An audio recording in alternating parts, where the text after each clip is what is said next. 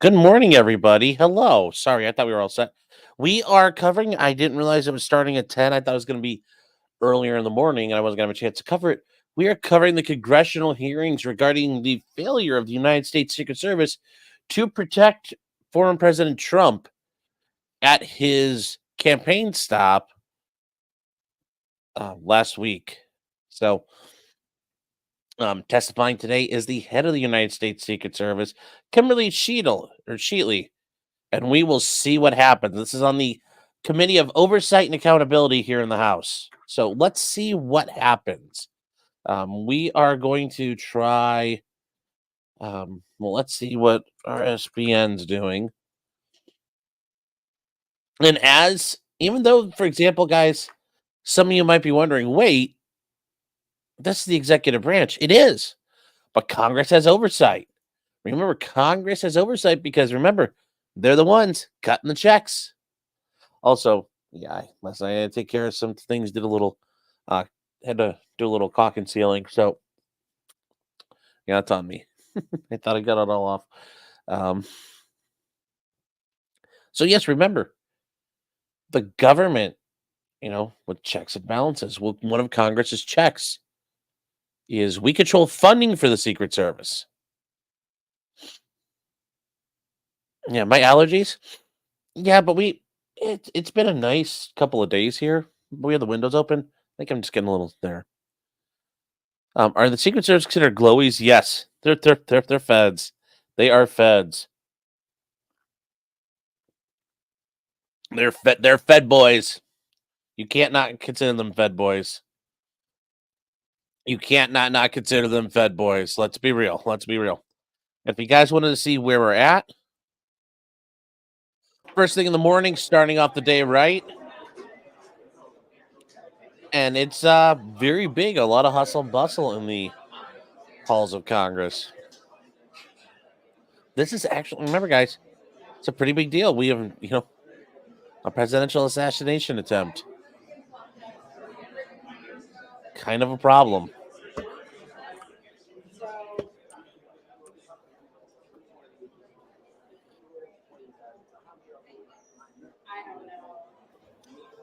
So this is going to be very interesting. Certainly, they're going to say, "Look, we had many failures. Whoopsie poopsie. We didn't mean to do this." Blah blah blah blah blah. I'm sure she's going to say that. At the United States Secret Service, we take Mr. Trump, President Trump, safely. We wanted to make sure nothing happened. Blah blah blah blah blah blah blah blah blah. I'm sure that's what she's going to say. But at the end of the day, it's like you guys fucked up. It didn't work like you thought it was going to go. It did not work like you thought it was going to go. You literally had that job. You didn't do the job right. You didn't work with, and remember, we covered this with all the organizational things that were done in that report Senator Ron Johnson had. They weren't involved. They didn't work with local law enforcement. They didn't have any resources. And most of the work, like other than killing the shooter, the Secret Service didn't do anything. They didn't cooperate. They didn't work with the other guys. They didn't work with local law enforcement. Be ready. They just kind of did their own thing. Yes, we will learn lessons.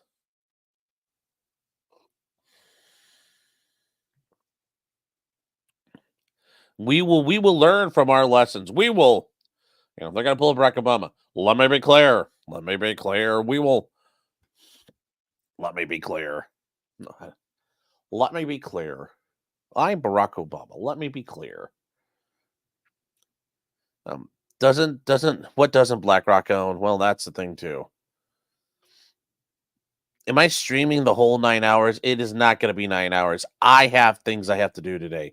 If there's 9 hours long, I am taking a break because I have to go out and get some things done.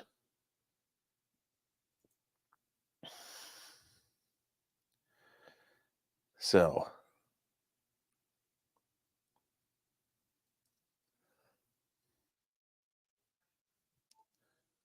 let's see here.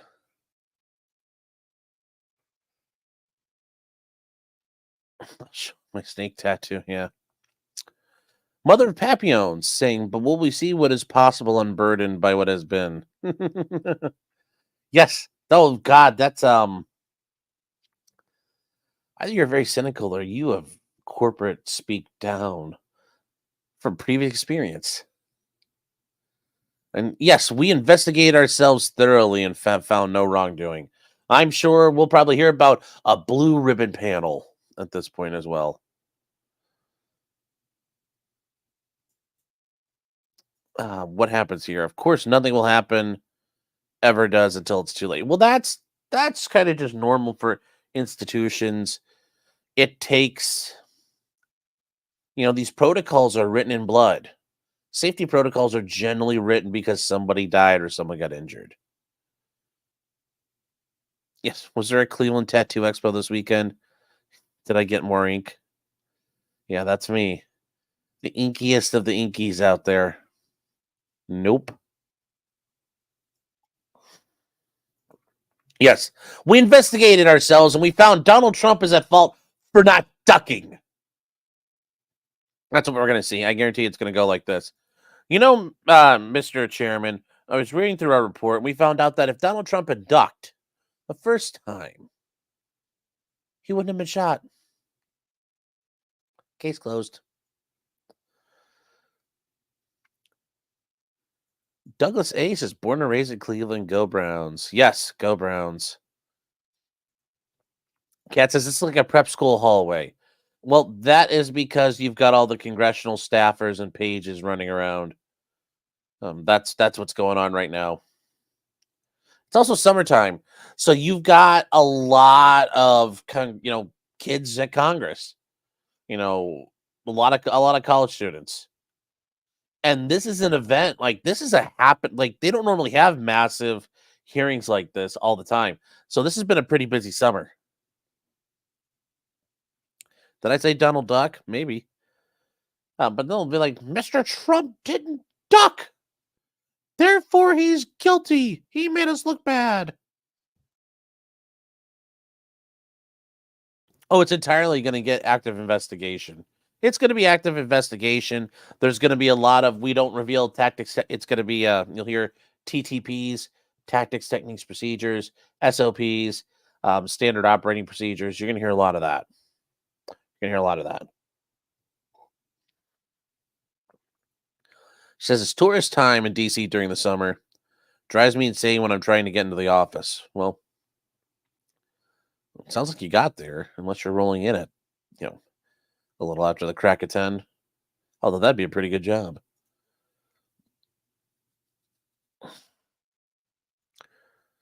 What I heard from the Secret Service director is that I could commit a federal crime and go up on a sloped roof and be safe from prosecution because they can't get me. Yes.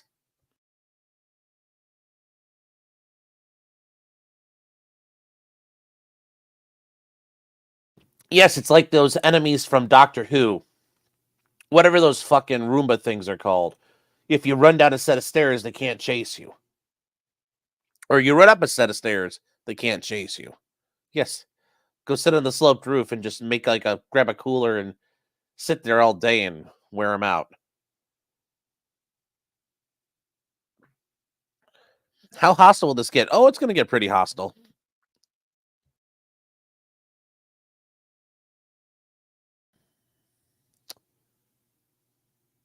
Has anything interesting happened yet? No. Well, actually, yeah, it's all over. Sorry. You missed it. You missed it. She said, oh my God, please, Mr. Trump, I am so sorry. And she pulled out a wakizashi and just went. I mean, you missed it.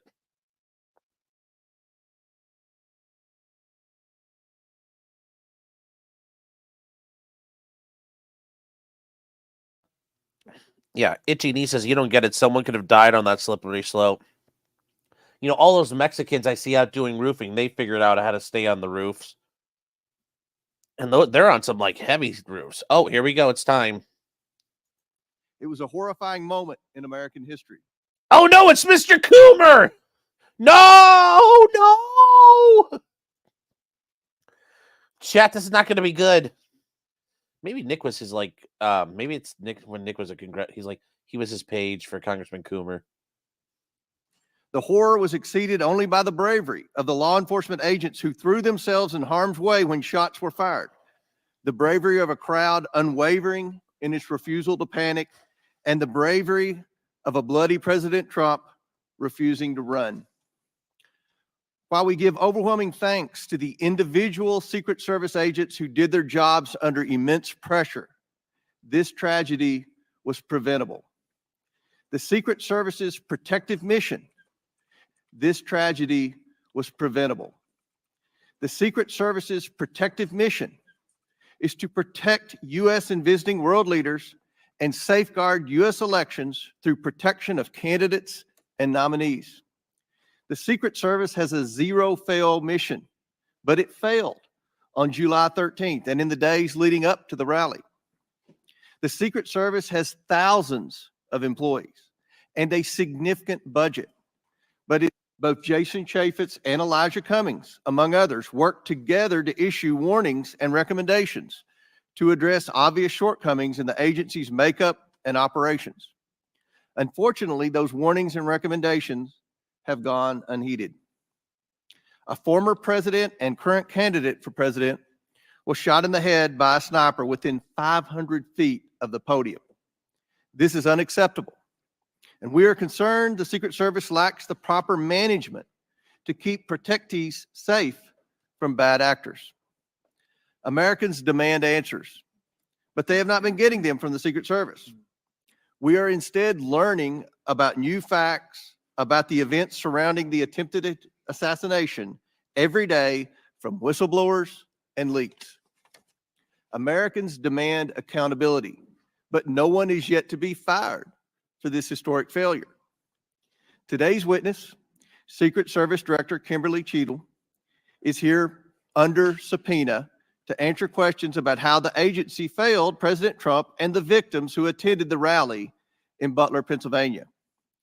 It is my firm belief, Director Cheatle, that you should resign. However, in complete defiance, Director Cheatle has maintained she will not tender her resignation. Therefore, she will answer questions today from members of this committee seeking to provide clarity to the American people about how these events were allowed to transpire. We will ask these questions because the Secret Service and its parent agency, the Department of Homeland Security, have been unwilling to provide answers to the American people. DHS has sought to push this hearing to a different time.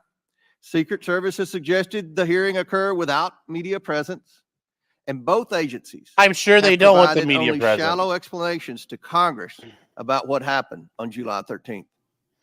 Indeed, DHS and Secret Service's lack of communication with the Oversight Committee required me to issue a subpoena compelling Director Cheatle to attend today, and still DHS requested more time to prepare.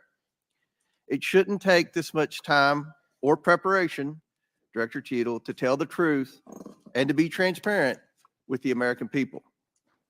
I am thankful to the ranking member, Mr. Raskin, for joining me and insisting that Director Cheatle appear today. God knows the ranking member and I disagree on many things, but that does not matter today. The safety of Secret Service protectees is not based on their political affiliation, and the bottom line Apparently is that so, under Director though. Cheatle's leadership, we question whether anyone is safe. It looks Not like it President is, though. Biden, not the First Lady, not the White House, and certainly not the presidential candidates. The July 13th assassination attempt is one of the darkest days in American political history. It represents the ugliest parts of what American politics has become: hatred of each other and a dangerous turn to extremism. Before we were Republicans or Democrats, we are Americans. If we place our political affiliations above our duty and love of country, we cannot maintain a country. We must ensure our republic is strong, and our republic cannot be strong when our leadership, our elections, our institutions, and our candidates are threatened by extremism and violence. Today, Director Cheatle will answer questions about why she deserves to continue to play a critical role in preserving this country's safety and, at the very least, what led to the catastrophic, deadly events on July 13th in Butler, Pennsylvania. Again, I do not believe Director Cheatle deserves to maintain her position as head of the Secret Service, but members of the American people will make their own decisions based on her answers today. I urge Director Cheatle to be transparent and forthcoming in her testimony today. She won't be, though. Let's be Americans real. deserve no less. We have a duty to find out how this happened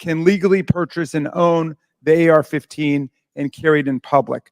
The shooter in Butler used his father's AR-15. Okay. We have to find the courage and resolve to pass a ban on the AR-15 and other assault weapons. A ban has broad support. Even the New York Post loudly endorsed such a ban in 2019.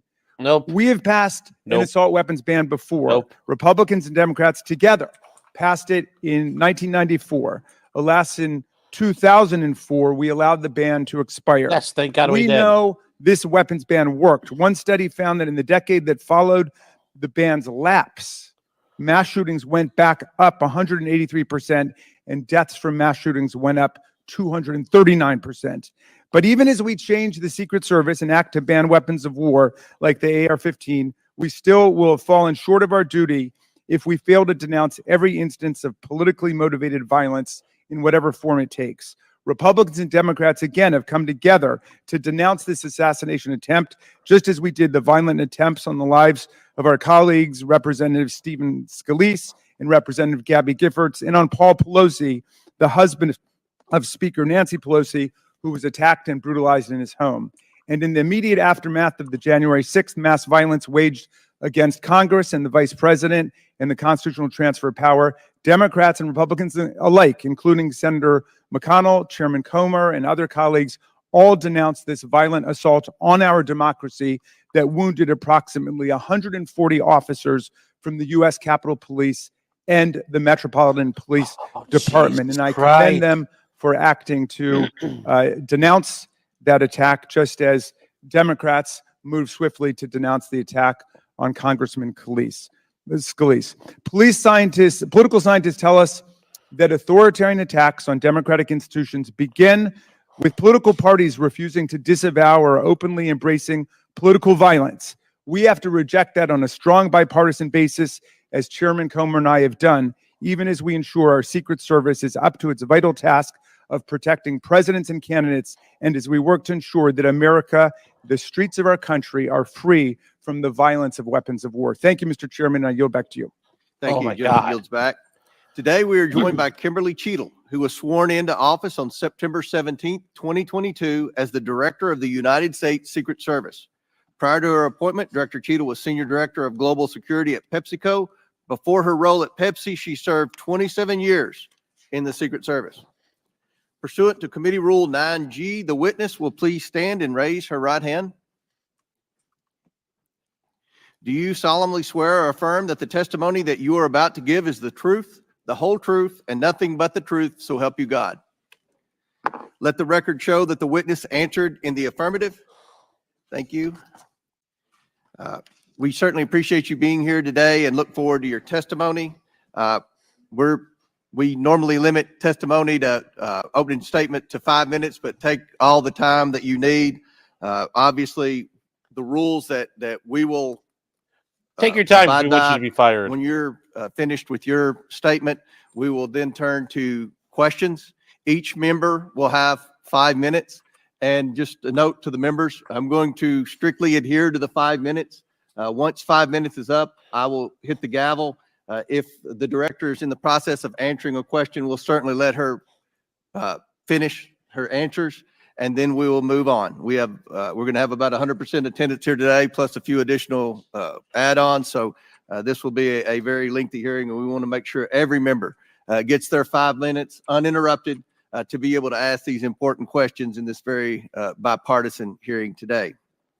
I now recognize Director Cheatle for your opening statement. Thank you. Good morning, Chairman Comer, Ranking Member Raskin, and distinguished members of the committee. My name is Kimberly Cheatle, and I am the Director of the United States Secret Service. I appreciate the opportunity to appear before you today. The assassination attempt of former President Donald Trump on July 13th is the most significant operational failure of the Secret Service in decades, and I am keeping him and his family in my thoughts. I would like to offer my sincerest condolences to the family of Corey Comparator, a former fire chief and a hero who was killed in this senseless shooting. I would also like to acknowledge those who were injured in Butler, David Dutch and James Copenhagen, and I wish them a speedy recovery. I would be remiss if I did not also extend my condolences on the passing of your colleague, Congresswoman Sheila Jackson Lee. Ms. Jackson Lee was always engaged in the oversight of the Secret Service, and her passing is a great loss to this body. The Secret Service's solemn mission is to protect our nation's leaders. On July 13th, we failed. As a director of the United States Secret Service, I take full responsibility for any security lapse of our agency. But you're not going to quit. We are fully cooperating with ongoing investigations. We must learn what happened, and I will move heaven and earth to ensure that an incident like July 13th does not happen again. What if that includes you quitting? Let me state unequivocally, nothing I have said should be interpreted to place blame for this failure on our federal, state, or local law enforcement partners who supported the Secret Service in Butler. We could not do our job without them. We rely on the relationships built over years of working together to secure events and conduct investigations. Our agents, officers, and support personnel understand that every day we are expected to sacrifice our lives to execute a no-fail mission. As witnessed on July 13th, our special agents shielded former President Trump with their own bodies on stage while shots were being fired. Selflessly willing to make the ultimate sacrifice without hesitation, I am proud beyond words of the actions taken by the former president's detail, the counter-sniper team who neutralized the gunman, and the tactical team who was prepared to act. I will be transparent as possible when I speak with you, understanding, though, at times that I may be limited in providing a thorough response in this open setting due to associated risks with sharing highly sensitive protective methodologies. I do not want to inadvertently provide you today with inaccurate information. Remember, she's going to hide. Since January 1st, 2024, the Secret Service has successfully secured over 7,500 sites. Every protective advance comes with its own set of challenges and requires a customized mitigation strategy, including specific assets. Security plans are multi-layered, providing 360 degrees of protection. These layers include personnel, technical, and tactical assets, which are a force multiplier for our protective posture. During every advance, we attempt to strike a balance between enabling the protectee to be visible and our protective requirements to be secure. I know this because I have spent 29 years in this agency. I came up through the ranks.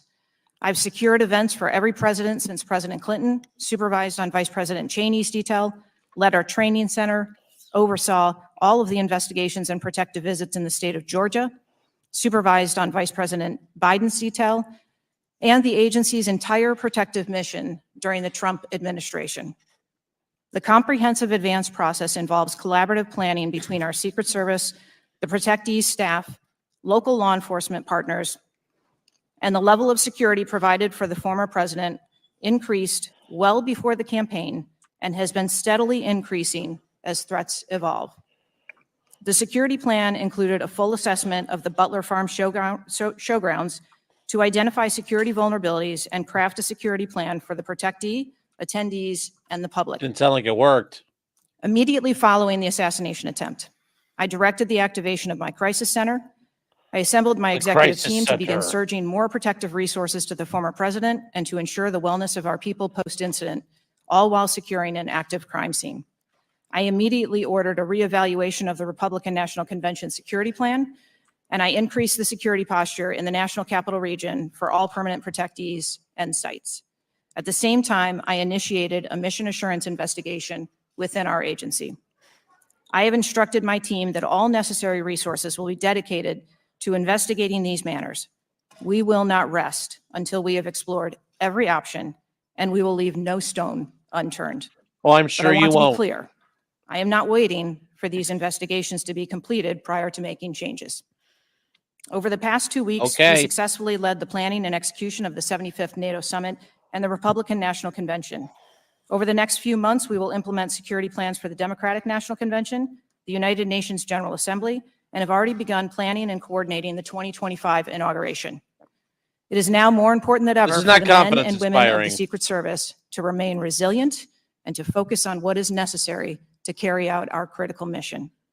Our agency needs to be adequately resourced in order to serve our current mission requirements and anticipate future requirements. Why? It's not like you The use Secret them Service for the currently protects protectees. 36 individuals on a daily basis, as well as world leaders who visit the United States, like Israeli Prime Minister Benjamin Netanyahu, who arrived in Washington, D.C. today. The coming years will bring an unprecedented heavy protection tempo. I have no doubt that the processes that I have implemented during my tenure as director, in addition to my nearly 30 years of experience in this agency, have positioned the Secret Service to be stronger. I'm sure they'll Our have a mission heavy is op-tempo. not political. It is literally a matter of life and death. And the tragic events on July 13th seem like it. remind us of that. I have full confidence in the men and women of the Secret Service. They are worthy of our support in executing our protective mission. I will now answer any questions that the committee may have. Thank you very much, Director Cheetle. We'll now begin our 5 minutes questions, and I will begin.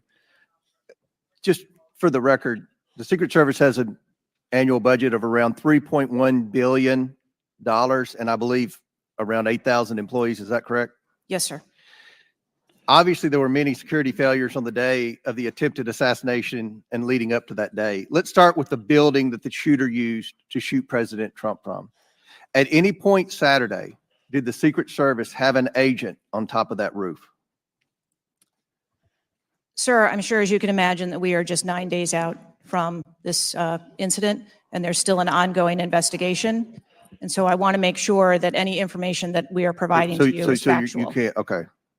Why did the Secret Service not, can you answer why the Secret Service didn't place a single agent on the roof? We are still looking into the advanced process and the decisions that were made. Okay. Holy shit. Wasn't that building Do you know within anything, the perimeter woman? that should be secured? Do we agree with that?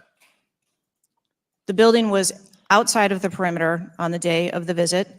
But again, that is one of the things that during the investigation, we want to take a look at and determine whether or not other decisions should have been made. Holy fucking Copenhagen. One of the things lady. that you said, I believe in an interview, that there wasn't an agent on the roof because it was a sloped roof. Is that normal? And do you fear that that immediately creates an opportunity for future would-be assassins to look for a slanted roof? I mean, this is a huge question that every American has. Why wasn't a Secret Service agent on the roof? And there have been reports that agents were supposed to be on the roof, but it was hot that day and they didn't want to be on the roof. Can you answer any of those questions, Director? Ooh, So I you know appreciate you asking something? me that question, Chairman.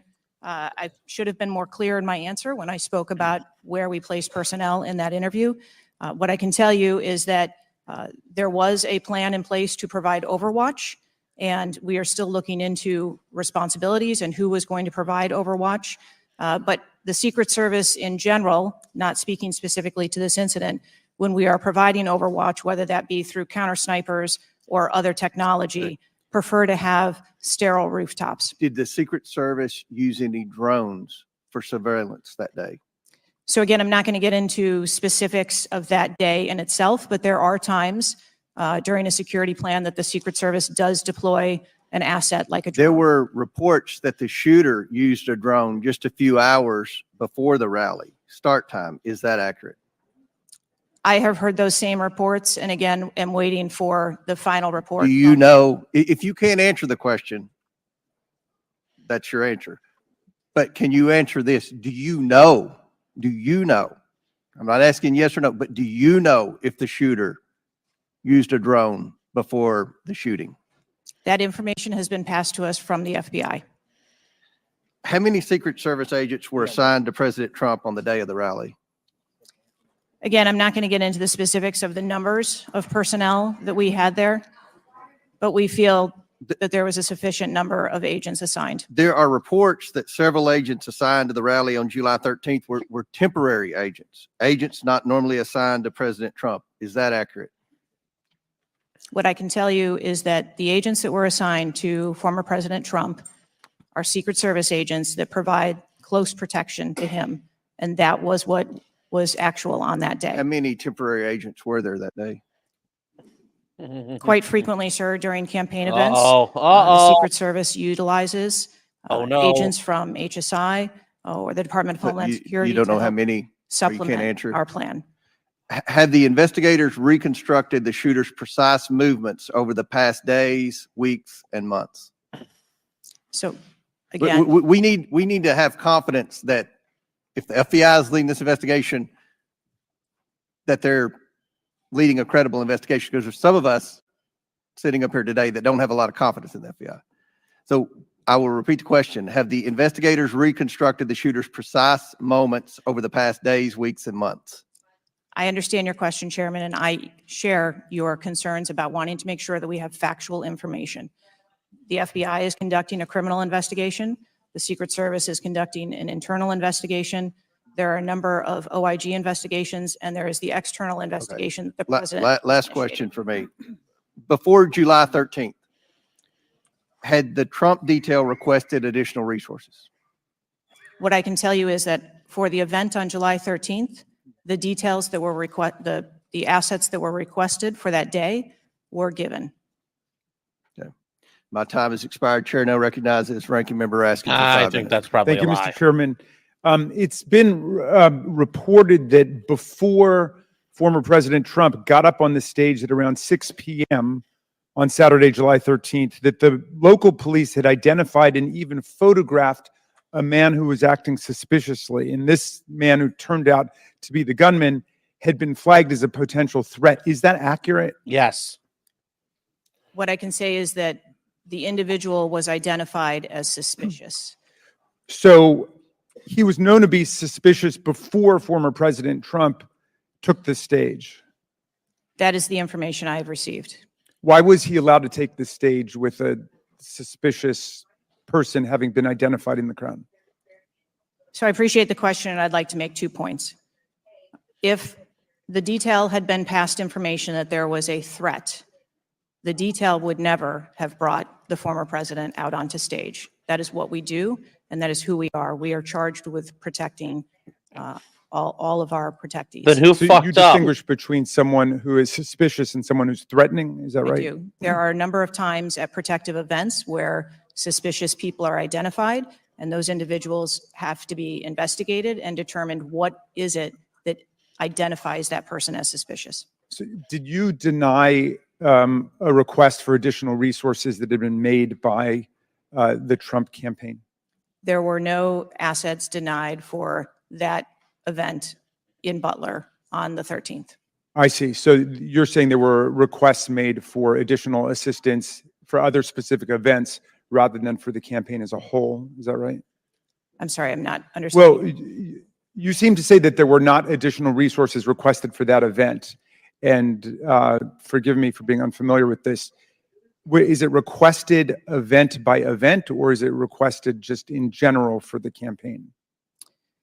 So if I can explain the advance process, when an event or a venue is identified by, in this case, campaign staff, then the campaign staff works together with Secret Service agents who go out and conduct an advance. Generally, that is a 5-day time period where those discussions are had about what the perimeter is going to look like, what the size of the event is, what the venue is, and then from there, there is a request made to mitigate potential risk and threat. And I'm saying that on that day, the requests that were pushed forward were granted. So the Secret Service did not know that the gunman actually had a weapon before President Trump was allowed to get up on the stage? To the best of our knowledge and the facts that we have at this point, that is correct. So can you answer this question, which I think is on the mind of most Americans thinking about this? How can a 20-year-old with his father's AR-15 assault weapon climb onto a roof with a direct 150-yard line of sight to the speaker's podium without the Secret Service or local police stopping him? He's asking really good So fucking again, sir, questions. I will say we are 9 days out from this event, and I would like to know those answers as well, which is why we are going through these investigations to be able to determine that fully. Okay. It's been reported that the shooter was not carrying a driver's license or any form of identification. They had no idea who he was, but then he was quickly identified, I think within 30 minutes, by using the serial number on the AR-15 under a tracing system that is now controversial. Some people say we should get rid of it. Some people want to keep it. But is that right that the serial number was the key information which led to the identification of the shooter? That is my understanding, sir, yes. No, she knows the answer there. Okay. If an American citizen were just to stop you and say, Director Cheetel, we support your work to the tune of billions of dollars and thousands of employees, what went wrong? What would you say? Again, knowing that we're 9 days out, I would say, as I have said from the very outset, I accept responsibility for this tragedy. We are going to look How can you accept into responsibility how if you don't this know you're not happened, responsible? And we are going to take corrective action to ensure that it never happens again. Well, I appreciate that. And I hope you will act with vigor and focus and intensity. And it seems you understand the gravity and solemnity of this to the American people. Millions and millions of Americans don't feel safe with all the AR-15s out there. We thought at least the president of the United States or a former president of the United States would be safe, but now that's not even clear. Mr. Chairman, I yield back to you. Gentleman yields back. Chair now recognizes Chairman of the House Judiciary Committee, Mr. Jordan from Ohio. Thank you, Mr. Chairman. Director, were you guessing or lying? The day after President Trump is shot, Secret Service spokesman Anthony Guglielmi said, quote, the assertion that a member of the former president's security team requested additional security resources that the U.S. Secret Service or the Department of Homeland Security rebuffed is absolutely false. The next day, Secretary Mayorkas said that is an unequivocally false assertion. We had not received any request for additional security measures that were rebuffed.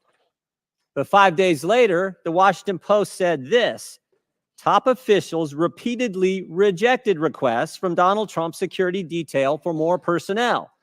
The next day, the New York Times said this: Mr. Guglielmi acknowledged that the Secret Service had turned down some requests for additional federal security assets for Mr. Trump's detail. So which is it? Because both statements can't be true. Were you guessing or lying when you said you didn't turn down requests from President Trump's detail? Neither, sir, and I appreciate the question. Well, what were you doing? Because those statements don't jive. So what I can tell you is that for the event in Butler, there were no requests that were denied. As far as requests, Well, maybe they got tired of asking. Maybe you turned them down so darn much, they said, not worth asking. How many times did you turn them down ahead of that? I think that it is important to distinguish between what some people may view as a denial of an asset or a request. Well, is Mr. Guglielmi your spokesperson? He said he acknowledged the Secret Service had turned down some requests. I'm asking how many? A denial of a request does not equal a vulnerability. Well, tell me what it is. There are a number of ways that threats and risks can be mitigated with a number of different assets, whether that be through personnel, whether that be through technology or other resources. Well, tell the committee which it was. They asked for additional help in some form or another. You told them no. How many times did you tell them no, and what did you tell them no to? Again, I cannot speak to specific incidents, but I can tell you in general terms, the Secret Service is judicious with their resources based on. What does some requests mean? How many times? Some indicate requests is plural. So more than once they asked for additional help and you turned them down. What did they ask for and how many times did you turn them down? Pretty basic questions.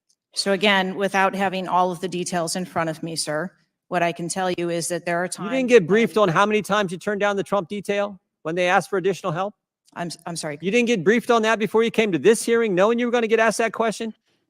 What I can tell you is that in generic terms, when details make a request, there are times that there are alternate ways to cover off on that threat or that risk. But that's not what he said. He said they were denied certain requests, some requests. This is your spokesperson, not me talking. This is the Secret Service talking. And what a change from absolutely false, unequivocally false to, oh, by the way, there were some times where we didn't give them what they wanted. That's a huge change in 5 days. And the fact that you can't answer how many times you did that, that's pretty darn frustrating, not just for me, but for the country. I hear your frustration. Let me ask you this. Were any of those requests denied to President Trump's detail after you knew about the Iranian threat? What I can tell you, again, I don't know the specifics, is that there are times when we can fill a request It doesn't necessarily have to be with a Secret Service asset or resource. We can fill that request with locally available assets. You and spoke to anyone at the resources. White House since July 13th? Yes, I have. Who'd you talk to? I have briefed the president and the vice president. Talk to the First Lady? No, I have not. Talk to the White House staff? Anyone in the White House communications? No, I have not. Have you talked to the counter sniper who took the shot that took out the bad guy? Yes, I have. And can you tell us about that conversation? I would not want to reveal conversations that I've had with my employees. But that's exactly the kind of information the American people want to know. American people who pay your salary. I understand this is an ongoing investigation, and Who's all doing the investigating at Secret Service? I know the Inspector General, but is there also an internal investigation in addition to the Inspector General? We are conducting a mission assurance investigation internally, yes.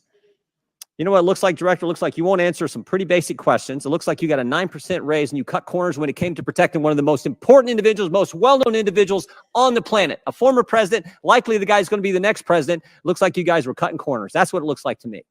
Is that true? I am here today because I want to answer questions, but I also want to be cautious. You might want to, but you haven't answered. I don't think you've answered one question from the chairman, the ranking member, or me. Well, we got a lot of other people asking. We'll see if your record improves. But right now, you haven't answered, I don't think, any questions. I yield back. Gentleman yields back. Chair now recognizes Ms. Norton from Washington, D.C. Thank you, Mr. Chairman. In the summer of 1963, as a law student, I traveled to the South to work in the civil rights movement. When I arrived in Jackson, Mississippi, I was met by a civil rights activist who showed me around town and tried to convince me to work in Jackson that summer. I recall talking with him and his wife about the raw atmosphere in Jackson. Later that day, he took me to the bus station for my trip to my assignment. That night, he was assassinated outside his home. His name was Medgar Evers. I condemn the political violence. It is a threat to democracy. I want to discuss one of the roots of political violence, guns. For years, Republicans, including a member of this committee, have introduced legislation and amendments to repeal or block the District of Columbia gun violence protection laws, including its bans on assault weapons and large capacity magazines. The shooter at the Trump rally used the mass shooter's gun of choice, an assault weapon, specifically an AR-15 style rifle, and presumably a large capacity magazine, which is defined in DC as a magazine that can hold more than 10 bullets. He shot less than 10 bullets, so it wouldn't have mattered. Does not recognize concealed carry permit. There was no concealed carry, and he shot less than 10 rounds, honey. It wouldn't have mattered. It's issued by other jurisdictions, but it does issue concealed carry permits to both residents and non-residents.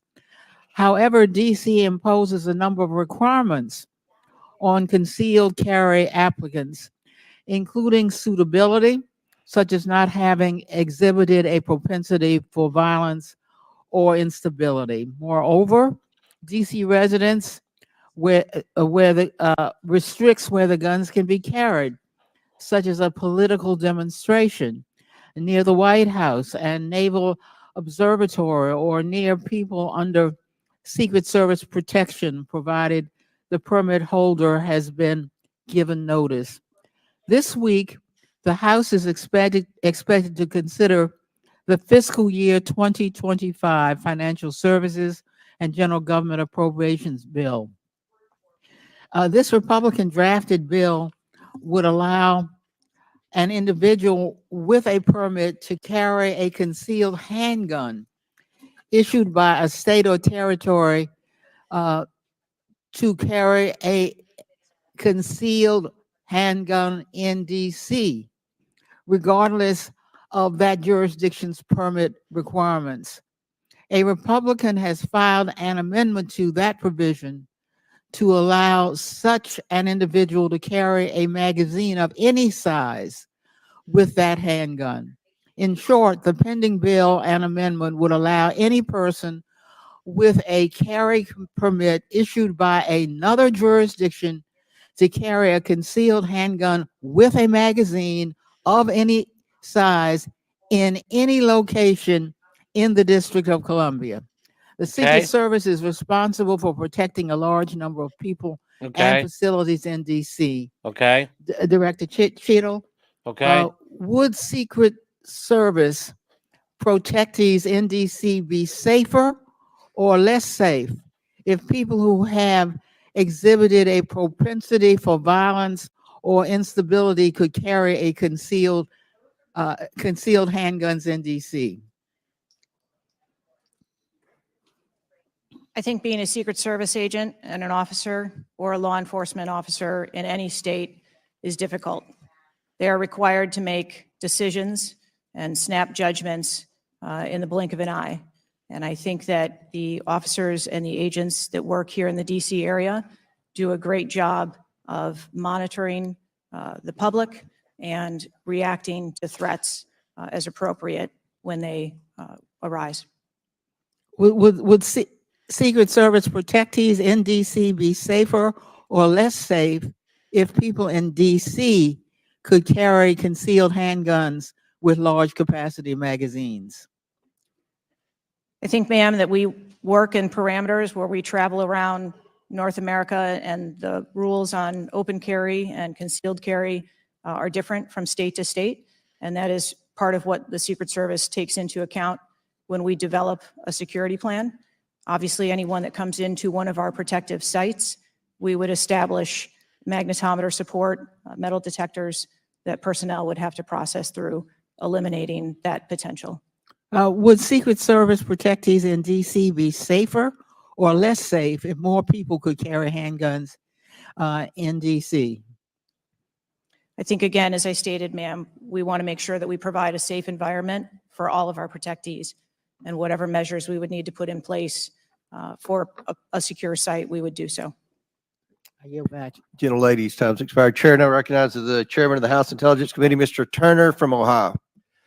Director Cheetle, your opening statement indicates that the Secret Service constructed a security plan for the site in Pennsylvania. I'm assuming that security plan would also include the security footprint for the site, but it also would be based upon a threat assessment for the risk threats associated with Donald Trump and the crowd in attendance. Would it not include a threat assessment? Yes, it would. So that threat assessment, as we know, basically would have started with, there's a generalized threat against Donald Trump because he is a presidential candidate. Then it would have gone to, he's a former president and he gets security coverage just as Bush, Clinton, Carter, and Obama do. And then you also have the heightened political environment. Even for those, it's clear that the security footprint, that the threat assessment was insufficient, which permitted then a 20-year-old to actually enter with a weapon and shoot Donald Trump. But I want to ask you about two other aspects of the threat assessment. It is known and public that Iran is a threat risk for Donald Trump. They're a threat risk for John Bolton, former Secretary of State Pompeo, and Donald Trump For killing because Soleimani. they have indicated they want to assassinate them as a result of retaliation for the killing of Soleimani. That is both for Iran a generalized threat. They're targeting these individuals, but also most recently a specific threat to Donald Trump himself. Now, I want to enter into the record by UC a Department of Justice Public Affairs release, a CNN article, an article from Fox News, and an article from CBS, all of which acknowledge Without objection to order. that this threat exists for Donald Trump from Iran, and that there are specific threats most recently that have been acknowledged. Director Cheetle, have you read the intelligence of the generalized threat to Donald Trump by Iran as a result of their desire to retaliate for the killing of Soleimani? Soleimani. Have you read or been briefed about the intelligence of the specific recent threat to Donald Trump from Iran? Yes, I have. Director Wray, when we were getting our briefing, indicated that he thought the threat assessment should have included this threat from Iran. Is it your testimony today that the threat assessment, since you've read this intelligence, was sufficient to protect him from this threat from Iran? My testimony today is that the information that we had at the time was known, Was it sufficient? Director Cheetel, was it sufficient for the Iranian threat that you said you have read the intelligence briefings for? That information was passed to. Well, I'm not asking the Cheetel? bureaucratic issue of who did it get passed around to. Director Cheetel, was it sufficient for the specific and generalized threat to Donald Trump's life from Iran? Yes, I do believe it was. Director Cheetel, is an Iranian assassin more capable than a 20-year-old? Sir, I think we've acknowledged that there was gaps and a failure that day. When I raised this issue with Director Wray, he was incensed. He was shocked that the threat assessment of Iran did not seem to be, as we and I discussed, baked in to your security footprint and your threat assessment. And he went on to say that the generalized threat that he has told the whole country that we are under from a potential terrorist threat. He has said we're under the highest threat level since 9/11, that the lights are flashing red. And he has specifically indicated that people have crossed the southern border as a result of the Biden administration's policy, and that there are in our country today terrorists and individuals who are affiliated with terrorist groups and organizations. That would be a heightened threat environment, Director Cheetel, would it not? Yes. In his public statements, he has said he is making these statements because he wants people to take them into consideration in threat assessments, specifically. Now, that would be a threat not just to Donald Trump, but it would also be a threat to the crowd there, wouldn't it? Yes. Are ISIS terrorists and Al-Qaeda terrorists and international groups and terrorists more capable than a 20-year-old in pulling off either a mass shooting or an assassination of Donald Trump? Sir, again, there was clearly a breakdown and a failure that day. Have you read the intelligence of the terrorists that are currently in the United States that Director Wray speaks, and those individuals that are here that are affiliated with terrorist groups and organizations that are in the process, as Director Wray said, of representing a significant threat of a terrorist attack occurring in the United States? I have read reports that apply specifically to the Secret Service's mission. Director Cheetel, because Donald Trump is alive, and thank God he is, you look incompetent. If Donald Trump had been killed, you would have looked culpable. There is no aspect of this that indicates that there has been any protection to Donald Trump. The threat was identified before he took the stage, and the shooter was only killed after Donald Trump himself was killed. Not only should you resign, if you refuse to do so, President Biden needs to fire you, because his life, Donald Trump's life, and all the other people which you protect are at risk because you have no concept of the aspect that the security footprint needs to be correlated to the threat. I yield back. Chair now recognizes Mr. Lynch from Massachusetts. Thank you, Mr. Chairman. Director Cheetel, there were multiple security failures at the former president's rally in Butler, Pennsylvania. First of all, there was a failure to isolate the podium from exposure to direct fire. Do we know who made that decision to allow that rooftop to remain as an unprotected area? Do we know who came up with that security plan that omitted that? Sir, I don't have a specific person to identify for you. Okay, well, that's what I'm looking for. So let's move on. There's also a breakdown in security and failure to confront the shooter over an hour before the former president began his remarks, when the shooter was identified as a person of interest. What particularly allowed agents or law enforcement to identify him as a person of interest? So I appreciate the question. And again, I will say that we are 9 days out, and there are a multitude of interviews that are still taking place. Okay, so did he have a rangefinder? There were some reports that the individual had a rangefinder. That would certainly raise my suspicion. Did he have a rangefinder? Yes, he did. But may I explain that at a number of our sites, especially when you're at outdoor venues, a rangefinder is not a prohibited item. It is sometimes an item that is brought in by individuals if you're going to be in the back. Did anybody confront him on that? Anybody asking It's questions? not. What are you doing with the But it's rangefinder? sussy as fuck. Anybody confront him on his presence where he was in proximity to the president? So again, to my knowledge, I believe that that was the process that was taking place, was to locate the Did individual. they confront him? Did they go up to him? Did they talk to him? I do not have those details at Okay, this time. those are important details. There was also a failure to communicate between law enforcement to act quickly upon information provided by either local law enforcement or rally attendees that the suspect was positioned on the roof. There were minutes of delay before any meaningful action was taken, even though he was several hundred feet from the podium. And this was obviously minutes before the shooting. Let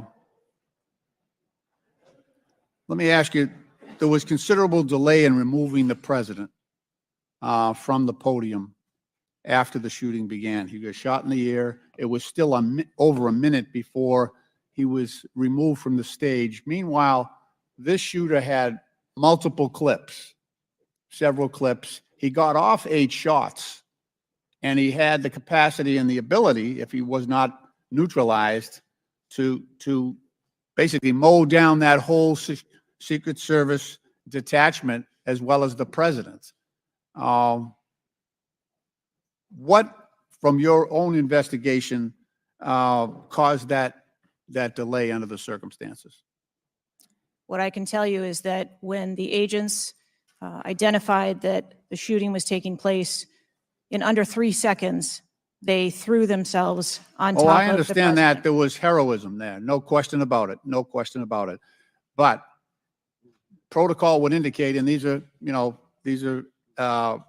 the opinions of various former Secret Service agents, people who have done this work in the past, that over a minute of exposure on that podium with a shooter with a high capacity weapon who had already wounded the president and could have got off, we don't know how many more rounds, and yet the president remained exposed, even though he was joined in that exposure by the Secret Service in their heroic acts.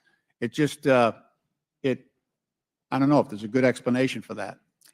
Our personnel created a body bunker on top of the president, I get that. shielding him. Yeah, this was an AR-15 style weapon that would have made pretty quick work if he was determined and able to do so.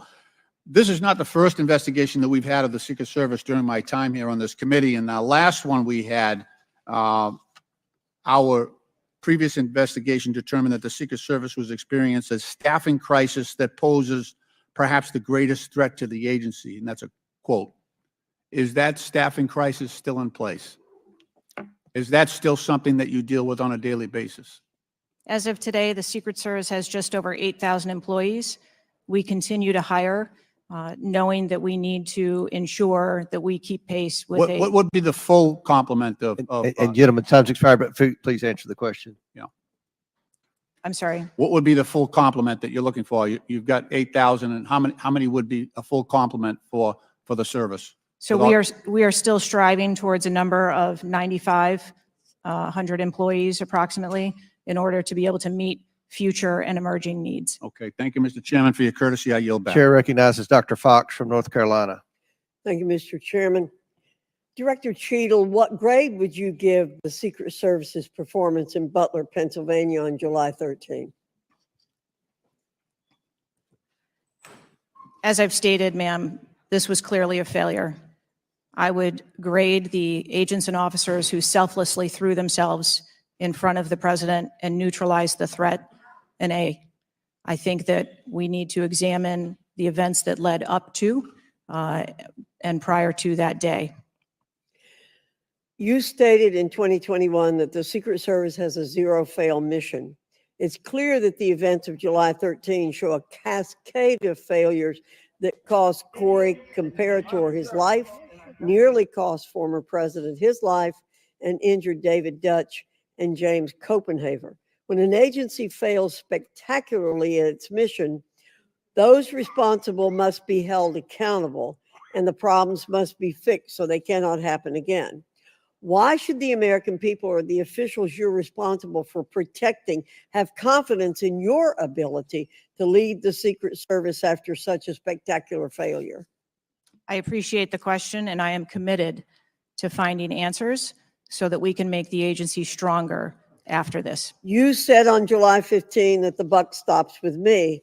How are you taking accountability for the Secret Service's failures during the July 13 assassination attempt on President Trump? I have taken accountability, and I will continue to take accountability. I am responsible for leading the agency, and I am responsible for finding the answers to how this event occurred and making sure that it doesn't happen again. So I would like to explore how you got the job as director of the United States Secret Service. Is it typical for the director of the Secret Service to be recommended for the role at the behest of a president's family and senior staff, perhaps at the request of Jill Biden or Anthony Bernal? I got the job as a director of the Secret Service because I spent 27 years in an agency with a mission that I absolutely love.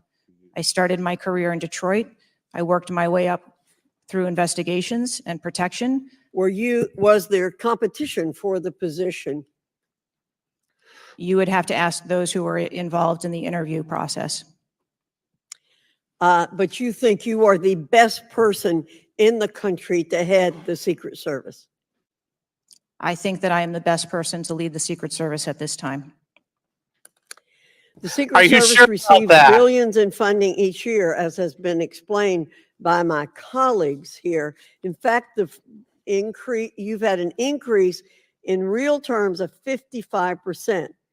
As you're no doubt aware, staffing levels for those assigned to protect the president, former presidents, and other senior officials has decreased by about 350 between 2014 and today. Clearly, a lack of financial resources not to blame for the staffing shortage. In 2022, the Secret Service saw nearly half its workforce leave in 1 year. And during the same year, it was ranked dead last among law enforcement agencies in the best places to work in the federal government. Can you explain why your agency was so poorly rated and why so many staff left in just 1 year? Uh-oh. So with all due respect, I dispute the statistic of half of the employees leaving in 2022. I think that has been inaccurate data that's been reported out there. But what I can tell you is, as I have returned as the director of the agency, we have had an increase in hiring and staffing and an increase in resources. And we are committed to continue to hire so that we can be staffed appropriately to meet the dynamic mission that we have. Well, you may want to dispute it, but it's out there. My understanding, given the high profile failures and rotten culture at the Secret Service during your nearly 2-year tenure, why should the American people have any confidence in your ability to lead the Secret Service to perform its zero-fail mission to protect our senior leaders? The Secret Service has an incredible culture. Our men and women place service over self. They come in every day willing to risk their lives for our protective mission. And they work investigations that thwart people who would do harm to children, child exploiters. We have an incredible mission, and our culture is we will get the job done no matter what. Well, those on the front line certainly have a great culture, and they were willing to risk their lives for President Trump. But I'm not sure the leadership at the agency has this right kind of culture. I yield back, Mr. Chairman. Chair now recognizes Mr. Conley from Virginia. Thank you, Mr. Chairman. Well, I hope the American people do appreciate the incredible daily risks Secret Service agents take on our behalf. They don't really take You too many mentioned risks. there are 36 regular 40 years of nothing clients happening. you've got that you protect constantly. But I was participating in the NATO summit just 2 weeks ago. Yes. We had 32 heads of government and heads of state plus visiting. They have an incredible culture going to Colombia and having sex with underage hookers. So brave. Heads of state and heads of government. Presumably you provided So protection brave. for all of them. That is correct. Just saying. Exactly. Help us understand, however, I will stipulate that there's an ongoing investigation. You don't want to go into too much detail on that until you've been able to ascertain all the facts and analyze what they mean. You can understand, however, the anxiety we and the American public have about how could this happen and how can we ensure it can't recur. Now, there are some things my friends on one particular side of the aisle don't really want to talk about, like AR-15s and access to them by a 20-year-old or anybody for that matter. Presumably, God.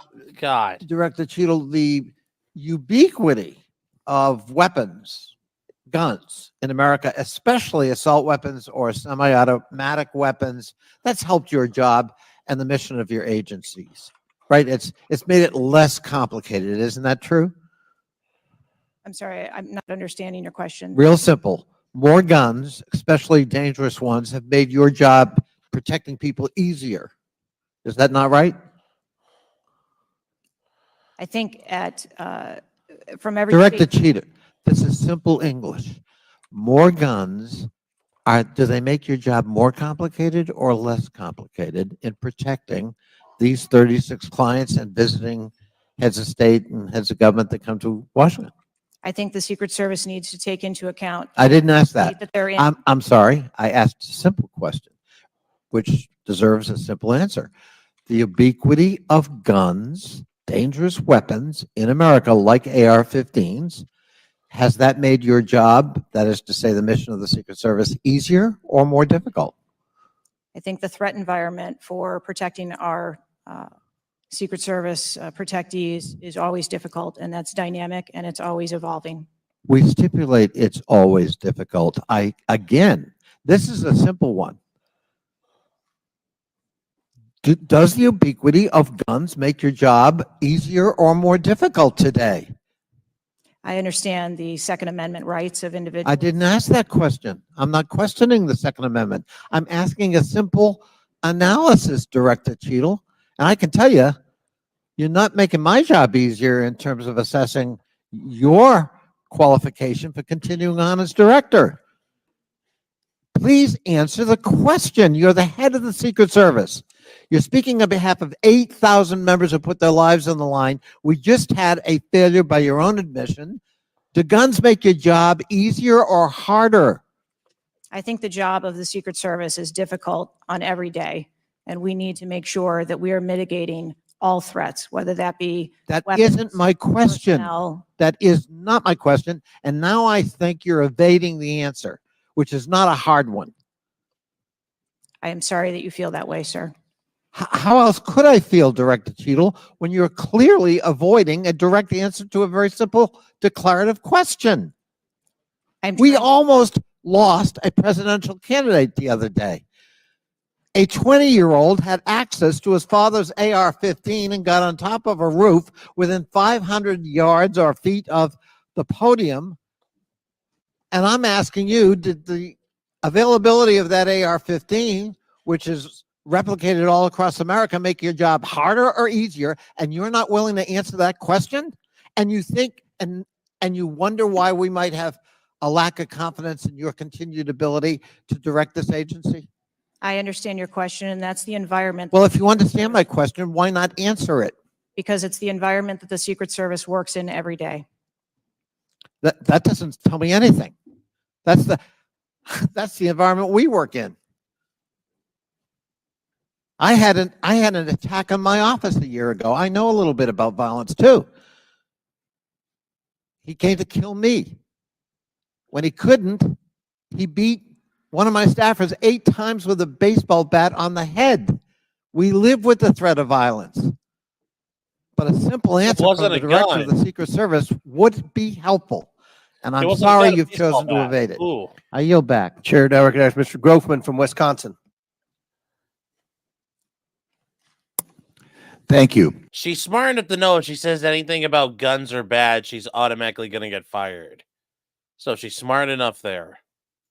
When this guy took the shots, he climbed a ladder to get on the roof, correct? I'm unable to answer details of exactly how the individual accessed the roof at this time. Do you know when if he did use the ladder, do you know when the ladder was placed there? Was the ladder there 2 days before, just the night before? Do you have any information at all as to when the ladder got there? I would like to be able to answer those questions. The FBI is still conducting an investigation. How did the rifle get to the roof? Again, sir, I at don't this know. time, I'm unable to answer questions to provide Have clarity. they cleaned the roof since the assassination Yes. attempt? Have they cleaned the roof? Right. Has anything been done to the roof? Is it just like it was, whatever, 10 days ago or Yes, it's washed off. It's all or dried not? blood. Has anything been done to the roof? I don't have an answer for that. Okay. Were President Trump's normal agents normally assigned to him there that day? Yes, These were the same agents that were always there. yes, sir. The people that are assigned to his detail were working on that day. Okay, there's stuff on the internet that says they were not there that day, but these are the same agents who are routinely there. Yes, sir. Okay. Do we know which agents fired the shots that finally took down the potential assassin? Yes, sir, I do. Can you give us those names or the background of those agents? I would not offer their name up in this setting, but it was one of our technical officers, our counter snipers. Okay, so can we privately get those names, the committee? I am certain that we can make names available privately. Okay. Do we know where all the shots landed? First of all, how many shots did that potential assassin, how many shots came out of the rifle? So again, I would hesitate to offer that information as the FBI is conducting an investigation. Have we got the bullets from all the shots? Again, that would be the responsibility of the FBI to collect that evidence. Okay. Do we have the correspondence from the shooter? Has that been recovered from his phone, whatever? Again, I would have to defer you to the FBI for details on that investigation. Okay.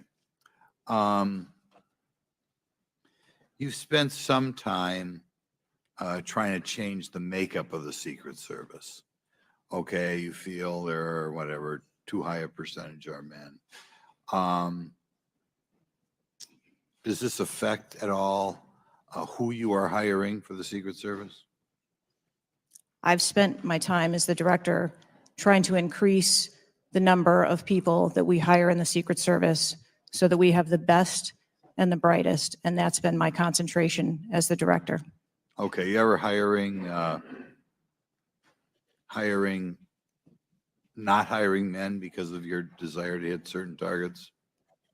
I am hiring the best qualified candidates that put in an application that want to work for our great organization. Okay. Next question. The shooter obtained a direct sight of President Trump from the position on the rooftop. I assume that is not something that should ever happen. It should never happen. Do you want to elaborate a little on how that happened, or what you wish you had done differently or would do differently next time there's a Trump rally? Again, sir, the facts of this particular event are still unfolding. 9 days, there have been a number of reports that have been out there. So I do not want to provide information that perhaps would contradict something that has been erroneously reported or is not factual. But there clearly was a mistake, and we will take every effort to make sure that this never happens again. Could you elaborate why you want 1/3 of the Secret Service to be women? I've never stated that I want 1/3 of the Secret Service to be women. 30% or something. You had some target, no? Okay, Would you yield? I'll yield. What was, Director, what was erroneously reported? You said, to Mr. Grothman's question, you said something was erroneously reported. What are you referring to? I'm referring to His question was in the context of the shooter using a ladder to get on the building. What was erroneously reported? Mm-hmm. Because you won't tell us Uh-oh. anything, but you'll tell us something that wasn't reported accurately? I'm saying, sir, that there have been a number of reports that are out there that have been speculation. And until we have the actual facts, I don't want to report anything that would contradict speculation that has been out there. Thank you, gentlemen, for yielding. Chair recognizes Mr. Krishnamurti from Illinois. Thank you, Mr. Chair. Thank you, Mr. Ranking Member, for bringing us together this morning. One question I get asked a lot from my constituents is, what can Congress actually do to stop this from happening again? And I'd like to share a graphic from a very recent study conducted by Professor Robert Pape, a world-renowned expert in combating political violence. The graphic shows that 74% of Americans want this Congress to come together to denounce political violence of all stripes. And you can tell it's across party lines. I commend the chair and ranking member for putting out the statement the other day condemning political violence. And to further this effort, I'd like to ask all my colleagues to join Dr. Brad Wenstrup and me in introducing a resolution that we think can secure unanimous House passage in deploring and condemning political violence. And we will be circulating This that is the guy resolution Fuddbusters had shortly. an interaction with. Director Cheetle, Ops guy. as you know, the shooter began shooting at 6:11 p.m. Eastern on July 13th. NBC reported that at 5:51 p.m., 20 minutes before the shooting began, the state police informed the Secret Service of their concern. Now, the rally was not paused at that point, correct? No. And according to NBC, just 2 minutes later, at 5:53 p.m., the Secret Service notified its snipers about the gunman. The rally wasn't paused at that point either, correct? No. Let me show you some video footage by rally goers. If you could play the video on the screen up here. This was taken 2 minutes before the shooting started. If you could turn up the volume. Criminals.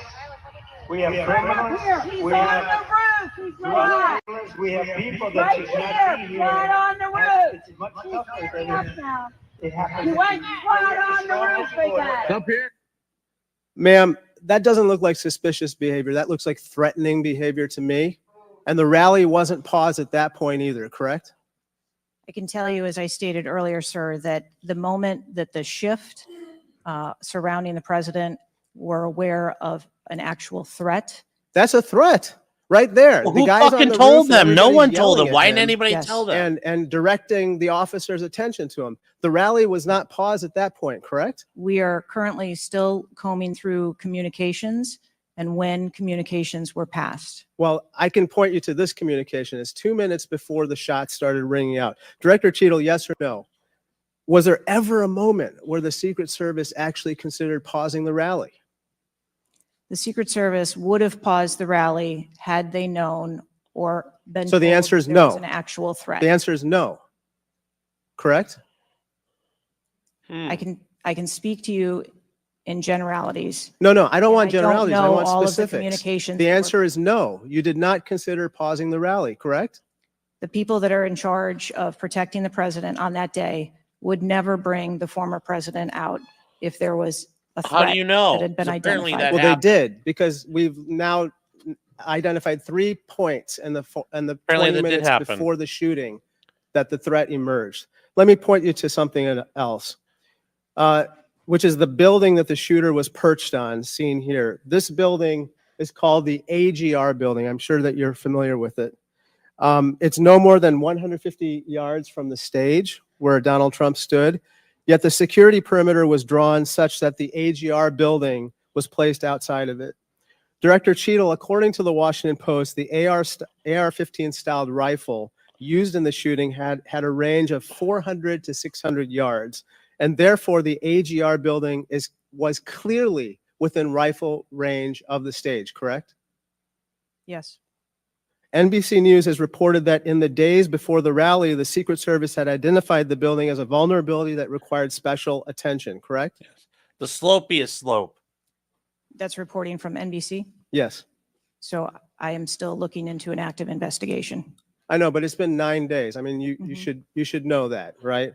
And yet, despite the fact that the AGR building was in rifle range of the stage and it was flagged as a vulnerability, this building was put outside of the Secret Service's security perimeter.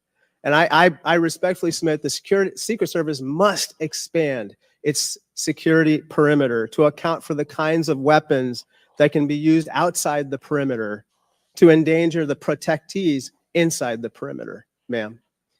Let me turn your attention to some conspiracy theories. Well, that's not going to fucking work because they make rifles that shoot a mile. I could use a 338 Lapua mag and go out to like 1,500 yards. You're going to do a 1,500-yard radius out from the stage? Like, that's not going to work, man. That have been circulating and ask you to comment on them. First, you have not found evidence that the incident was a staged shooting, right? Correct. And you haven't found evidence that this was a result of a conspiracy of high-ranking government officials, correct? Correct. And you have not found evidence that this incident was in fact directed or perpetrated by a foreign state or entity, right? And that's the last question, but I'll let the director answer that, please. Not at this time. Thank you. I yield back. Well, you're so Gentleman's sure time's of expired. that. Chair now recognizes Mr. Cloud from Texas. Thank you. I just wanted to confirm there was only one counter sniper who took A lot of one people, shot? John. Is that We had multiple counter sniper teams available yeah, on the that day. premises, but is only one took one shot? Is that correct, or only one? Correct. Okay. How many spent shell casings were found on the roof? Again, I would have to defer you to the FBI's criminal investigation. Okay. Word is that the car was rigged with explosives. Again, sir, I'd have to defer you To to the the FBI. FBI's investigation. Okay. You're not curious about, you don't communicate with them? No. Okay. CNN reported that the Secret Service did not sweep the building. The shooter was used to shoot President Trump and other attendees. Is that true or false? So we are conducting a mission insurance investigation and will depend on the information that we obtain from our investigations. Okay. The Secret Service knew there was a suspicious person anywhere from 8 minutes before President walked on stage to 30 to 60 minutes. We have different reports. Was President Trump or his team notified of the threat? I think there's a difference and a distinction between suspicious Person. and threat. Yeah. So we are going back and looking at communications to know when the information about a suspicious person was passed to Secret Service personnel. Okay. But was President Trump or his team notified? Again, we are going back and looking to make sure that we have the exact information of when those notifications were made and who those notifications were made to. Okay. I think it's troubling for a lot of us that the number one question everyone in America is wondering is why was the roof left open? And after 9 days, we should at least maybe have a little bit of that information. And when you come to this committee hearing and you don't have anything to say about that, it's very, very troubling. Did you review the security plan for this event? I personally do not review security plans for events that take place across the country. Any of them? We have a number of events that Who's take the place. top level official who reviews the security plans? There's a number of people that review security plans. Who's as they ultimately unfold. responsible for signing off on a security plan? It's a conjunction of personnel. There are people on the ground, there are supervisors on the detail, there are people at headquarters. So there's not one person who says, okay, this is good. It's copacetic, we're going for it. I think much in the way that we build our security plans where they are No multi-layered. doubt there's teams working different aspects of it, but ultimately, isn't there an individual who signs off on the plan? Much like how we design our security plans, they're multi-layered. There are multiple layers. So there's of no people. accountability. There is accountability, sir. There's this is whether it's the FBI or Fauci or anything, it's time after time after time, these multiple layers of accountability turn into layers of plausible deniability, and agency after agency after agency. That's got to be fixed, because you keep coming here and expecting, yes, you're saying I'm responsible, but and you're accountable for it, but then there's nothing. What do you mean by that? I mean, you're saying you're going to keep your job, right? I assure you, sir, that if we determine through the course of our investigation that someone or people need to be held accountable, we will do so. What level of, if President Biden, God forbid, had been shot and killed, would you think that was worthy of resignation? I would do the same thing that I'm doing here, where I would want to make sure that we are conducting an investigation, that there is continuity in that investigation, and that we could find the You answers do not to think what the happened. assassination of somebody under your detail is worthy of resignation? I think that this event was tragic and deserves answers. The thing that you've said so far is that you want to make sure that this never happens again. The thing is, everyone in America knows that's not the job description that you're tasked with. The job description you're tasked with is to make sure it never happens, period. One of your goals in the strategic plan is to champion diversity, equity, inclusion, and accessibility. You've accomplished the accessibility part. What standards, do you keep the same standards for all applicants and all, or does every Secret Service agent meet the same qualifications, or do you have different standards for different people? Yes, sir. Everyone who moves through the application process has to meet the same standards to become a special agent. Okay. The trouble I think we're having with right now, so far, you gave a lame excuse for sloped roof. You said that local law enforcement's job was to cover up the building before backtracking on that. We were told that President Trump's team did not ask for security before you backtracked on that. You haven't provided the audio recording that this committee, the chairman, requested that was due Thursday. You didn't give us an advanced copy of your opening statement, but yet there was reporting on it somewhere else. There seems to be more information from YouTube videos than you're able to provide for us, and it begs the question to anyone, you're in charge of the investigation of your own failure. So how is anybody in America supposed to be able to trust the results of that investigation as being anything transparent and genuine? That's the last question, but please feel free to answer the question, Director. Sir, I've been a Secret Service agent for nearly 30 years. I have led with integrity, and I follow our core values of duty, justice, honor, loyalty, and courage. And I am doing that in Didn't this sound case, like and I it. assure this committee that I will provide answers when we have a full and complete report, in addition to cooperating with all of the other investigations that are ongoing. Chair now recognizes Mr. Khanna from California. Thank you, Mr. Chair. I want to thank the chair and the ranking member for convening this hearing on a bipartisan basis. I join them in condemning the horrific assassination attempt on the former president. I am relieved for the sake of the country that he wasn't seriously hurt and that he survived, and my thoughts with him and his family during such a traumatic event. I also want to express condolences to Corey Comprator's family and recognize his heroism in saving his daughter's lives, and to the victims of that awful event. Now, Director Cheetel, would you agree that this is the most serious security lapse since President Reagan was shot in 1981 of the Secret Service? Yes, sir, I would. And, do you know what Stuart Knight did when he was in charge at the time of the Secret Service? Do you know what he did afterwards? He remained on duty. He resigned. He resigned. And Stuart Knight was not a Democratic appointee or Republican appointee. Look, I'm not questioning your judgment. I just don't think this is partisan.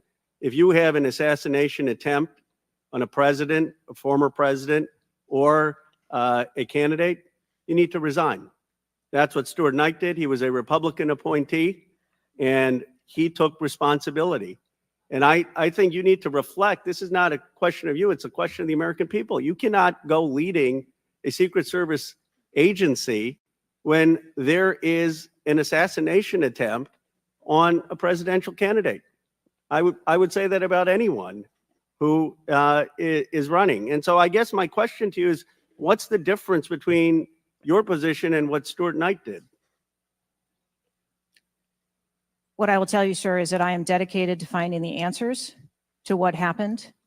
And like every Secret Service agent, we don't shirk from our responsibilities. I will remain on and be responsible to the agency, to this You've already committee, shirked it. to the former president, and The to job the wasn't American done. public. But is there a reason you wouldn't just do what Stuart Knight did after the Reagan assassination attempt? I believe that I provided an answer.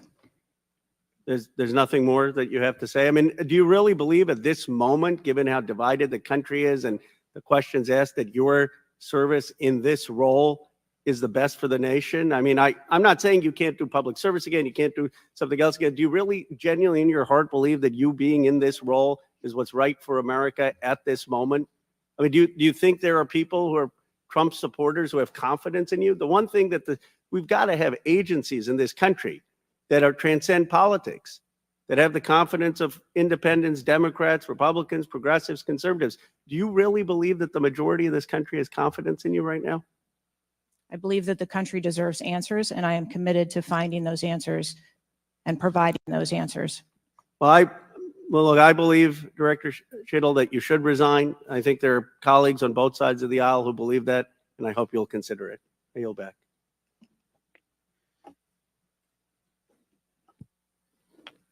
Chair now recognizes Mr. Palmer from Alabama for 5 minutes. Director Cheetle, did local law enforcement ESU teams have compromise authority to engage a perceived threat? Yes, Why do you think they didn't use it? I believe that they follow the same use of force that our You agency. don't, when you have compromise authority, you don't have to get permission if you perceive a threat. And there were not just the ESU units, but there were local law enforcement that had line of sight on the shooter before the shots were taken. So one of my questions is there was supposed to be a briefing with the Secret Service sniper units, your counter assault team members, with the contract team, with the local ESU teams. That didn't take place. Why was that? So I have been told that there has been a briefing. There was a briefing that took place. I've been told that there wasn't one. And again, we are still looking into the facts of the investigation. So Let me that we ask can- you this. When were you informed that there was a credible threat against President Trump, former President Trump? When did you learn of that? Sir, the former president has a number of threats. I didn't ask you that. There was a credible threat from Iran. When were you informed of that? Answer the question. We have been monitoring the threats. You for the knew former before, president. you knew before the rally, okay? All right? The site security plan is generally drafted by the site supervisor and the site agent, probably out of the Pittsburgh district office. Hi, Jeff. Did they take into account the credible threat against President Trump? Our personnel take into account the threats that are Then out why there. would they leave a building? And I will correct the distance that's been quoted. It was about 140 yards with clear line of sight to the president. Why was that building not occupied on the roof? I mean, you could have put Barney Fife on the roof and kept somebody from getting up there. So why wasn't that done? The plan that was developed that day encompassed a number ma'am. of security mitigations. The issue is the site supervisor, the site agent, and the special agent in charge, who I think signed off on the plan, did not include that in the inner perimeter, and they didn't have a plan to secure the building. As I understand it, the Butler County ESU unit was situated on the second floor of a building next to that, but they didn't have a clear line of sight of the roof. The angle was too severe. The photograph that was taken of the young man, of the shooter, when he had the rangefinder, was taken at 5:15. It wasn't until 5:38 that photograph was transmitted to the Secret Service sniper units. I don't understand the lack of interoperability here in the communication process. I don't understand why people didn't perceive that as a credible threat. The video that Mr. Christian Morphy had shown there was clearly a credible threat. So how is it that all of these mistakes could be made? How many explosive devices were found on or near the site? Again, I would have to defer you to the FBI. Madam, I believe Details they of were that. in his car, and I think there might have been one near a main gas line. It wasn't just the fact that he had a rifle. It was the fact that he had the ability to inflict enormous harm, enormous numbers of casualties had those devices exploded. I want to know also, when your agents conduct a site review, are they fully informed of all of the threats that are being made against the principle that they're protecting? What I can tell you is that when our agents go out to conduct an advance, their whole goal is to ensure I the safety understand and what their goal security. is. The failure to secure that building not only put the former president's life in danger, it put the lives of individuals in the crowd in danger as well. I mean, the Reagan shooting, there were other people shot at that time as well. And the Secret Service members' lives were in danger. So Why not hate the chat? I don't understand You deserve hate. how you can continue to stay in the position you're in when this was a failure of historic magnitude. 43 years without anything like this happening. And you failed in this case in a spectacular way. Mr. Chairman, I yield back. Gentleman yields back. Chair recognizes Mr. Mfume from Maryland. Thank you, Mr. Chair. I want to commend you and the ranking member on your joint statement and for holding this hearing that we might all, at least Real quick, this is a question somebody asked. We're going to try to get a bunch of these in a second. John says, who's making a mile shot? A lot of people could do a mile shot. It's actually a growing discipline in long-range shooting. For a long time, shooting out to 1,000 yards was called ELR, extreme long range. Now it's like going out to a mile is extreme long range. Even 1,000 yards. There's all kinds of guns and training you could do 1,000-yard shots. And then American Dreamer saying, did the remote work? Why didn't he blow them? It didn't work because local law enforcement, the Pennsylvania State Police, had their own they brought a signal jammer, and they had a signal jammer and IED jammer running. And that stopped it from happening. They were jamming the signals. So thankfully that got it done. Some of you guys made super chats here. We'll get to these in a second. I'm just going to see more we can get through here because everybody's leaving after they talk. attempt to try to get some answers. Some of us, Ms. Cheetle, grew up in an era not too unlike what we see today in terms of political violence. And some of us remember the November 22nd, 1963 assassination of President Kennedy. Some of us, like myself, remember 2 days later when Jack Ruby on live TV shot and killed Lee Harvey Oswald.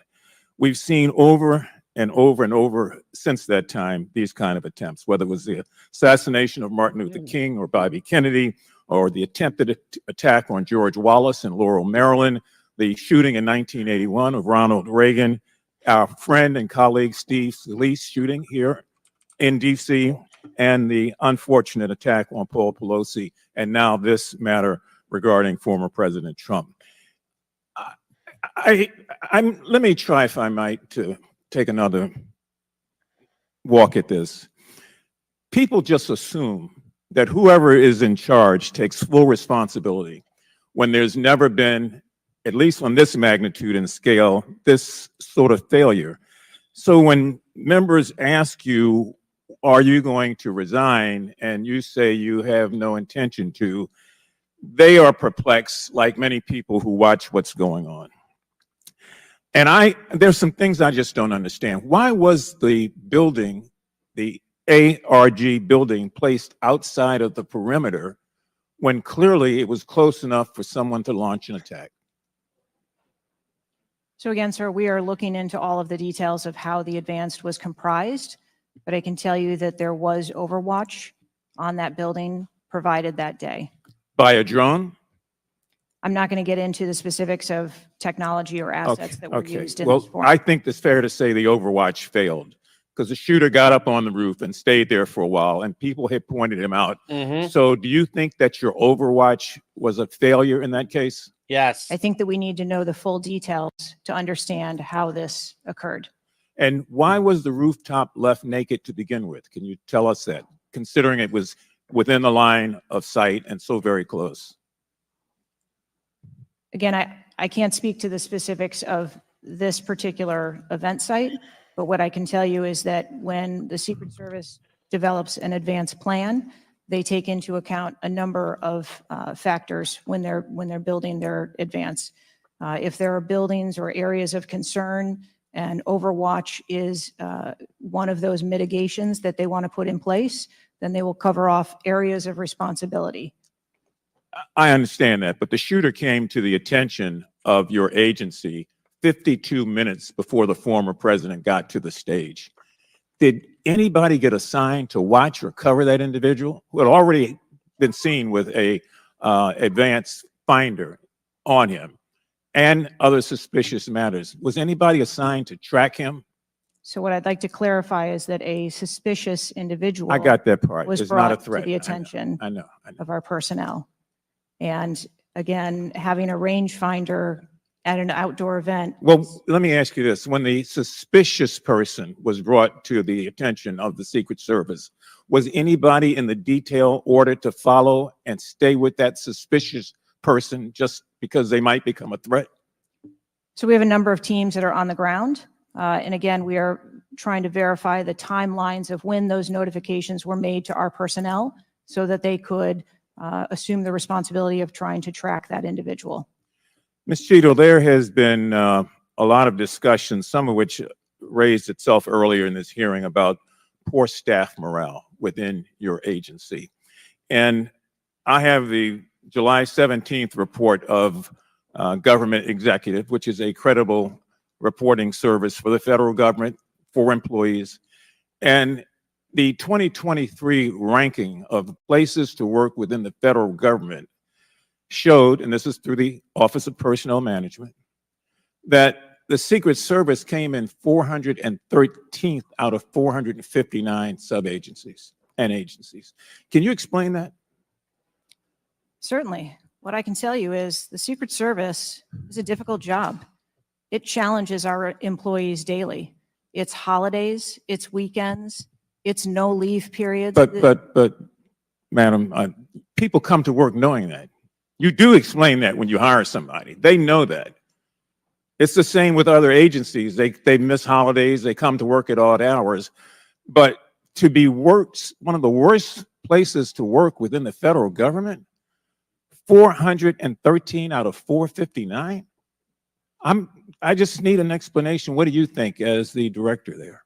I think that this, And that's the last question, but please answer Mr. Mfube's question. I think that this is a challenging job. I think that it's a challenging environment to be in law enforcement, and we do have a no-fail mission. And our folks are tasked with that every day, 365 days of the year. But I can tell you, I've also taken a number of measures since I've been the director to recruit and retain and stem the tide of attrition in our agency, which will hopefully alleviate some of that. Thank you, Mr. Chairman. Chair now recognizes Mr. Sessions from Texas. Mr. Chairman, thank you very much. I join in the calls of all of our members to say thank you for doing this hearing on a bipartisan basis. Director, I'm not going to sit here and say you ought to resign, but I am going to say that you have not given us confidence that you have the ability to understand what happened, to take the responsibility in terms of understanding. They always leave after they You talk. spent a number of years. How many years do you say you've been with the agency? 29.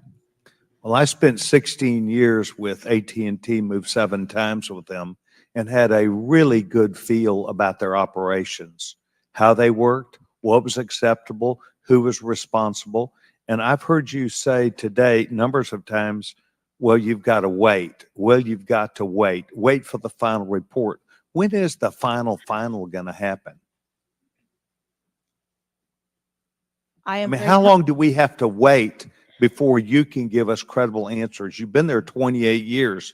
You've had a few days to be able to draw your own analysis of this. You should understand the entire process. You talked about being on the team, perhaps in Georgia.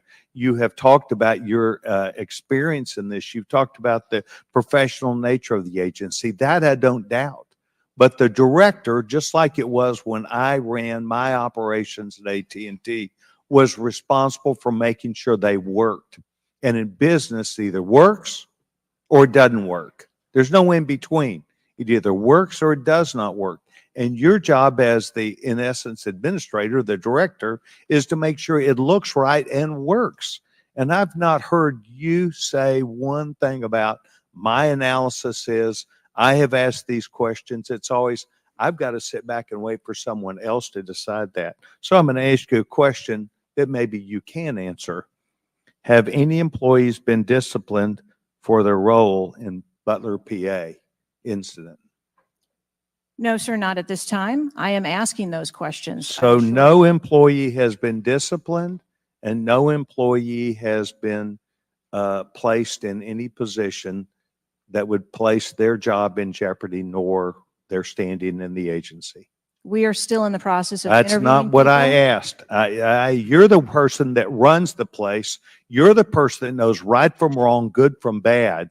You've had a number of days, and now you come before this committee knowing you're going to be before us, and you've got to slough it off to someone else. Do you see where there was something that went wrong as a professional at an agency with 28 years, or do you have to count on someone else to give you the final report? I see that something went wrong, and I've acknowledged that something went Then wrong. what went wrong? I Was need the to- special agent in charge not doing their job? Was the shooter was the shooter given extra time? Was the sniper doing their job? I mean, these are things that people who've been around for 28 years can analyze quickly. I watched it live on TV, and then within minutes saw a number of facts and factors that would have and should have been known by people who were there. You've got 28 years. You're showing up here telling us and the American public, well, I've got to wait for the final answer. What is your evaluation? I'm asking those same questions. Well, no, you're before the And I committee. Tell us what went wrong. A special agent in charge, the person who was there. Tell us, and don't try and play a shell game with us. Do you have the ability to effectively, as the director of this agency, to understand what went wrong and at least tell us, I do or don't know what I'm doing?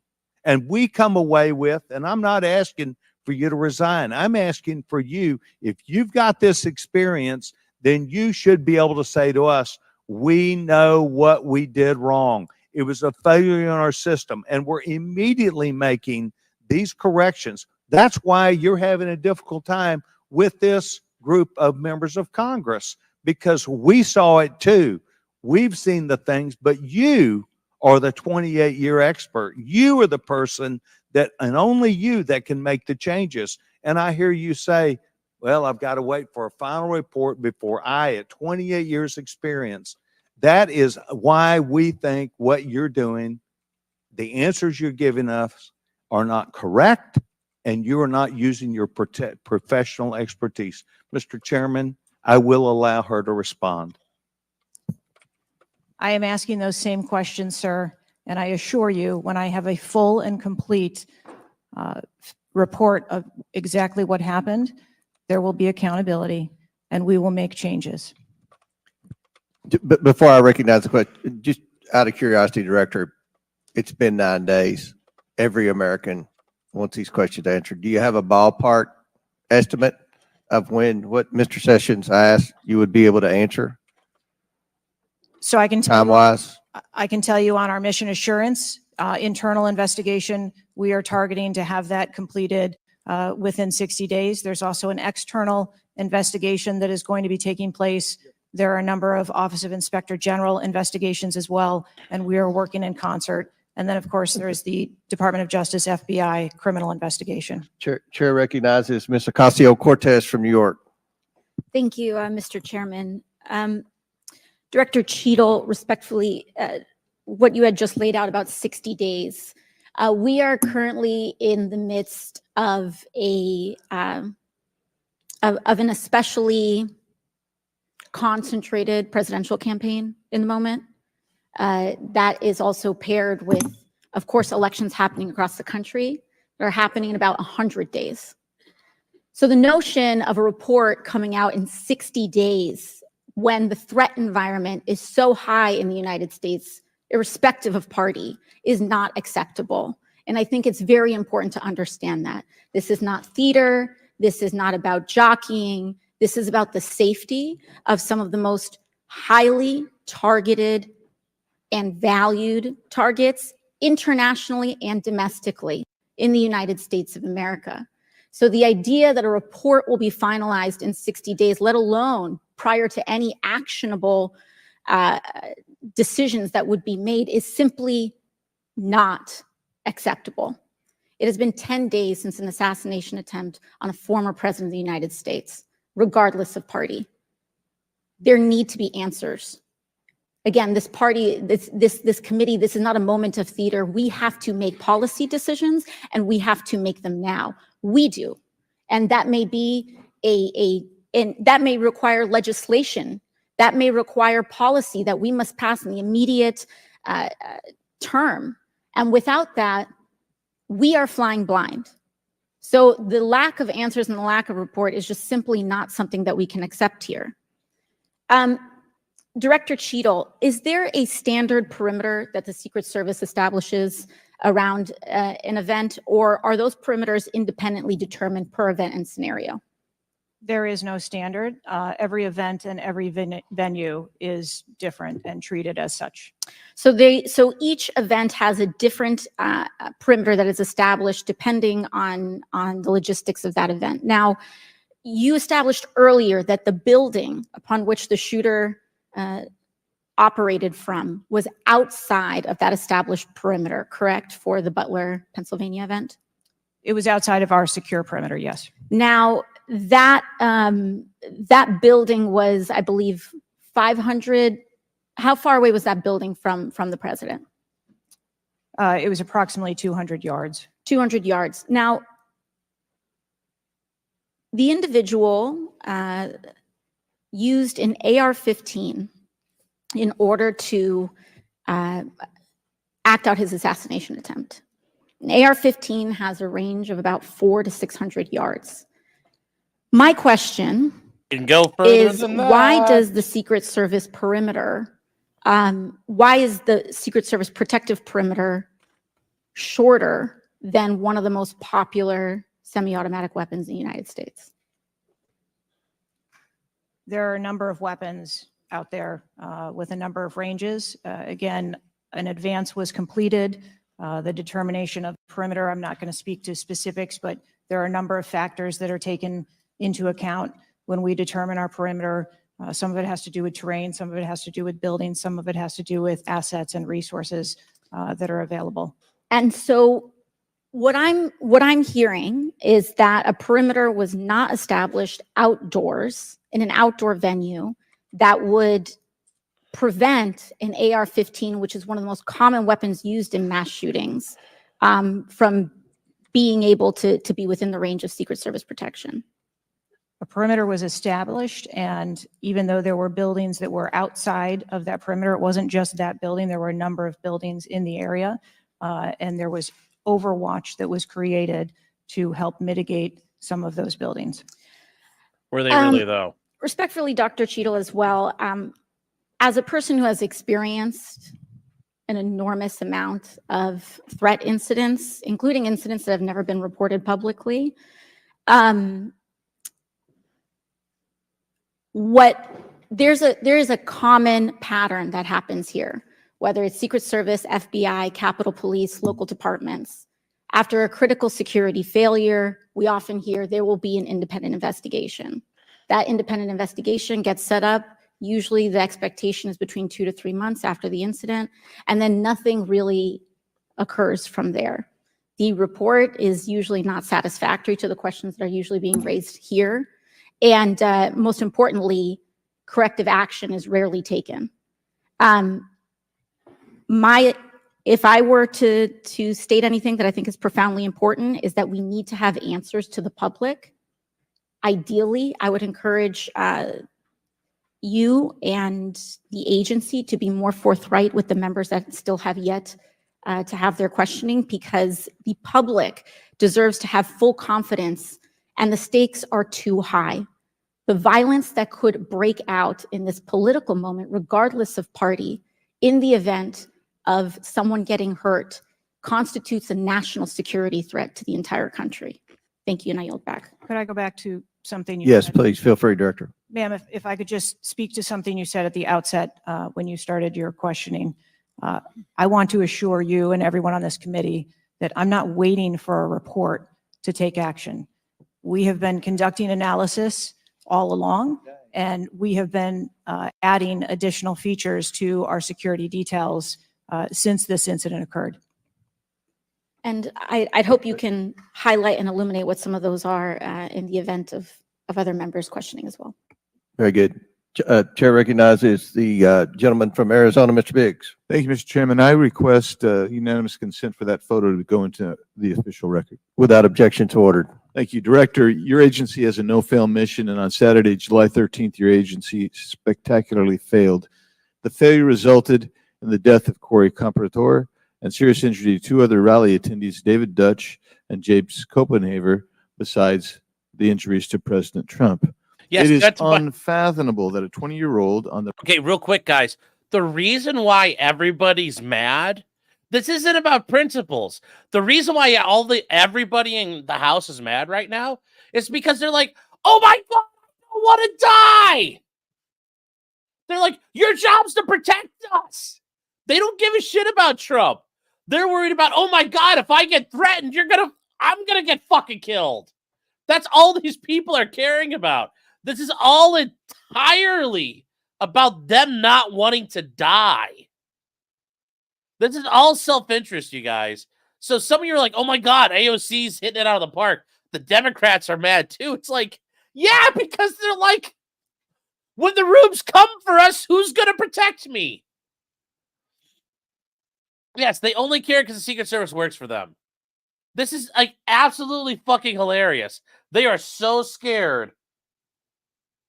They are so scared about getting fucking Minecrafted. This is. Well, I want a Big Booty Latina DLC as well. Yes, we all want that DLC. But yes, if you're a Republican, you gotta download Season Pass to get the Secret Service sniper support. Is this a law tube? Yes. Well, it's a legal issue going on. This is all self-preservation, though. Westbury says, how much security do they get? Nothing right now. They're not one of the 36 people the Secret Service protects as part of their mission plan, but they're just pointing out the Praetorian Guard. That's what they are. The Secret Service is the Praetorian Guard. This is like the Roman Senate screaming at the Praetorian Guard, oh my God, why won't you do your job? So, that's where we are, guys, and I don't want to keep going. So, Minecrafted, yes, things happen in Minecraft, meaning not in real life. Getting unalived. Yeah, Secret Service or tax-free, yes. All right, guys, we're going to keep going here. We're going to keep going. I just wanted to focus on that for a second. Here we go.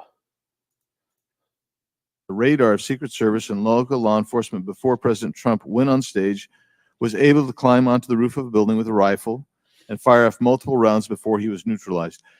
Was Mr. Crooks acting alone? Again, I would have to refer you to You're the correct, FBI's investigation.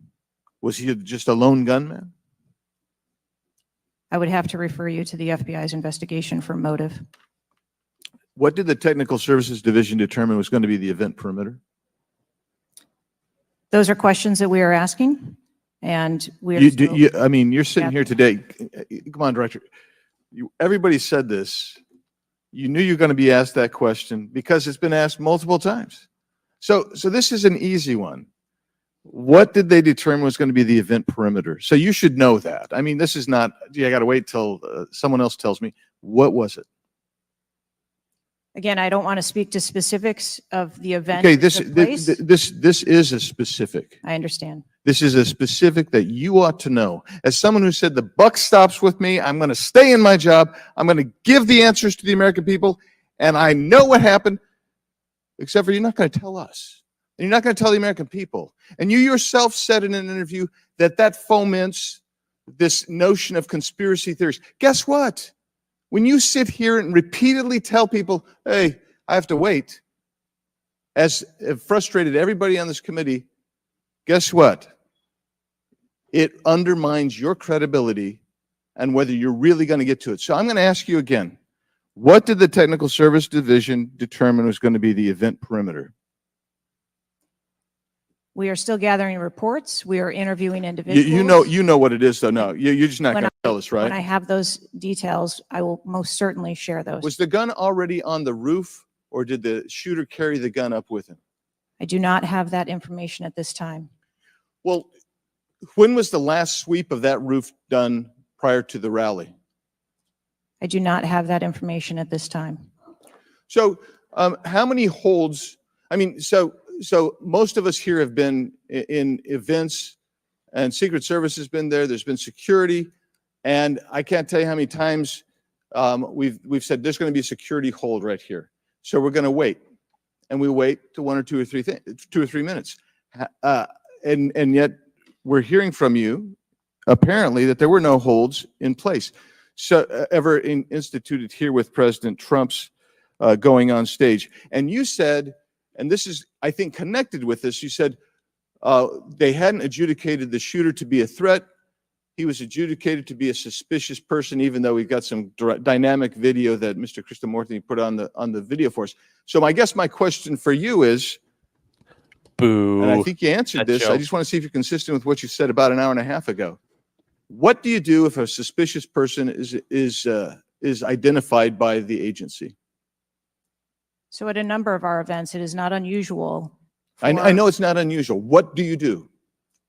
Those individuals that are identified as suspicious, we will send teams out to. Was a team sent out here then? There were teams that were sent to identify and interview that individual. They were sent to interview the individual who's scampered up in camo on top of a roof within 130 yards of his target. And did your team get there? When did your team get there to conduct that interview? I don't have the details on the timeline. It is my So if you did send, if they did send a team and they're going to interview him, and you described that earlier as an investigation, why didn't they put a security hold on President Trump going on stage at that rally? At a number of our protective sites, there are suspicious individuals that are identified all the time. It doesn't necessarily mean that they constitute a threat. Of course not. But here you got a guy scampering up the side of a building on top of a roof. It's identified to you, and you said you sent a team there, and you can't answer that. And this gets to one of my finer points, Mr. Chairman, if I can make it, and that is we can have these kind of interview sessions, 5 minutes. Everybody gets a kiss of the pig, 5 minutes, and she gets to stonewall us, not deliver answers. So we say, okay, we're going to put together a congressional committee, a blue ribbon committee. Same crap will happen. Yes. I am calling, and I'll support that, but I will tell you this, I am calling on the speaker to give us and put together a truly independent commission of qualified former Secret Service agents, presidential and VIP protective services people who can actually conduct this kind of investigation and give us real answers, because I don't think you're going to give us those answers. You should have come today ready to give us answers. I call upon you to resign today. And I also would say I've got a bunch of UC requests, if I can go ahead, Mr. Chairman. Proceed with the request. Thank you. I apologize. That's right. Go ahead. It might take a moment. Anthony Guglielmi, the Secret Service spokesman, one from him. Without objection, so ordered. Article, U.S. Secret Service says it previously denied Trump requests for additional resources. New York Times reports. Without objection, so ordered. Secret Service says it denied earlier Trump requests for more federal resources. Without objection, so ordered. Secret Service acknowledges denying some past requests by Trump's campaign for tighter security. Without objection, so ordered. Preliminary findings by Senator Ron Johnson and his committee. Without objection, so ordered. Articles entitled, Notice Anything Different About Trump's Secret Service Detailed. Next, former Biden official corrects herself after saying Dems must turn their fire on Donald Trump to beat him. Secret Service director says buck stops with her, but she will not resign.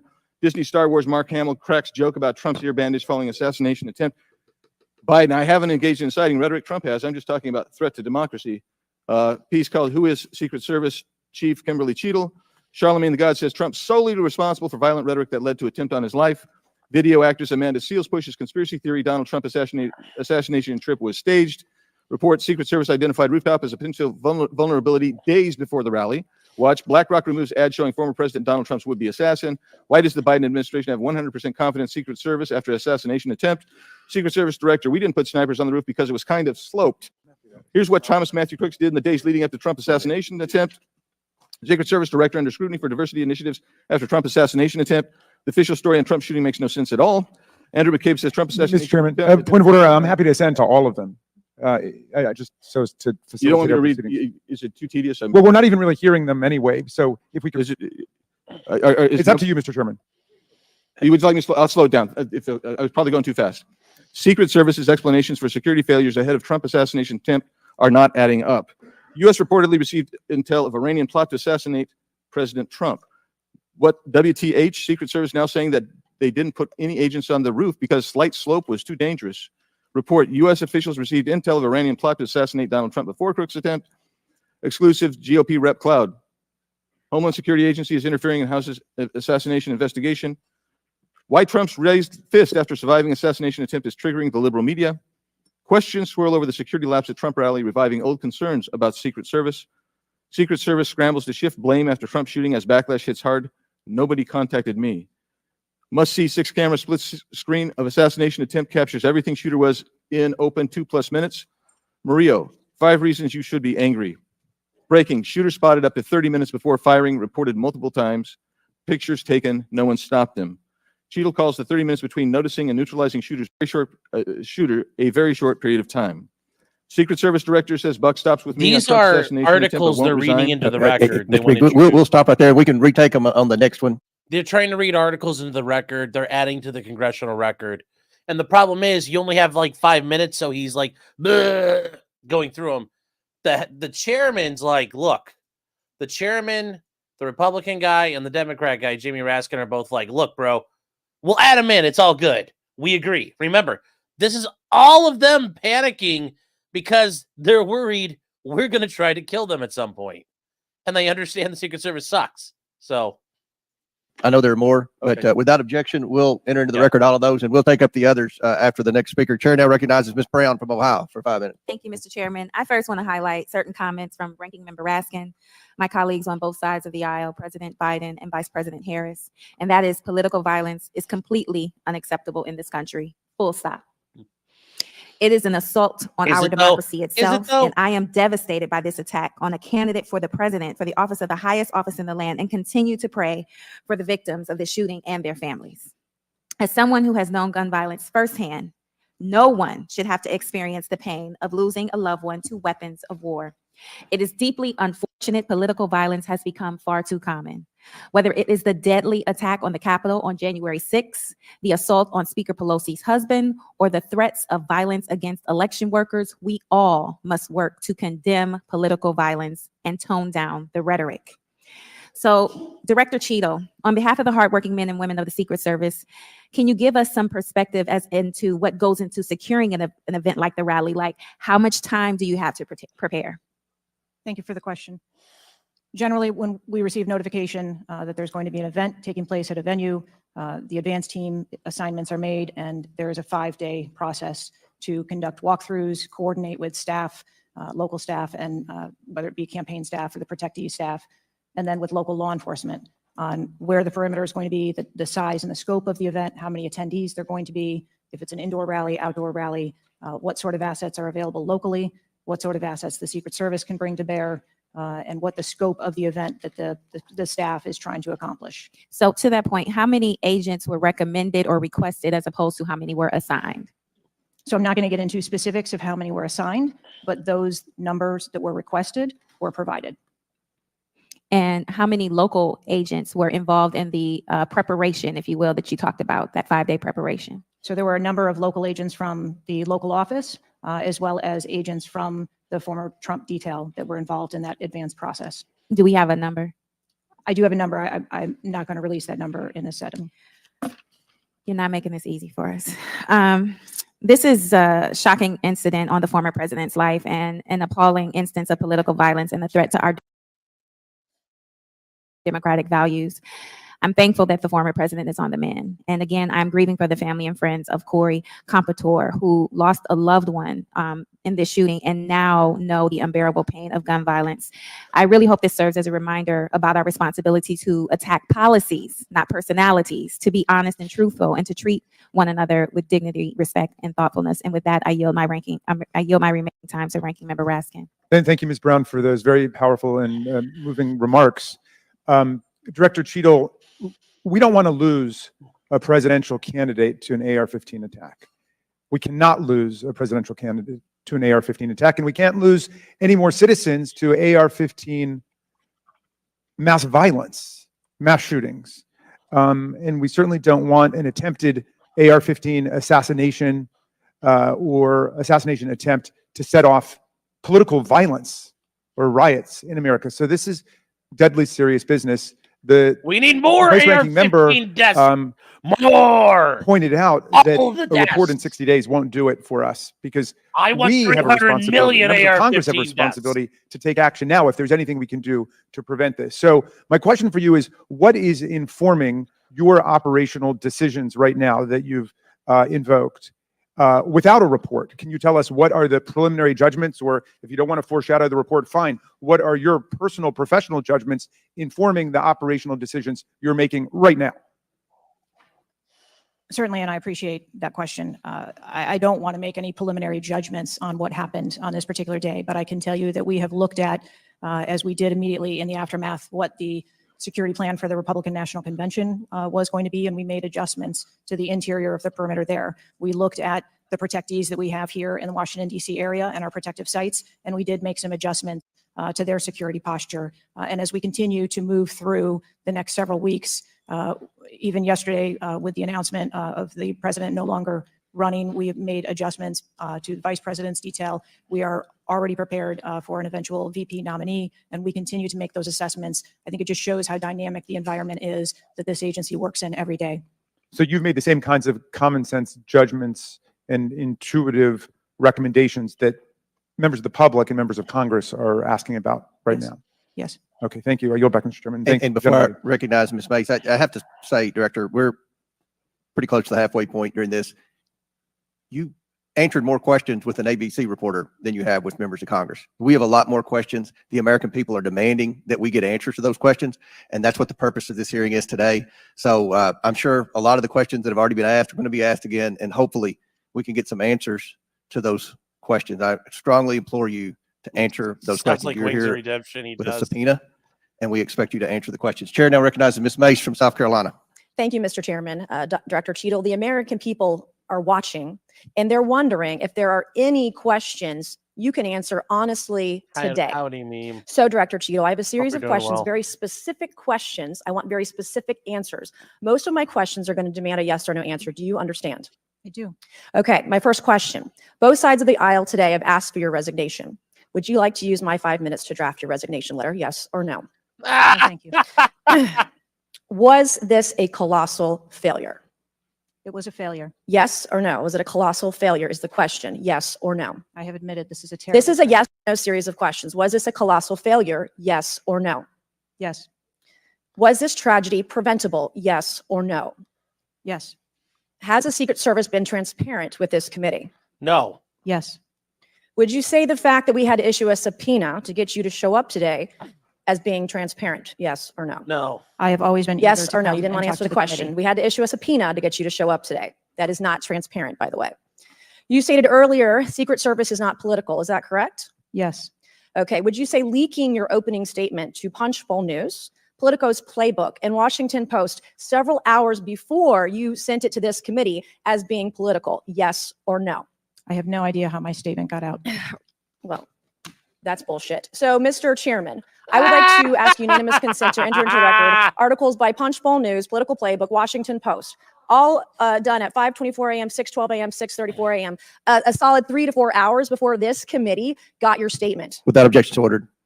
Okay. Is the Secret Service fully cooperating with our committee? Yes. Okay, you say you're fully cooperating with this committee. On July 15th, this committee sent you a list of demands of information that we wanted. Has the Secret Service provided this committee a complete list of all law enforcement personnel that were there that day? Have you done that? Have you provided a list to the Oversight Committee? Yes or no? I'll have to get back to you on that. That is a no. Have you provided all audio and video recordings in your possession to this committee, as we asked No. on July 15th? Yes or no? I would have to get back to you. That is a no. You're full of shit today. You're just being completely dishonest. Mr. Chairman, Mr. Chairman, I want to. Come on. We have to maintain decorum in this committee, no matter Have how you provided upset we any get. and all memos to this committee that we've asked you on July You think this den of vipers that we have to have decorum? Homie. 15th? Have you provided all memorandums within the Secret Service? I would have to get back to you on that. Is a no. You are being dishonest or lying.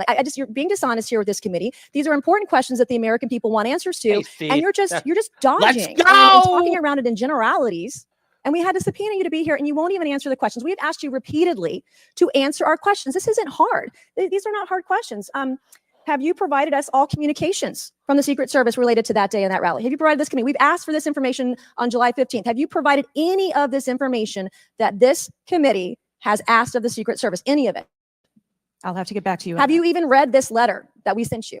Did you even read this? Yes. Okay. And you have said you don't know, you have no idea. The answer is no. We haven't gotten a single document or piece of information or data from you or your agency in related to the rally that we have asked you for. So was this attempted assassination of Donald Trump a failure of training or execution or both? I think that those are answers that we need to Training, examine. execution, or both? Which one? I think those are answers. All right. we How need to many determine. how many Secret Service personnel have lost their jobs due to this colossal failure? At this time, none. How many Secret Service personnel have been required to take a refresher course on how not to let people shoot Donald Trump? Our personnel are currently operational. We are examining the facts of this investigation, and we will make the changes necessary. What time did law enforcement become aware that there was an individual on the roof with a clear line of sight to President Trump? I am still verifying timelines. Of course, 9 days in, you have no answers. How many minutes went by between the time law enforcement saw and took photos of crooks in Oh. the shooting? How many minutes? Oh, kill him. I am still verifying timelines. 57 minutes. Oh, kill him. Thank you, Mr. Chairman, and I yield back. Gentlelady yields back. Before I recognize Mr. Stansberry, I believe I want to recognize Mr. Mfume for a unanimous consent. Yeah, thank you, Mr. Chairman. I beg your indulgence. I meant to do this earlier. I'd like to have unanimous consent that it be submitted for the record. The 2023 ranking of best and worst workplaces in the federal government, compiled by the Office of Personnel Management, which shows the United States Secret Service coming in again, as I said earlier, 413th out of 459 sub-agencies, and this appears in the July 17th edition of Government. Without objections ordered. Chair now recognizes Ms. Stansberry from New Mexico. Thank you, Mr. Chairman. Order You know, 13th I out of start by just 430. saying that That's part of awful. why you have bipartisan agreement here on the dais about the severity and importance of this hearing is because this is not just a single shooting. This is about national security and the security of our democracy. It's not just one operational failure. This is about our public officials safe. And what does that signal to our country and to the world about American security and the ability of our officials to do their job safely? So I want to start by saying thank you to all of our brave men and women who are in the uniform, whether it's the Secret Service or local law enforcement who put their lives on the line. I think obviously we honor their service, but this is really about operational failures and what it means for our country at large. And I also want to reaffirm that we must condemn unequivocally political violence of any kind, violence of any kind, not just political violence, and that it cannot be tolerated in this democracy. And also to offer my prayers for the slain Fire Chief Corey Comprator, and also prayers for those who've been injured. Now, I think, you know, the tone of this hearing is, how is it that a 20-year-old young man with a gun that was legally purchased by his father could, on the day of a rally, go to a gun shop, legally purchase ammunition, show up to a secured site, and then not only attempt an assassination of a political figure, but kill and injure 2 others? How could this happen? I'm not asking yet. I think What the hell? we've had a lot of testimony here today. I want to talk a little bit about the timeline. Now, here's what we know, and I know, Director, you were also on the call that we had a few days ago with the FBI and other law enforcement, so I respect that you are not able to share, based on your testimony, some of the details that are currently being investigated, but I know you were on the call because I heard you on the call and you heard them too. So I'm going to lay out the timeline a little bit. On July 3rd, the rally was announced that it was going to be in Butler. On July 6th, 3 days later, we know that the shooter searched for dates for Trump and DNC events. On July 7th, so this is 4 days after the announcement, the shooter went to the site. He actually physically went to the site. On July 12th, the shooter went to a gun range where he and his dad regularly go and practiced shooting. And the next day, on July 13th, he went to the site again before the rally began. We know that he then went and searched online for a gun store where he went and he purchased 50 rounds of ammunition, went home, got his father's AR, which was legally purchased, and returned to the venue. At 5 p.m. that evening, this is more than an hour before Donald Trump actually took the stage that evening, local law enforcement were made aware that there was a suspicious man. In fact, at 5:20, local law enforcement flagged that he had a rangefinder, and they radioed their concerns and sent around pictures of the individual. At 5:40, 20 minutes before local law enforcement actually identified the shooter, and at 5:51, Secret Service was notified of the suspicious person by the state police, and 1 minute later, they distributed that information. That was before Donald Trump even took the stage. That was 11 minutes before he took the stage. So the Secret Service was aware that there was a suspicious person. At 6:03, he took the stage. At 6:09, rally goers, as was shown in the video, identified this gentleman climbing on the roof. At 6:11, 3 shots were heard, 3 rounds of shots. And of course, the president and the other victims were shot. This shooter was a 20-year-old young man, no criminal record, legally purchased gun and ammunition, who for days in the lead up to this shooting was searching mass shooters. He even had a picture of a mass shooter on his cell phone the day of the shooting. He searched for explosives. He searched high-level officials. So the American people want to know, how did a 20-year-old young man with access to a military-style weapon actually bring it onto an unsecured perimeter who for days had been planning a mass shooting event? And I think that, Madam Director, with all due respect, the answers that we've received here in this hearing today are completely unsatisfactory. How could this happen? We need answers. We need answers not just for the family members of the gentleman who was killed and those who were injured, but we need answers for our democracy. Because as others have stated here today, we are in a highly politically charged environment right now. We are only weeks away from one of the most significant presidential elections in American history. And it is clear that our public officials' safety has not been secured. And it is not just a matter of one shooting, it is a matter of national security. It's all the shootings. So I hope that you will take our comments to heart. I hope that there will be accountability, and we need answers. And with that, I yield back. Chair now recognizes Mr. LaTurner from Kansas. Thank you, Mr. Chairman. Director Cheetle, I have a question just right off the bat. Something that you've bragged about repeatedly is that you've increased protection for the 36 individuals that the Secret Service is also entrusted with. Is that correct? I think I stated that we currently have 36 protectees and that we continue to make evaluations on where those levels of protection are provided. You've mentioned specific increases in protection that you've provided for some of those individuals, correct? Correct. Based on what? Well, some of it has been as a result of the tragic incident that occurred on the 13th. We went back and reassessed where we were at in providing protection and wanted to make sure that we were not, overlooking anything considering this most recent incident. So the Secret Service needed to learn that allowing a rooftop 150 yards away from a protectee, not putting that in a perimeter, not having someone guarding that roof, that information is new to you and it's caused you to increase protection to other folks that are under your care? I think it is prudent after any incident that occurs to go back and take a look at your current practices and see if there is anything that needs to be done differently. It's inconsistent because what you said earlier to Mr. Turner was that the protection that you were offering to President Trump was in line with the current threats, him being a former president, him being a nominee of a major political party, the threats from Iran, the protection that you're providing him was adequate. Do you stand by that statement? Yes. Okay. Do you think it's a problem that the Americans' trust in the federal government is an all-time low? Do you think that's a problem? I think that it's unfortunate. I don't know why you're quibbling with my word. Is it a problem or is it not? I think the American public deserves to have trust in their federal government. Okay. I don't know why you're being difficult. I'm just, it's a simple question. Are you concerned about the increasing prevalence of conspiracy theories going on out there right now? Yes. I am too.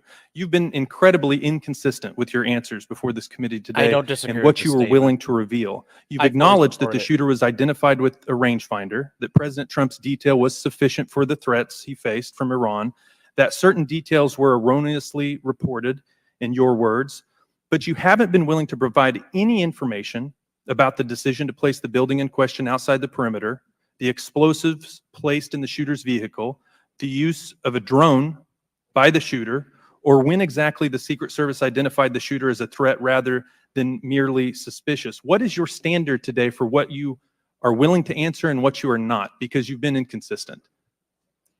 I'm certain that you can understand that some of the information that's been provided to you thus far has come from the FBI's investigation and has come from information that we have released. I want to make sure that information that is being provided to this committee is consistent and is factual. But the question about the drone that the chairman asked at the beginning of the hearing, he said, do you know this information? And you acknowledge that, yes, you do know the information, you just don't want to tell us.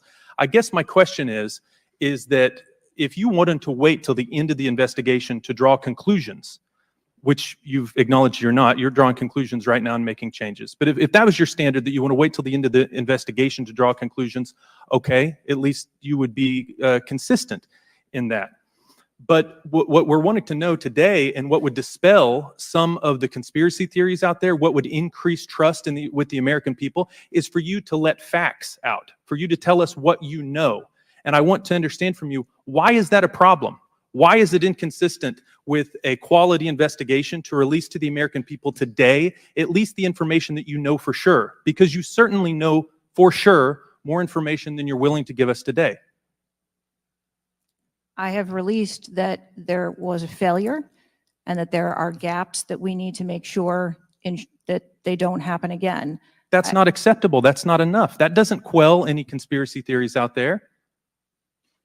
In your 27 years of experience, would you have been concerned about an elevated location within 150 yards of a protectee that did not have a Secret Service presence? Just based on your experience. What I can tell you is that every site and every venue No. I'm asking for your experience. Looking at this situation, would that have been of concern to you? Or would you have agreed that it's fine, it doesn't need to be covered? What I have explained today You're is not going to that answer. there was. Is it true that at 5:45 p.m., approximately 18 minutes before President Trump took the stage, the Beaver County Emergency Services Unit noticed the shooter on the roof and photographed him? Is that a fact or not? That is the information that I have from the FBI's report, yes. You haven't been willing to share whether or when this was communicated to the Secret Service, so I'd like to get into the difference between suspicious activity and threatening activity. Is it suspicious or threatening if an individual is seen around the perimeter with a rangefinder? Is that just suspicious? That could be termed as suspicious. If that same individual with the rangefinder is found on a rooftop, is that still just suspicious, or is that considered threatening? That could be termed still as suspicious. All right, my time is over. Mr. Chairman, I yield back. Thank you. Chair now recognizes Mr. Frost from Florida. Thank you so much, Mr. Chair. And obviously, I want to start by stressing that political violence is always unacceptable, and acknowledging that this is still an ongoing investigation. But oversight hearings like this are essential components of an investigation, and I want to thank the chair for pulling this together. Madam Director, I appreciate you for being here. The events of July 13th raised serious questions about the efficacy and thoroughness of the security protocols in place. The gravity of the fact that an unsophisticated gunman was able to secure his perch and take a shot at a former president despite multiple layers of security and intelligence are not lost on me. Before I came to Congress, I used to work advance for a major political candidate and have interacted with many different law enforcement agencies on large political events like the one that just happened. How many times was the Secret Service alerted about a suspicious person at the July 13th campaign event prior to the first shot being shot? I don't have an exact number to share with you today, but from what I've been able to discern, somewhere between 2 and 5 times there was some sort of communication about a suspicious individual. To the Secret Service specifically. Mm-hmm. According to reports, the shooter was photographed twice by security officers prior to the shooting. A police officer saw the shooter on the ground and reported him with a photograph as a suspicious person. Multiple local law enforcement officers identified the shooter, radioed that he was acting suspiciously near the event's magnetometers. A local law enforcement tactical team saw the shooter on a roof and notified other security services and also photographed him. One police officer who photographed the shooter saw him scoping out the roof and carrying a rangefinder. My question is, and you've answered this, but why, or you haven't answered this, why wasn't the event paused right then? Again, I'm not clear on the timeline of when the Secret Service shift and the counter sniper were notified. But earlier, Madam Director, earlier you said that the Secret Service would have paused the rally if they identified a threat. Correct. So why wasn't it paused? Because I have to assume that they did not know that there was a threat when they brought the president out on the stage. I Because they feel weren't like paying this attention is to a doing their breakdown in job. communication. That's why there was no between threat. local law enforcement, you all, and other actors at the rally. And again, as someone who's worked on these, I understand that there's multiple people with multiple decision, with the ability to make different decisions on the ground. I've taken over the last week, I've spoken with a lot of folks in local law enforcement in my district and across the country that I've worked with before, and other people have brought up concerns around being able to communicate with law enforcement or with Secret Service during these big events and having their flags taken seriously. I do believe that if Secret Service believed that there was a legitimate threat, that they would have paused the rally. My concern is before that something was flagged and it wasn't taken as seriously as it should have been taken. So I think this shows an issue with communication. And I want to know, Madam Director, what you intend to do to fix that, not in 60 days, but now. We're in the middle of a presidential election. Obviously, a former president who had an assassination attempt, another rally goer who was killed due to this gun violence. We now have a presumptive nominee of the Democratic Party who's also historic, first Black woman to be running for president. And so I am worried about everybody's life. What do you all intend to do to fix this communication breakdown and making sure that you actually take what local law enforcement, There's local nothing folks they are can saying really more do except seriously? have more people on the ground. That's We it. take what local law enforcement relays to us seriously. Let me just be clear on that. As far as the communication. But not this time. We always trust our law enforcement partners and have a great relationship with them. We are looking at whether or not there was a communication breakdown. If that was the case, we will take steps to ensure that we correct that, because to your point, we cannot have a communication breakdown. Madam Director, does you mentioned that the perimeter of the event did not include the rooftop where the shooter was. Does your responsibility and the Secret Service's responsibility to protect a principal stop at the perimeter of an event? Our responsibility is to ensure the safety and security of the event itself and the protectee who is attending that event and the personnel who are protecting. So you would say the fact that the rooftop was outside the perimeter is not an excuse for what happened, saying that it was outside the perimeter of the event? I am not offering that as an excuse. Okay. Thank you. I yield back. Gentleman yields back. Chair now recognizes Mr. Fallon from Texas. How did a 20-year-old loner with a week's notice pick the absolute best location to assassinate President Trump when the entire Secret Service missed it? Director Cheetel, in your leadership, your agency got outsmarted and outmaneuvered by a 20-year-old. How can we have any confidence that you could stop a trained professionals from a nefarious nation state? Those are absolutely questions that we need to have. I know they're answers questions, to. but the fact of the matter is we can't have that confidence. That's a Kamala Harris answer. That is a question. And a question is responded to with an answer. Director, do you have the ability personally, and do you have the authority to beef up security of any of your protectees? Yes, I do. Okay. So were you also aware there was a credible threat President Trump was facing? He was facing a heightened security threat to a foreign adversary? Yes. So given that there was an increased threat to President Trump's life, was he provided a full security complement akin to what a sitting U.S. president would receive? No. He was provided a full complement of security based on the threat assessment that we had That's not my and the question. venue. My question is, if he'd been the sitting president, would he have had the same security he had on July 13th, or would it have been No. beefed up? There is a difference between the So sitting he didn't. So president your answer is he didn't. and continuity of government and the So responsibility he that we did have. not. Okay, there wasn't a CAT team, full CAT team on site. There wasn't counter surveillance teams on site. But this is the thing. You just said you had the ability to beef up the security. You knew about the threat, and you didn't. And that's as telling as it is chilling. We have satellite images from the Butler Fairgrounds. Have you visited the site? No, I have not. 9 days and you have not visited the site. You should have been there that night. Did you talk to, that evening, did you talk to the team, the heroes that surrounded the president? Concerning. Did you call them that night? They were still operational work. So that's an answer is no. Did you call them the next day? President. Yes, I spoke with. You called them the very next day, not the day of, or was it 72 hours after? I don't know the timeline, but I spoke with Okay, them because you're under oath. immediately. That is concerning. She didn't go to the scene. I think it was 72 hours after. You waited 3 days. What is immediately clear is that there are a number of structures that need to be secured. Of these, Director, other than the first, immediate 4, what's the most dangerous site that should have been secured? Because security 101, you got to mitigate the high ground. Probably that brown Yes. building. Okay. Do you know what the next most dangerous site? What was the closest structure to the president, other than the 4 immediate ones that you had your counter sniper teams on? There are a number of structures around that event site. You know who the shooter knew? The shooter has visited the site 2 more times than you have. I mean, heck, this is a good one. This one would be a good one. These ones would be good ones. And he had a drone, and he picked the AGR building. So you said, do you remember in an ABC interview you did that you didn't have people on the roof? Guys, the water tower would not have been good. I know you guys are talking about that, but when Joe Dolio came on and we talked about it, the water tower was obscured by the barn. So it was in like what you consider defilade. It was the view from the water tower was obstructed by the buildings. So no, the buildings would not have, the water tower would not have been good.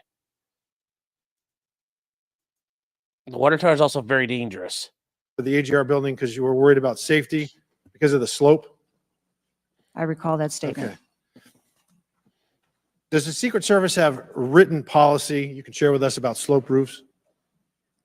No. Okay. So why'd you act like there was one? Because is it your practice to comment on enormous events of enormous national implications when you're ignorant of the facts? That's rhetorical. So here's this thing with the slopes. You go all up to like 1812. You can go to a. Are we talking about? Sounds like we're in Vietnam. Listen, we got to deal with the slopes, chat.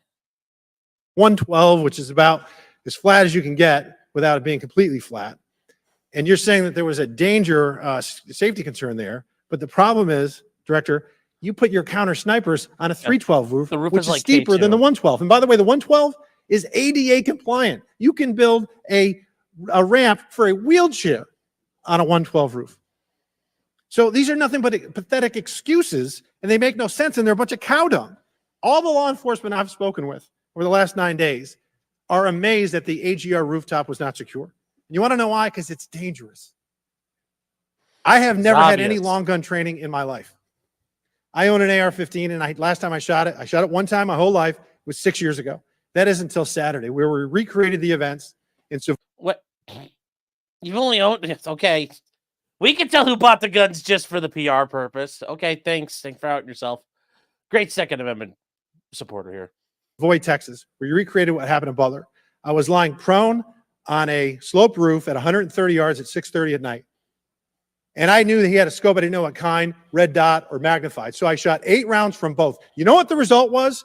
15 out of 16 kill shots. And the one I missed would have hit the president's ear. That's a 94% success rate. And that shooter was a better shot than me. It is a miracle President Trump wasn't killed. Corey Comparatore's life is over because that damn shooter made it on the roof. And it wasn't the roof that was dangerous. It was a nut job on top of the roof. You know what else is dangerous? I believe your horrifying ineptitude and your lack of skilled leadership is a disgrace. Your obfuscating today is shameful. And you should be fired immediately and go back to Garden Doritos. Mr. Chairman, I yield back. Ah! Chair recognizes Ms. Lee from Pennsylvania. Thank you, Mr. Chair. I'd like to thank the chair, the ranking member, for coming together and holding this hearing. But I have to say, I don't think any of our concerns have been addressed today. And what little we've learned has not inspired much confidence. I will just say that we obviously can't allow the violence we're seeing in this country become the norm or a commonplace, but that seems to be where we're heading. On this occasion, it was, very shockingly, a former president and current political candidate at a rally that we all assume is one of the most secure places we can be. But the violence we saw last Saturday is the same culture of violence that makes too many of our kids and our community members feel unsafe to play outside or to go to class or to simply live their lives each day. But again, this was a political rally and it is supposed to be one of the most secure places. So we do have very specific questions about that. Director Cheetle, I'd like to start by following up on some of my colleagues' questions. My colleagues, Mr. Krishnamurthy and Mr. Frost, highlighted a number of points that showed the shooter presenting an active threat. So I'd like to ask you, Director Cheetle, to clarify what the protocol is for postponing or canceling an event based on a threat and how the events on July 13th didn't meet those standards. So again, I think we're talking about the distinction between suspicious behavior and a threat. And at the time that this individual was identified, they were displaying suspicious behavior. I'm still waiting for interviews from the FBI to determine what it was that identified that individual as suspicious and what those behaviors were. To that question, does suspicious behavior vary between different events? For instance, if we have an event with a president, would there not be a heightened standard for suspicious behavior?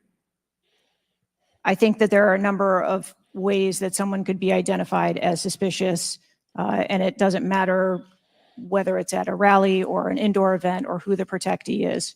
I think it's up to law enforcement or citizens to identify someone as suspicious. Okay, thank you. According to the Associated Press, at least 6 different agencies, including 2 sheriff's office, local police, state police, as well as fire and emergency rescue officials were involved in securing the rally in Butler. When there are so many teams that are collaborating, who takes the lead and how is that determined? The Secret Service is responsible for the security of the site and the coordination. And that was the case on July 13th? Correct. Okay. Changing gears, in 2024's appropriations budget, the Secret Service was given a little over $3 billion, which was about $78 million above what was requested. For 2025's budget, you've requested yet another increase. How much of these funds goes towards training and improving protection procedures? I would have to get back to you on the training aspect of it, but about 30% of our budget is for protection and facilities and training.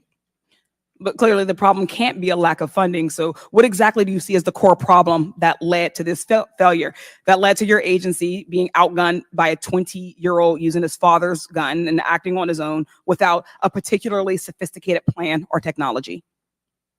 I think that we are waiting to determine exactly what those failures or failure was so that we can make sure that the Secret Service is stronger after this.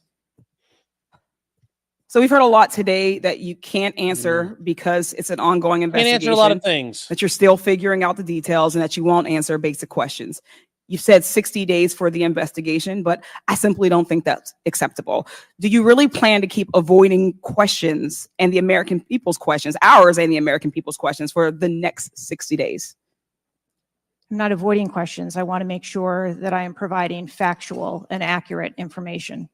Certainly, but is there no in between, right? Between what is obviously a fact and what you can surmise from the details that you already have? I assure you, when I have a full and complete report of what took place on that day, I will certainly come back and make that available. Certainly. Studies indicate that the United States is experiencing increasing levels of political violence and tension. Does the Secret Service see increasing political violence as a threat to its work? And if so, how is the Secret Service adapting its strategies and protocols to account for increasing political violence? We are constantly evaluating the threats that we receive and monitoring that, and we make adjustments on a daily basis to our protectees based on what those threats are and what actions we need to take. Yes or no? Do you believe that stricter controls on the availability of assault weapons would make it easier for the Secret Service to fulfill its missions of protecting public officials? I think the Secret Service is tasked with providing a safe environment, which is why we put into place a number of mitigation factors. Certainly, but do assault weapons make it easier or harder for you to do your job? I think that any weapon makes it difficult for us to do our job. Okay, I yield back. Chair now recognizes Mr. Donalds from Florida. A Welsh longbow at 125 yards. Somebody just going, thoop, thoop, thoop, just chucking arrows into the air is going to be a threat too. Thank you, Chairman. Director, real quick, at what time was Secret Service aware of the active threat against President Trump? Director, what time?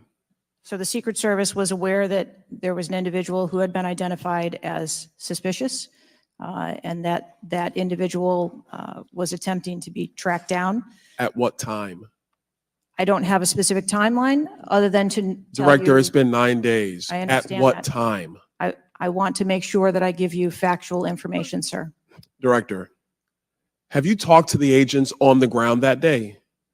Yes, I have. You've talked to all of them. Mhm. Your senior team has talked to every agent that was on the ground that day. Yes, we have. Have they all corroborated the same time they identified the shooter or they were made aware of the shooter, either by attendees in the crowd or local police department?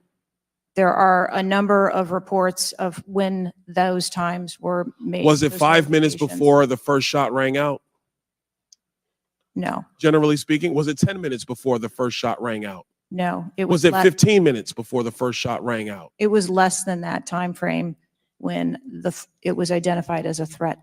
How many days before the shooting took place did Secret Service actually do their advance work to secure the facility that the rally was going to be held at?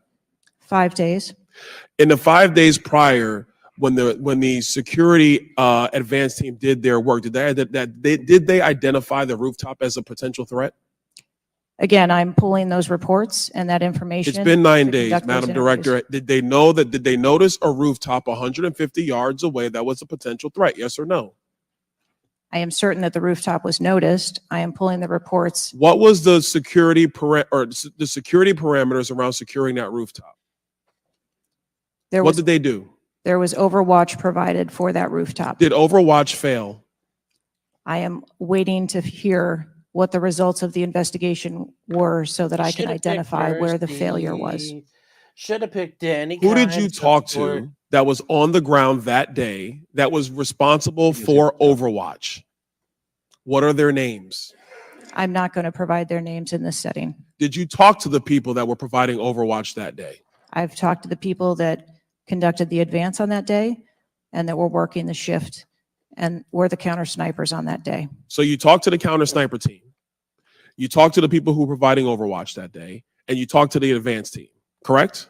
Yes, sir. What did they tell you? We are putting together a comprehensive report so that I can identify exactly where the gaps and the failures. When the counter sniper team was on the roof and they identified that there was suspicious activity on the roof in question, what was the chain of command's orders around the person on said roof?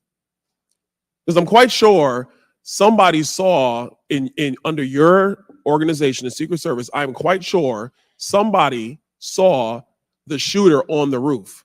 So what was the communication through the chain of command to deal with said person? What I can tell you is that when the individual was identified by the counter sniper, they took one shot and neutralized that individual. But that was after the shooter already took a shot. Is that correct? That is correct. So what you're saying now is that the Secret Service did not see the shooter on the roof until after the shooter took a shot? I do not have all of those details at this time. If you don't have those details after 9 days, Director, then what you're telling me is that you guys didn't see it. Is that correct? I am telling you, I don't have all the details of the sequence at this time. Director, it's been 9 days. Either you have the information or you do not. Is that correct? We are still in the process of conducting interviews and an investigation.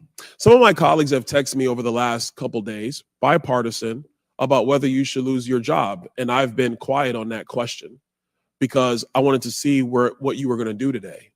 In my opinion, you do need to be fired. immediately. And it is because this is gross incompetence. And the fact that it's been 9 days, and these are simple questions to answer. I'm quite sure if I asked any one of my kids if they got in trouble and I told them to give me the details, I would get more answers from them than I'm getting from you right now. I'm not so sure about that. And that's what's frustrating on a bipartisan basis, on a nonpartisan basis. This is a joke. It's And Blasty, Director, it's you're in Blasty charge, Overlord. and Yes. that's why you need to go. Mr. Chairman, I yield back.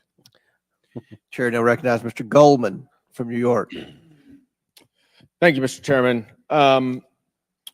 Director, I want to follow up and just understand a little bit why there is so much information about this out in the public, including some from you and your communications team, and yet you're here pursuant to a subpoena under oath in front of Congress, and you're unable or unwilling to answer some of those same questions. Can you just explain why you are answering so many fewer questions here than you have to the media?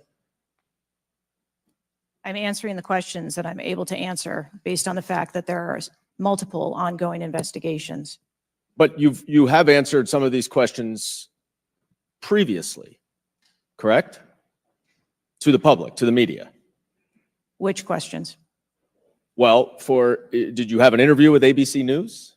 Yes, I did. Okay. And did you explain the interaction between local law enforcement and the Secret Service, and that local law enforcement was responsible for securing the perimeter of the building where the shooter was?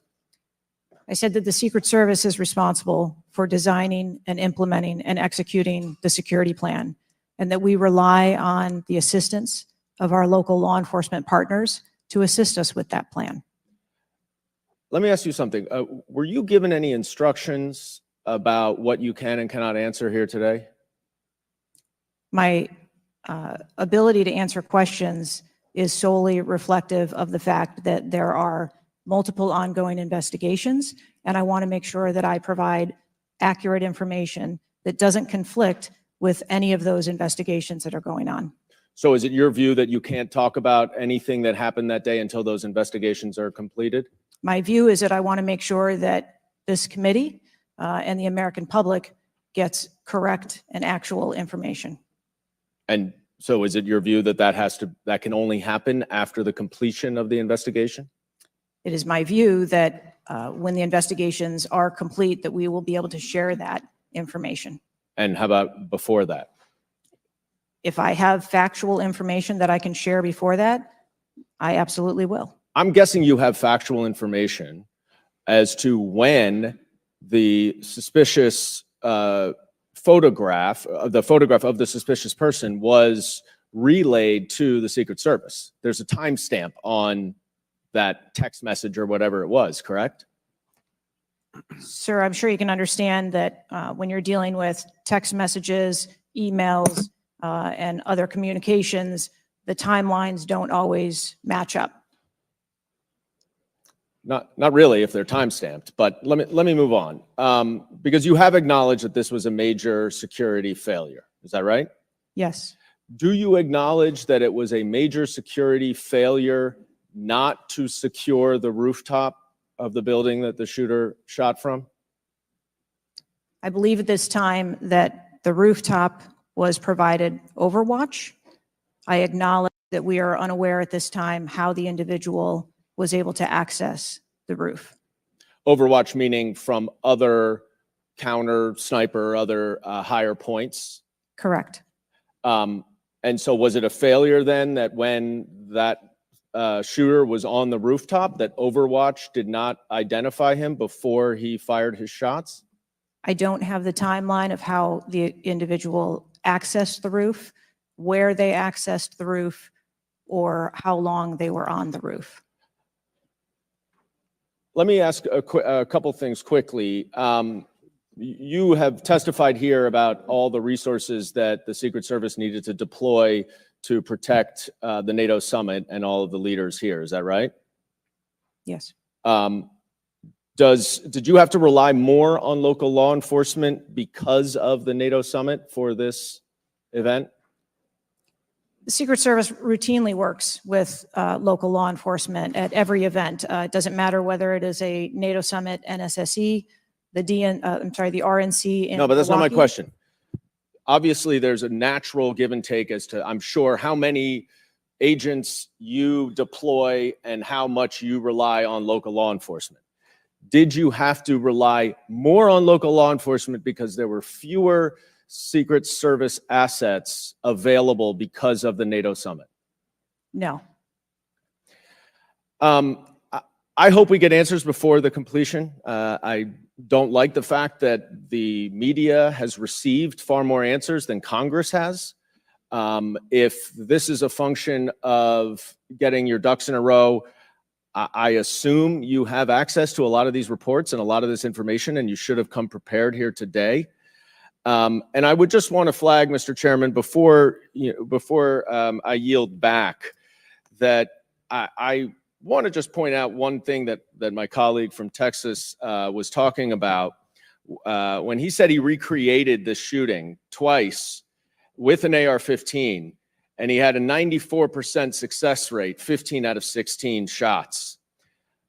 I don't know why that doesn't convince him that we should get rid of AR-15s. Oh, fuck but off. Clearly, Fuck off. we need to do something about the prevalence of AR-15s and weapons of war on our streets. And I yield back.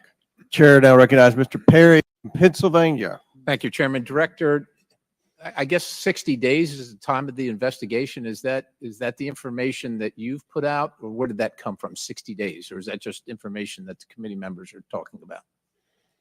I stated that earlier today. I've asked. Okay, my 60 team- days. So are you receiving regular updates? You're in charge of the Secret Service. This is about your organization. What happened 9 days ago? Are you receiving regular updates from the FBI on their investigation? Yes, I am. So you know some things are true, some things are probably not true. We want to talk to you about the things that we're hearing about and find out if they're true. Have you've been in contact with the FBI, then you're getting I'll be right back, updates guys. on a daily basis, right? Yes. Based on what you said. Okay, so, and are you confident that the person in question, Mr. Crooks, was the only person firing that day against the president or the crowd? Is he the only one? I'm not asking you yet if he acted alone, but is he the only one? Or can you say that with certainty to the American people? That is the information I have at this time, yes. Okay, does it appear he acted alone? That's the information we have at this time. Okay, now let's talk about the fact that he was noticed as a person of interest, of concern, suspicion, as you say. Your PI team, how do they stay in? There's a sea of people. How does the PI team get to that individual that's in question in the sea of people? How's that individual tracked? Our protective intelligence teams that work at our sites are paired up with a local police counterpart. And so they work in conjunction together. So they just follow them around, or let me ask you this. Looking at the site, you have multiple perimeters, right? You have the secure perimeter, the inside perimeter, you have multiple secure or multiple perimeters. Was the AGR so-called building the highest location affecting the site of the rally? Was it the highest location? I believe the highest location at the site was where our counter snipers were. What about the water tower positioned. adjacent? What about how high is the water tower? I don't have the height on the water tower. Okay, seems like water towers are pretty high, at least in the photo. It looks like there might actually be a building right behind the AGR building that is even higher than the building that Crooks fired from. You're familiar with cover, concealment, and defilade, right? You're familiar with those terms? Yes. So how would your sniper team or your PI team track the individual and give vectors to Secret Service on the PI team to get to that individual to question him? And how would you cover the defilade, the cover and concealment of low areas that you can't see from where your sniper team immediately adjacent to the president were sighted? How would you do that if you're not up on the high ground? So when our counter sniper teams go out and conduct an advance, they have a methodology and provide a grid system that our response teams are able to vector in if they see something that is troubling. So when Mr. Jordan asked about the assets that were requested, let me just ask you about assets requested. Were were aerial assets requested for this event from either the Secret Service or state police or anybody else, drone, manned, otherwise? Aerial assets, were they requested? I can't speak to what the local Just asking police if they were may requested. have conversations with the local police, but I can tell you that the assets that were requested from the Secret Service for the site that day were all granted. But were aerial assets required? I didn't ask if you used them or what you used. Were they requested? Overwatch was requested and that Aerial, was provided. is that aerial? Because Overwatch could mean on the water tower or not on the water tower. Can you be specific, ma'am? I'm running out of daylight here. I understand. If you're asking me about specifics, whether or not there was. Is it not clear what I'm asking you? Were aerial assets requested by the president, by Secret Service, by anybody? Were they requested? The Secret Service, we felt that we had a good plan in place. Okay, fair enough. How about K9 assets with bomb sniffing or explosive sniffing capabilities? Requested. I didn't say they were present. Were they requested? Those requests were fulfilled. They were requested and fulfilled. Mhm. So was the Crooks vehicle inside any of your perimeters? No, it was not. It was not. How did you? So it was not within it was not. So what was there a device located on Mr. Crook's body to detonate the vehicle? That is the information that I have. So what would be the point of detonating the vehicle if it was not inside the perimeter? I have no idea what Mr. Crook's motivation was. Ma'am, the fact that you haven't, I'll close with this, Mr. Chairman, haven't even visited the site. I understand there are other things going on, but the culture of your organization, the culture that doesn't, do you know how tall the president is? How tall is the president? President Trump, how tall is he? He's over 6 feet tall. I don't know. Okay, so do you assign agents based on their ability to cover physically and carry, if necessary, the president of the United States when you assign them to this mission? Is that a parameter that is considered? I assign agents to work our protectees that are capable and have been trained by the Secret Service. I understand they're trained, but if you're not tall enough, it has nothing to do with, we're not mad at you, but if somebody's 7 feet tall and you're 5 feet tall, there's going to be a delta there that is problematic in protecting the protectee. And I'm asking, is that a consideration when these agents, not saying you, but when they're assigned to the protectee? The agents that are assigned to our protectees are perfectly capable. Okay, ma'am. So of the providing culture is what I'm protection. concerned about, because the primary objective here seems to be something other than securing the site, securing It's the principal, and securing the people at the. It's $208,000 a year to be a government lackey and be a yes man and to lie. So she's actually doing her job well. The site, and that's the concern based on the answers that you've given today so far. Without a yield, Mr. Chairman. Chair now recognizes Mr. Moskowitz from Florida. Thank you, Mr. Chairman. Thank you for this hearing. I want to thank Moskowitz, the like subpoena Bible? that you sent. I want to thank Ranking Member Raskin and your work, the letter you sent to the committee. And I also support the creation of a commission to get to the bottom of what happened. Director, I just want to give you an honest assessment of how this is going for you today. Did you happen to catch the hearing many months ago in education where there were a bunch of university presidents and Stefanik asked a very easy question and couldn't get an answer? Did you see that hearing?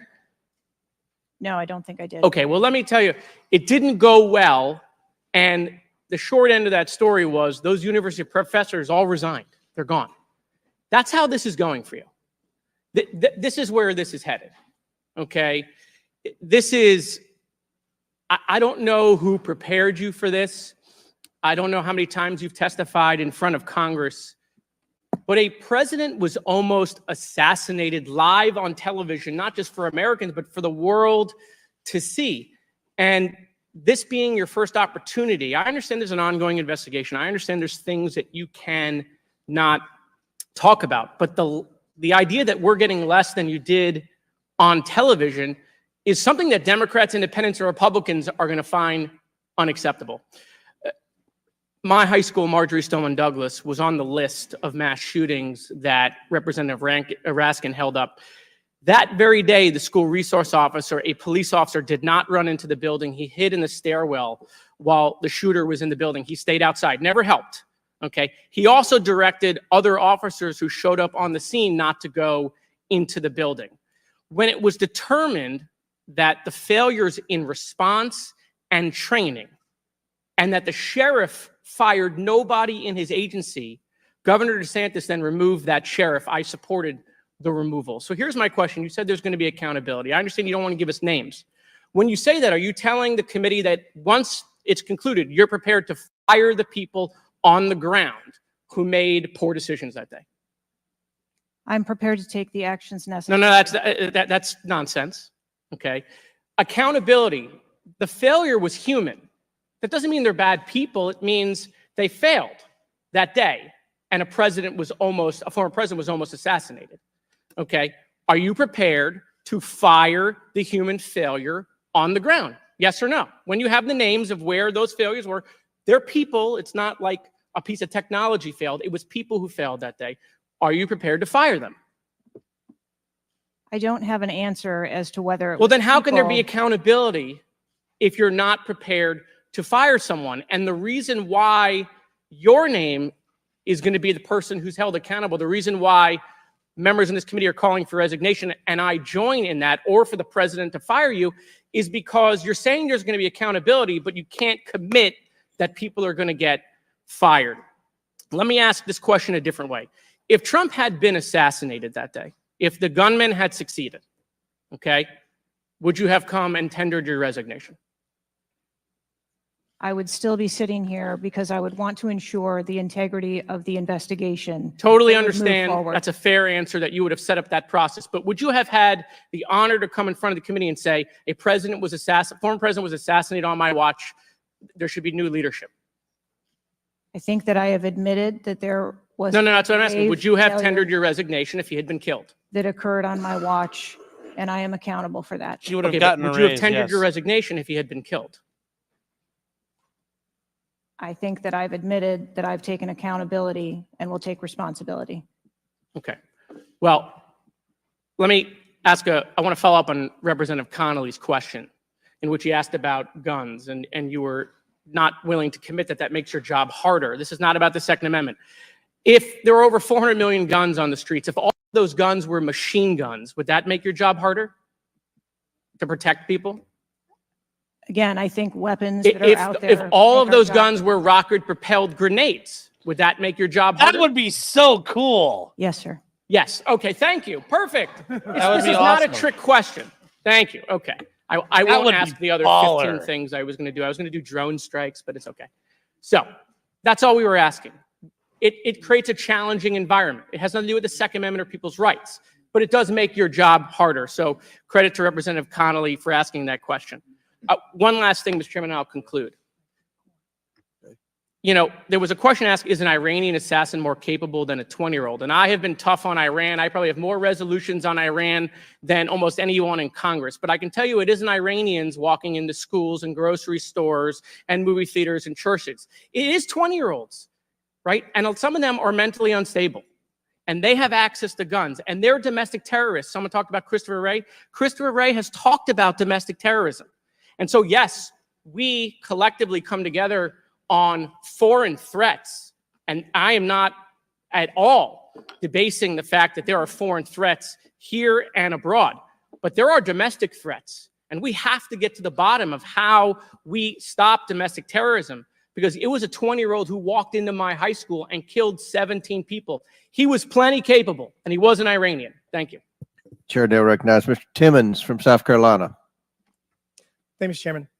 Director Cheetle, we've asked you a lot of questions and haven't really got a lot of straight answers. I have intentionally created a line of questioning that I think that you can answer.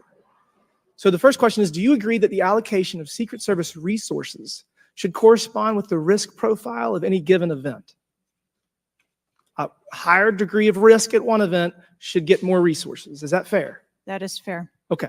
And when two events occur at the same time in the same geographic vicinity, that the risk profile of each event should be taken into account, and whichever event is greater risk should receive greater resources. That is correct. Okay, so I'm going to go over the Trump event. So this was publicly announced July 3rd, Butler, Pennsylvania. The venue is an outdoor fairground, open air, no existing security. The crowd size was expected to be tens of thousands. It ended up being over 20,000. There were general and specific threats from foreign adversaries. As the chairman of intelligence remarked, Iran has said they want revenge, as well as when President Trump was in office, he made a lot of people mad, terrorists to be included all over the world. And, you know, President Trump is the former president and the future president. So I would say that that is a fairly high risk event. Would you agree? Yes. Okay, let's conversely, the First Lady had an event at a casino in Pittsburgh, just a few dozen miles away. It was a dinner for the Italian Sons and Daughters of America. It was publicly announced on July 10th. What's interesting is that the casino is actually extremely secure. They already have magnetometers existing prior to this event even being announced. It was in a ballroom. And the size of the crowd, a mere 400. There were no specific threats. There may have been general threats. And the asset is the First Lady.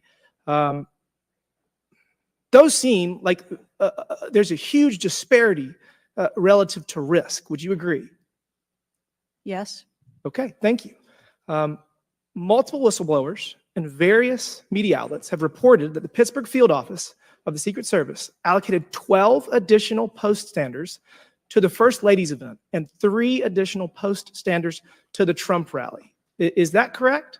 There were no assets that were diverted from the First So no. Lady's This is a very simple question. I'm not asking if anyone was diverted. Isn't that she knows for a fact that didn't happen? She's so damn sure. No, nothing got diverted. How do you know?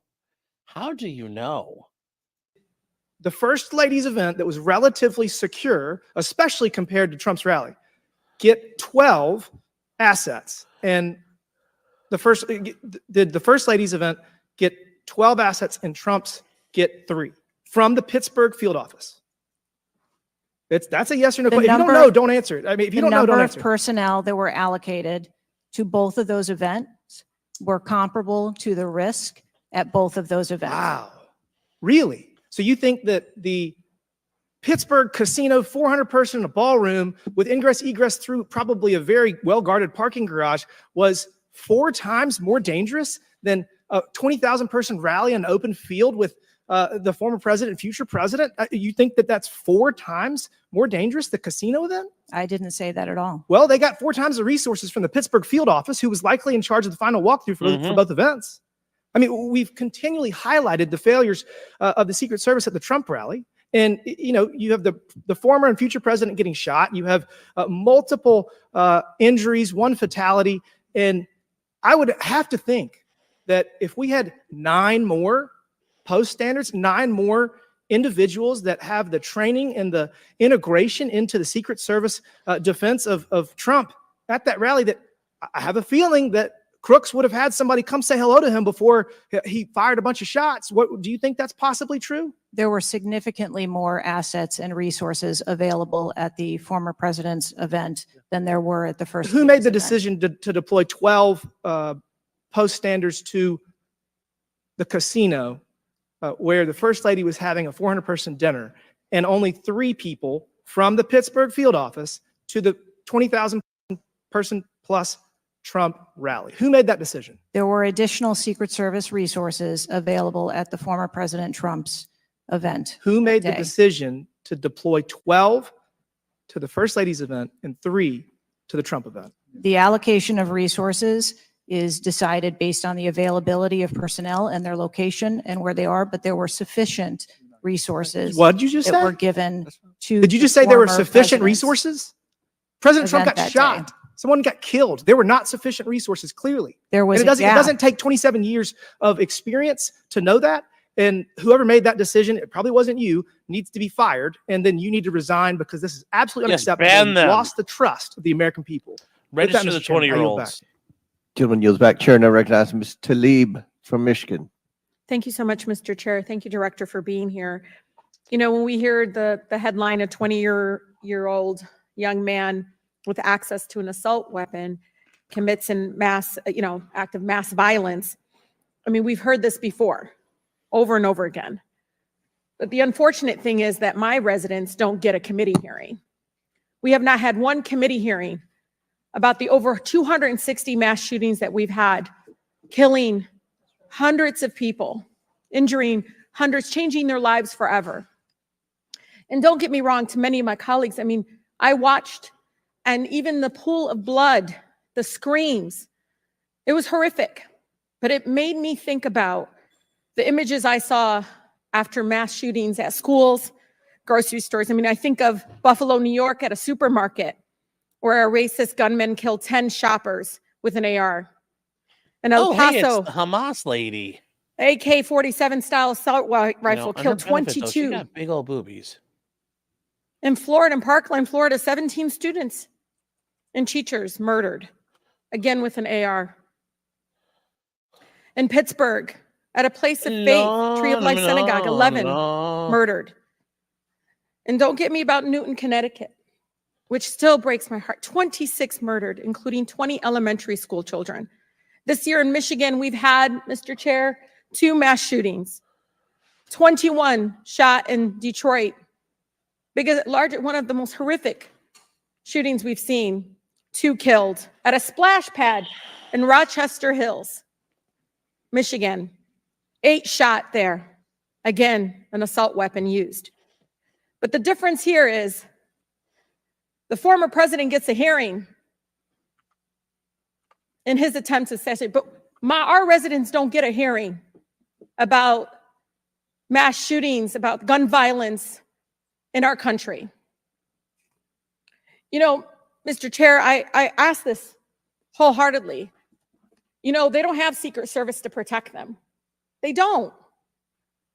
I don't have these mass agencies protecting our kids in the schools or the supermarket, movie theaters, or going to a block party in Detroit. I don't have that. We don't have that. But I can't believe we're just going to focus on that and not the fact that we're hearing yet again in the headlines, a 20-year-old young man having access to an assault weapon, a weapon of war. Many of my veterans say they have to be trained to use. No, you don't. But he can get it. I can Wasn't train a safely 12-year-old. stored by the parent, grabbing that gun, and innocent lives were lost. Director, I know you got asked about this, and I think it's important, though, you know, for us to hear this. But how difficult is your job when there's such easy access to assault weapons in the streets? I think the job of a Secret Service agent and officer. It doesn't matter because there's a lot of high-powered rifles sitting around. There are how many million rifles chambered in 30-06, 270, 243? Those are bigger threats than a goddamn AR-15. Is incredibly difficult. I think the environment we deal with every day and the dynamics of the threat environment is incredibly difficult. These are brave men and women who put their lives on the line. And a day like we had on July 13th is Chat a day is that always no on one fire. in my agency Never question. ever wants to have as their responsibility. It is an incredibly difficult job. Yeah, I immediately thought of the children in the audience. I mean, when you think about going to a rally with your family, again, their lives are forever changed. She probably didn't think of any of the Jewish children in the audience. She only thought of the non-Jewish children. And that's got to be awkward for this guy, Mouskowitz, because I guarantee you that's a Jewish guy sitting next to this chick, a Hamas ball licker. Oof, that's got to be awkward. Awkward. The incident are never isolated. I really believe these incidents are never isolated. And I know Detroit Free Press had reported that the 20-year-old Pennsylvania shooter looked up the 2021 Oxford High School shooting in Michigan. Can you comment on what information this shooter was looking up in regarding the tragedy of Oxford High School, where it took 4 of our high school youth there? I'm sorry, I'm not able to. The FBI has those details. So you can't even tell us, I mean, was he looking at the type of weapon? How many? Yeah, unfortunately, I don't have those details. Do you have, I mean, did they share that with you though? I don't have the full content of what She's his entitled to her searches were. 5 I think that minutes. they are She still has in to the get them. process of examining all of his devices. Okay. Again, you know, again, the impact, I want to be really serious about this. The impact on our families is more than just this political rally, Mr. Chair. We have to talk about this, even if we're in disagreement. Let's talk about it, because I've seen statistics that show that we could be saving lives now if we ban these weapons of war from our from being able to buy it at the local store down the street. I mean, we just can't continue to allow this to happen. And unfortunately, my residents are not former presidents of the United States. They don't get a hearing. They don't get Secret Service, any of that. And even among those that are expressing the failed in the system, they just deserve better. They truly do. Thank you, and I yield. Chair now recognize Mr. Burchett from Tennessee. Thank you, Mr. Chairman. Ms. Cheetle, the shooter was set up on the roof of the AGR International building, as we know. Was the roof identified as a potential vulnerability days before the rally? To my knowledge, yes, it was. Were agents or officers inside the building? If so, what floor were they on? We had local police officers inside the building.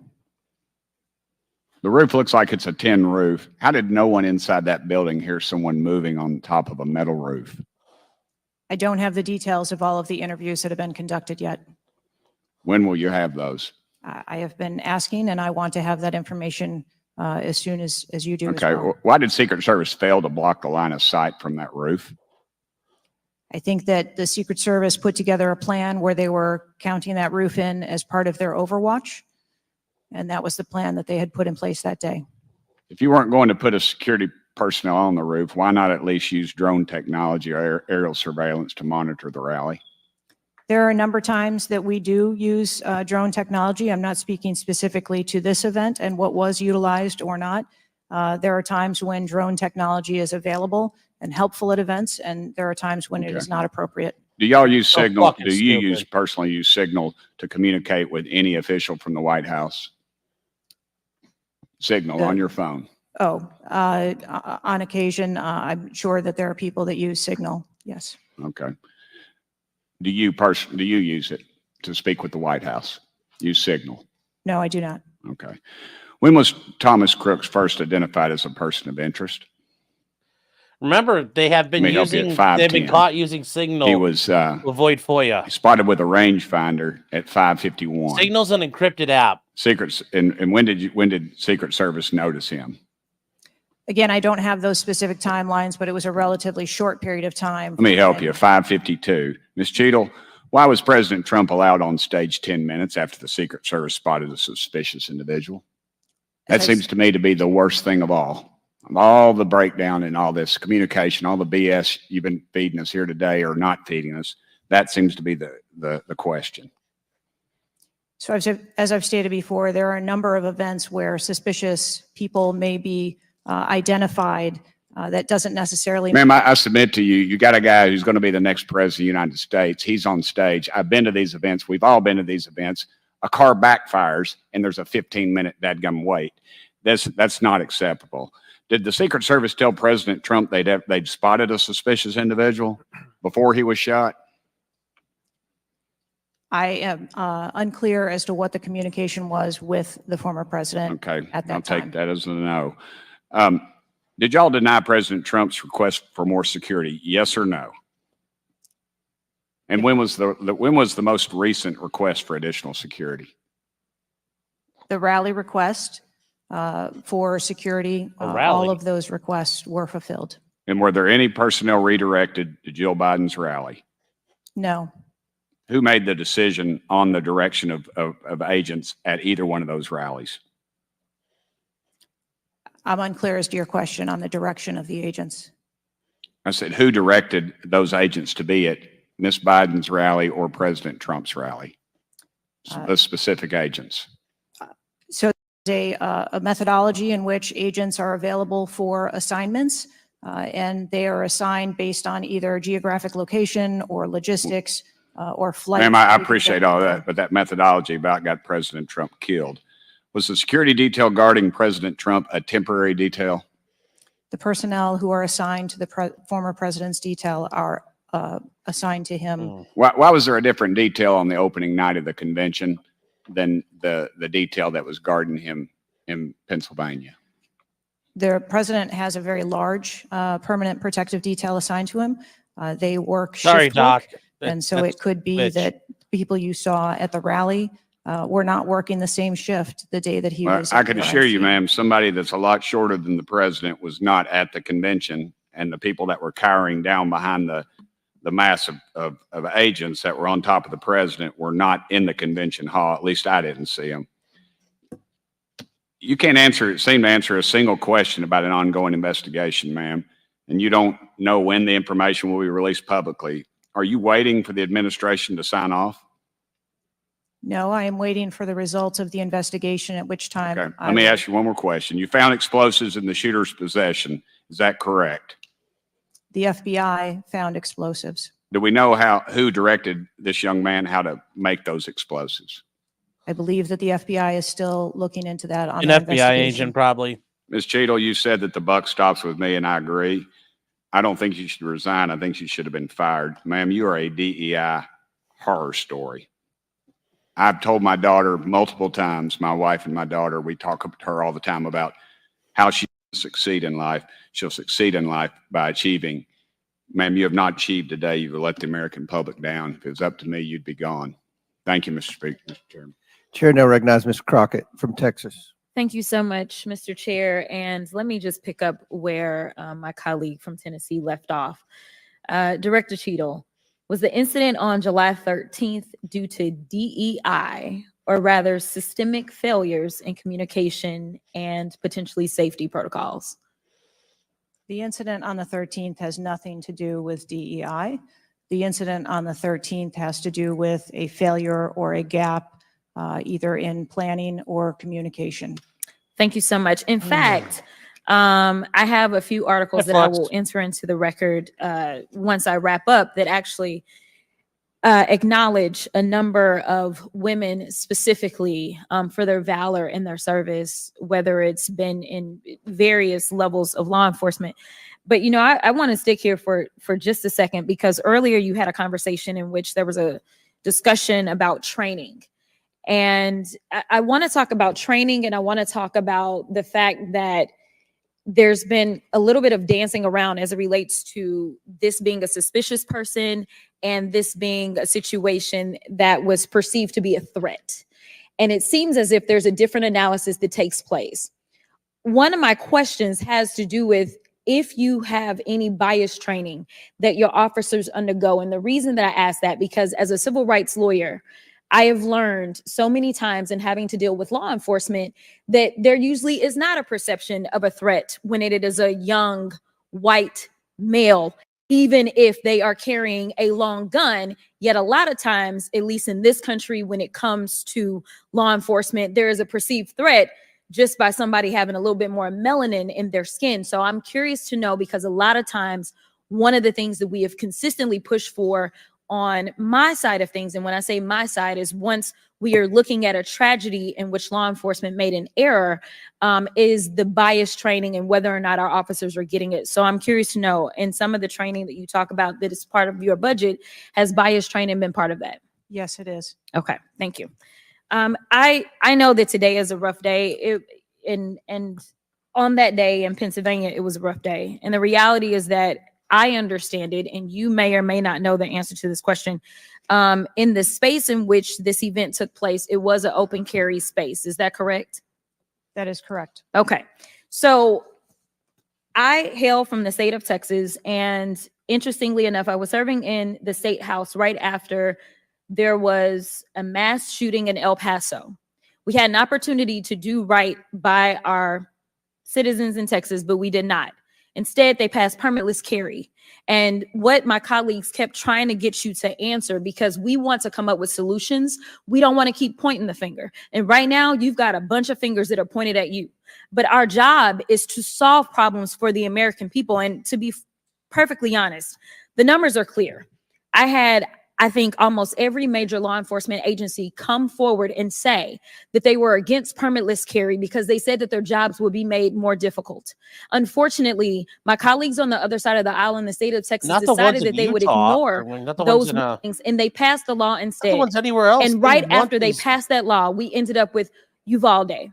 And we heard the stories of those officers that were scared to go in and save those babies because of the firearm in which that in that case, 18-year-olds had in his hands. They also were given an opportunity to say, hey, raise the age and make it to where at least you have to be 21 before you can possess this type of weapon. And they chose not to. And we have the facts. It shows, and I'll enter this into the record as well if there is no objection, deaths from firearms keep climbing in Texas decades after lawmakers began weakening gun regulations. That is from the Texas Tribune. Without objection, so ordered. Thank you so much. The last thing that I'm just going to make a point of saying is that we all care about this issue because we know that there has been a spike in violence, political violence in this country. Are you aware of the fact that the numbers are higher right now? Yes. Okay. In addition to that, and I'm going to point a little blame at ourselves because right now you got all the fingers pointed at you. But the reality is that we have a number of congressional members that are consistently engaging in violent rhetoric, and it needs to be toned down.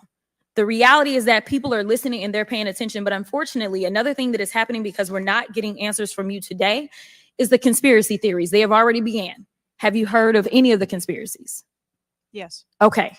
The problem with these conspiracies is that when people believe that, say, the president of the United States ordered a hit, or they believe it was an inside job, or whatever conspiracies they believe because they don't have any facts in front of them, that potentially incites the next level of violence at the next event in retaliation for this. So we are only begging for your job as it relates to being the director, as well as the men and women that you are protecting as their director, that you them safe by making sure that the American people have the information that they need so that they can feel as if Secret Service is on the side of the American people. And ma'am, I don't doubt that Secret Service is on the side of the American people. But right now, so long as these conspiracy theories continue to fester, it is going to make your job that much harder. Thank you so much, and I yield. Chair now recognizes Ms. Marjorie Taylor Greene from Georgia. Thank you, Mr. Chairman. Ms. Cheetel, I'd like to remind you that you're under oath. The site team has a senior supervisor, an advanced team, a protective intelligence team, a counter sniper element, and detail. Who was the agent in charge? How long has she been the agent in charge? And what is her Secret Service background? So I'm not going to provide a name. Why not? You're here to answer our In this questions. forum, I'm not going to provide names of. You stated in your testimony, you said, I am here today to answer your questions. That is correct. Answer the question. I'm not going to provide names of our personnel. To Why this not? committee today. The American people are demanding these answers from you today, Ms. Cheetle. I will do the best to provide you accurate information based on the facts that I have at this time. You're not answering our questions. The advance element coordinates with other intel or law enforcement partners, identifies threats and weaknesses at the sites and movements. We'd like a copy of the advance report. Have you brought it here with you today? We will comply with the request for the documentation that has been requested. When will that be, Ms. Cheetle? Because you should have brought it It's not today. right now. I am certain that our personnel are working on obtaining all of Where the that hell is it? I don't believe you, and neither do the people watching this hearing. You're not doing well, as Mr. Moskowitz informed you. It's all You've been political sitting theater, here for though. over 3 hours, and I have you know the entire country is demanding you resign and demanding that you be fired if you do not resign. Things are not going well for you. You need to answer the questions. Was there a protective intelligence team, and what technical resources were utilized for that event, specifically drone or helicopter assets? There were a number of technical assets that were deployed for that event, and there was a protective intelligence team that was assigned to that event. Why was Crooks able to fly a drone over the entire area the day of the rally and the day of his assassination attempt? To my knowledge, he did not fly the drone over the entire area. How did he fly a drone over the area, period? Any part of the area? Again, I would have to go back and check the timeline of when that took place and when the event. Why didn't you bring the timeline with you today to answer our questions? Hey, I Dolly. don't have all Hi, of David. the answers on the timelines based on the criminal investigation. Were you not prepared today to answer our questions? I am prepared to answer the questions based on the information and wanted to be able to provide. Do you have a timeline do you have a timeline at all from any of the day? I have a timeline that does not have specifics. That's shocking. That is absolutely unacceptable. That means you are a failure at your job. Let's talk about things that are Well- prohibited in Trump rallies. And I've been to a lot of Trump rallies. Let's go back. I want to hear that again. Oh, something went wrong. The hell happened? That was weird. Crashed out. All right, hold on, guys. That was weird. Considered to be a threat. A man with a That was gun weird. The whole thing shitted out. We're gonna back this up a hair. at his phone and using a range. Do you have a timeline do you have a timeline at all from any of the day? I have a timeline that does not have specifics. That's shocking. No, that I've is got shit I gotta get done absolutely today, guys, so we're not unacceptable. watching Karen Reed. That means you are a We'll watch failure it later. at your job. Let's talk about things that are prohibited in Trump rallies. And I've been to a lot of Trump rallies. Backpacks and bags, bicycles, firearms, any type of weapon or any other item determined to be a potential safety hazard, like a range finder would be one.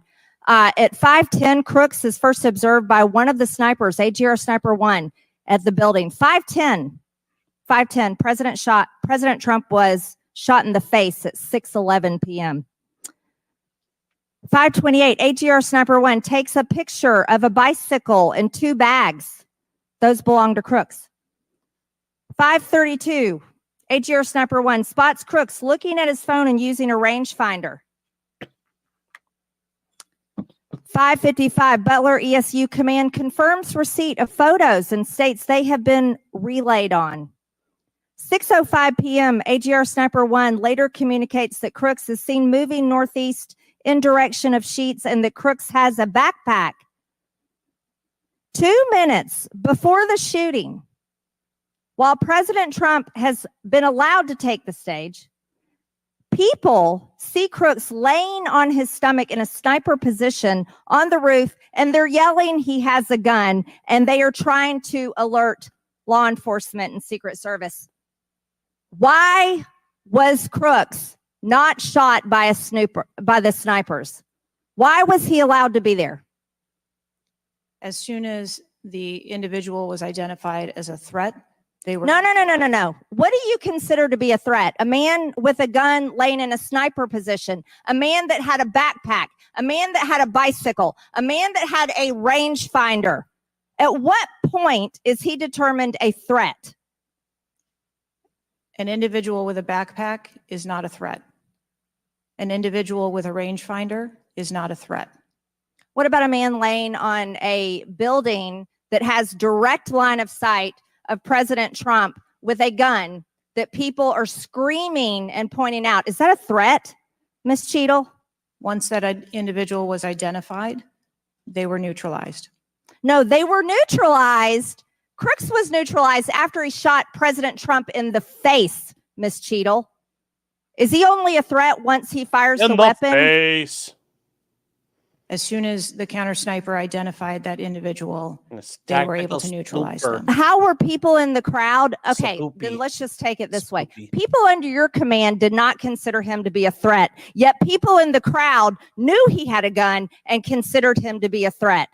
That means that you are a complete failure as the director of the Secret Service, that people under your command don't perceive a man laying on a roof with direct line to the president with a gun. They don't perceive that to be a threat, yet the people in the crowd do. How is that possible? That's the last question, but please answer the question, Ms. Director.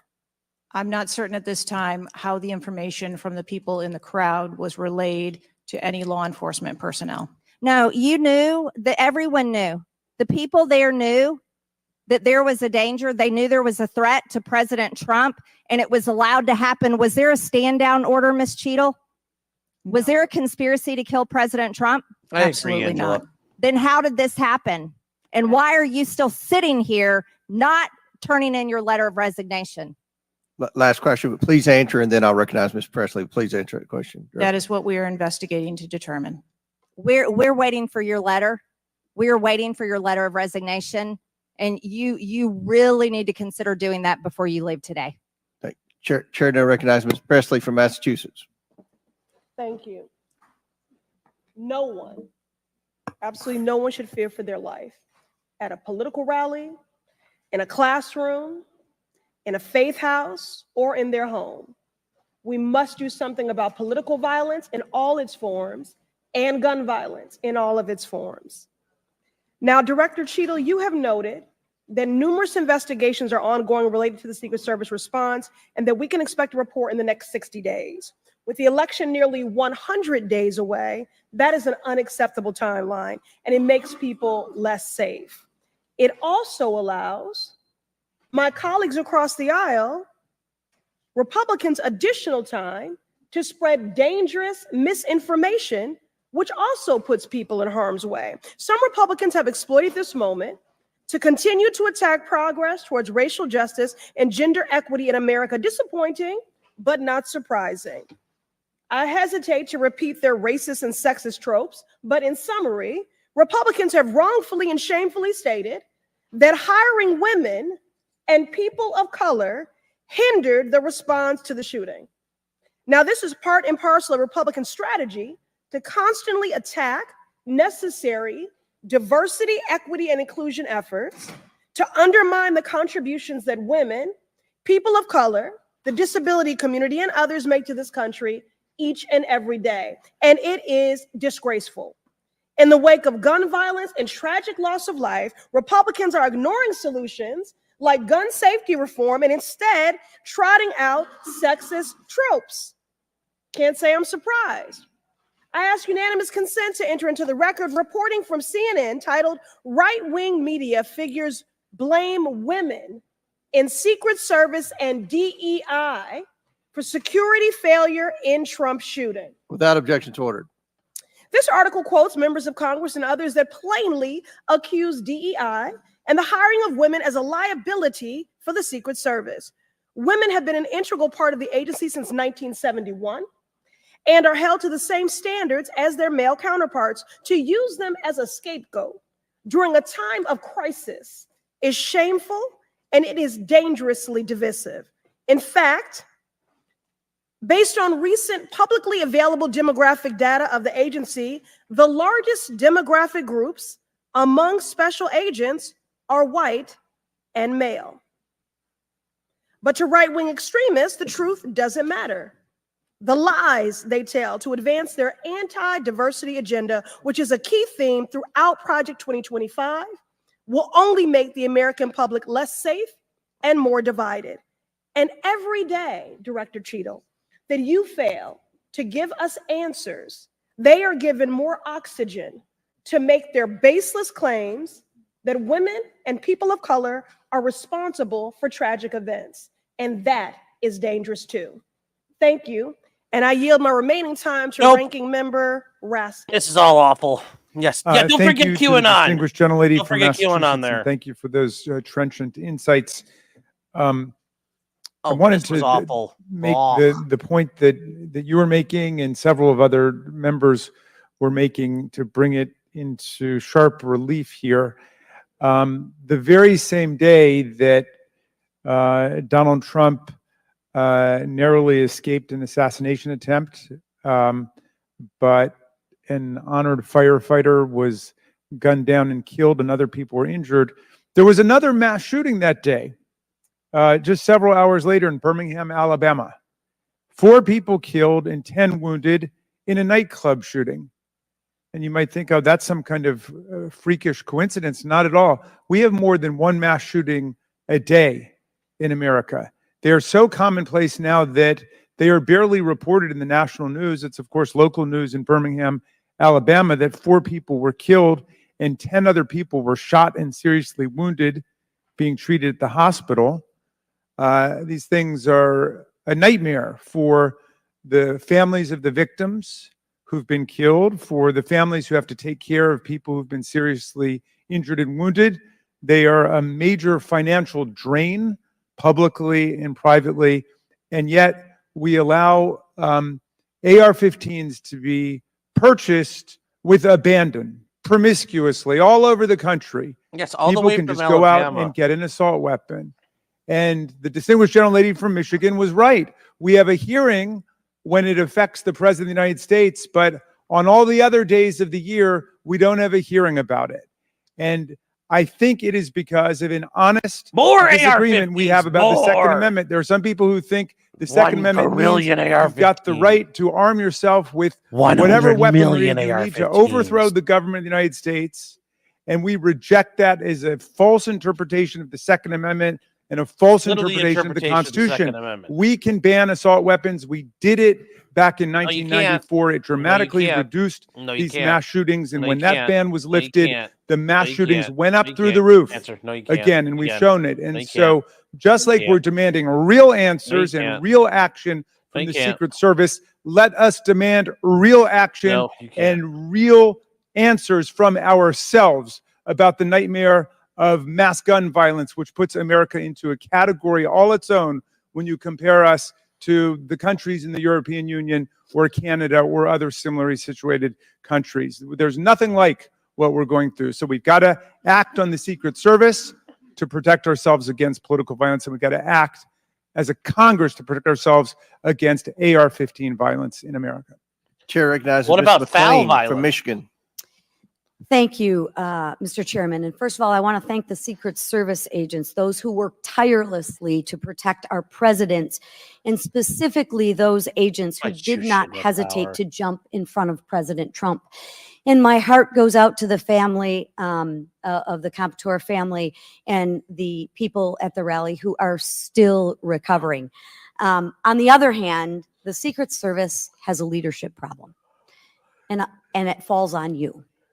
And although I appreciate your hollow words that the buck stops here, I was actually hoping for some answers. More Director like Cheetle, stops you here. must answer to the American people if you want Like to Don stay in Cheetle? charge. It's really, really simple. You want to keep your job, right? Absolutely. Okay. The best way to keep your job is to answer the questions, not play this shell game, not sing the Slim Shady song. Wasn't me. I mean, come on. How long did That's you prepare Shaggy, for not this Slim hearing? Shady. I've been preparing for this hearing over the weekend and into last week. Okay, 5 days? Come 6 on. days? It wasn't me. It was my Shaggy, not Eminem. Jesus.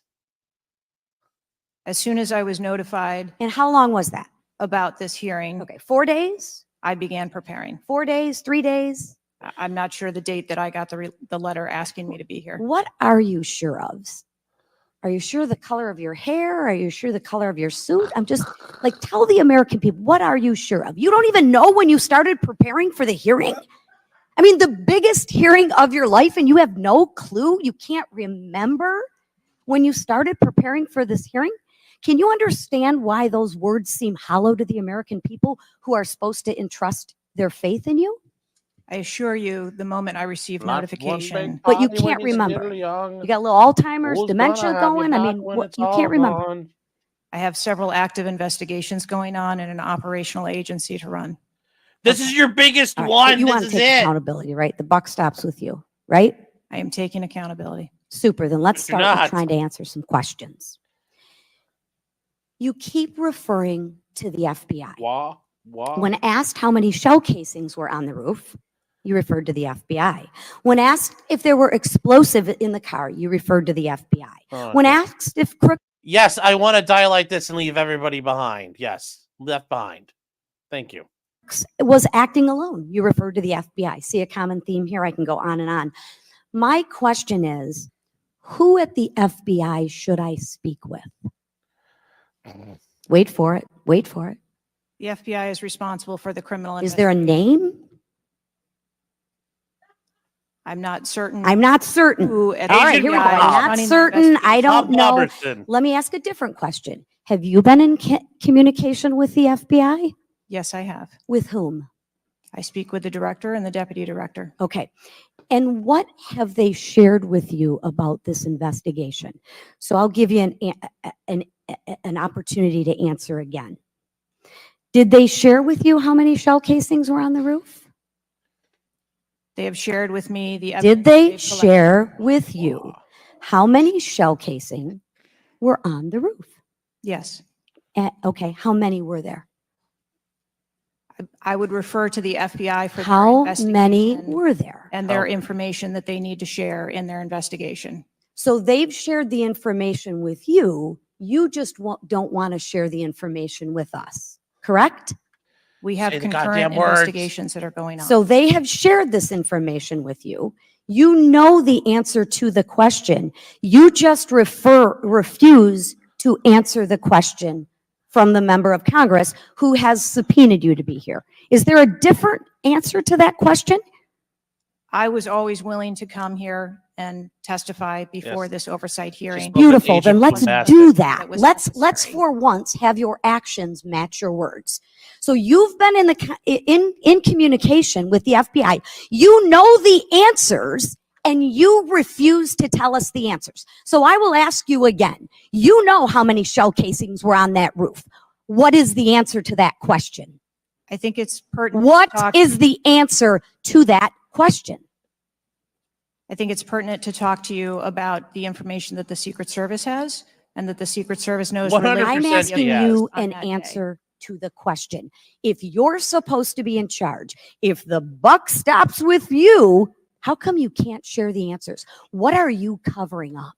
What are you hiding, my friend? I'm not covering anything else. Then why can't you answer a simple question? I would leave it to the criminal investigation to answer questions related to that. When you talk to the FBI and you ask them how many explosives, well, let me ask you, did you ask them how many explosives were on the roof? Did they answer that question? Or in the car, excuse me. Did they answer that question for you? Yes. Yes. So you know the answer to that question that my colleagues have asked you. But again, you refuse to give us the answers. You're playing this wasn't me. Well, I submit to you, if you can't, and it's not a can't, it's a won't. It's not a can't. It's not a I don't know.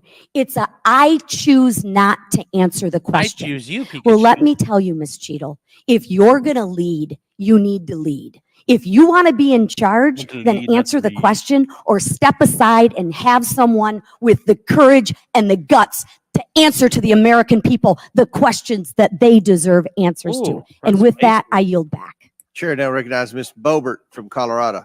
Thank you, Mr. Chairman. I'm going to continue down that vein.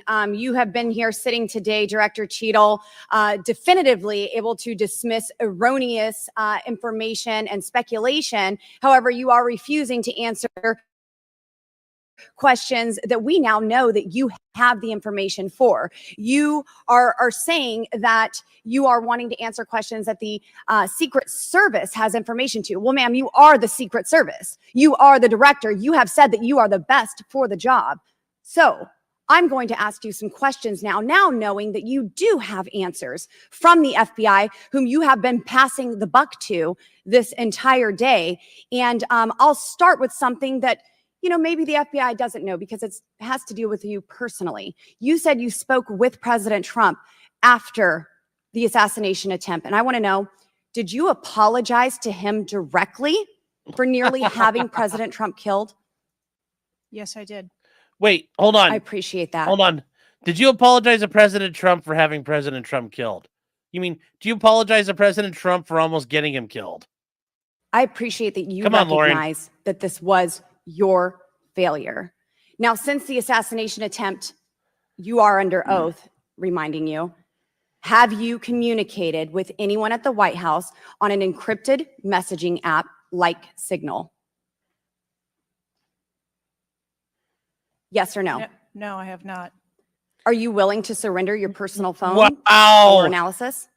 Wow, that took her a second. That took a second. Are you using Signal? If she's not using Signal, she's using another app. But, oh boy. If I am required to do so. Okay. I will look into making that request because I would like to see your personal phone to see if you're communicating over encrypted messaging apps. Have you ever turned down enhanced security requests from Donald Trump's detail, his special agent in charge, Sean Curran? you ever turned that down? No, I have not. Have there been, has your team, has the Secret Service? Maybe not you personally. I believe, as I mentioned earlier, there are times when requests are made for And you have assets, denied them. They have been denied. and a denial doesn't Has the Trump necessarily campaign mean- made requests for additional assets that have been denied? Denial doesn't mean vulnerability. Have there been additional requests for enhanced security at Mar-a-Lago? We have made a number of enhancements to. You the confirmed that there were security. bomb sniffing dogs that were provided. You failed to confirm if there Bomb were sniffing aerial dogs, that's not security good. surveillance assets that were provided. So yes or no? Was that provided? At the rally? At the rally, yes, ma'am. We had Overwatch provided at the rally. You've confirmed that the assassin was identified as suspicious 57 minutes prior to the shooting. Was the suspicious individual ever approached by an agent? Was any contact ever made with him? Not to my knowledge. Is that the standard protocol for someone who is identified as suspicious? The protocol would be to locate the individual and. And you said that conduct he an was interview. located 2 to 5 times approximately? No, I said that the information was passed potentially somewhere between 2 to 5 And he was never times. located by an agent? To my knowledge, that individual was not located by an agent. We have dozens of rally goers who have identified him and not one agent on the ground. There are many, many, many agents on the ground, local law enforcement, Secret Service. No one was able to identify him and have sights on and see him. What I'm saying is that the agents that were on the ground at the time, I have no knowledge that they were able to interview him or locate him. Thank you. Was there a local law enforcement officer who approached the roof and saw the shooter and saw that he was present on the roof? That is the information that has been shared with me. Have you spoke to that local law enforcement officer? No, I have not. Are you going to? It is part of a criminal investigation that the Are you going to- FBI is interviewing those individuals. Were agents stationed on the water tower? No, Why?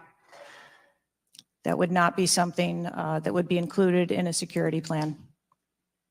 Has the man who is reported to have been present wearing a gray suit who allegedly requested a photo of the dead body of the assassin on top of the AGR roof been identified?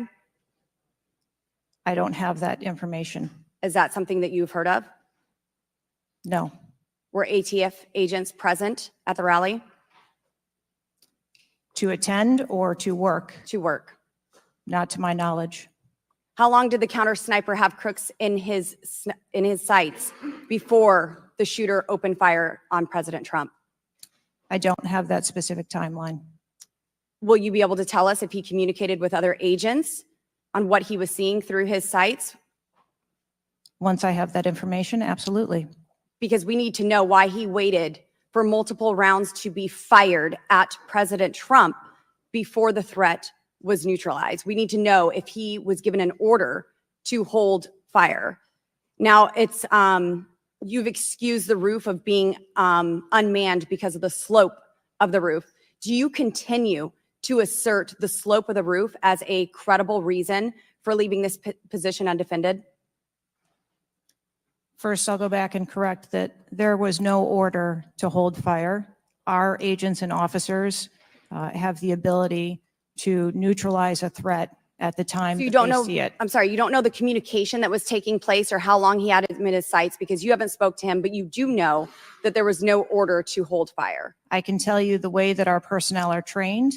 They are trained on the use of force scale that when they see a threat, they are authorized to neutralize that threat. They don't have to ask for permission. You excuse the roof being unmanned because of the slope. Do you stand by that assertion? The roof was not covered with an individual on it because there was overwatch provided. Apparently not. No, there was no overwatch provided. This is very evident. President Trump was shot. A man died. There was no oversight provided. I find this rather maddening, especially now knowing that you do have answers from the FBI, who you have been passing the buck to this entire hearing, not answering a congressional hearing, members of Congress, while you are under oath and under a subpoena. I find it maddening that the director, that our country has come centimeters away from oblivion under your watch. You have answers. You are refusing to give those to us, directing us to the FBI. And this entire thing is a waste of time. You are responsible for the loss of a life and the shooting that took place on President Trump. You do need to resign. This is bipartisan. You need to be fired. You do not need to hold this position. You are not the best for this job. I am over my time, but I cannot tolerate your watch any longer. And I'm going to continue to call daily for you to be removed from your position, ma'am. Chair recognizes Mr. Fry from South Carolina. Thank you, Mr. Chairman. Director Cheetle, how long have you been with the Secret Service? 29 years, right? That's correct. And how long have you been director of the Secret Service? Just under 2 years. During your tenure as director under the Secret Service, I know we're here today to talk about the assassination attempt on President Trump, but how many other security lapses have occurred with protectees under your watch? I don't have a specific number, but there have been some lapses. There have been other lapses. Was one of them Jake Sullivan? Yes, sir. What happened there? There was an individual who was able to access Mr. Sullivan's residence. His residence. A protectee, somebody was able to break into his house. And what happened? Did anyone get fired because of that? There were individuals who have been reassigned. Reassigned. What other steps have taken? What I'm seeing, what other incidents have occurred other than Jake Sullivan?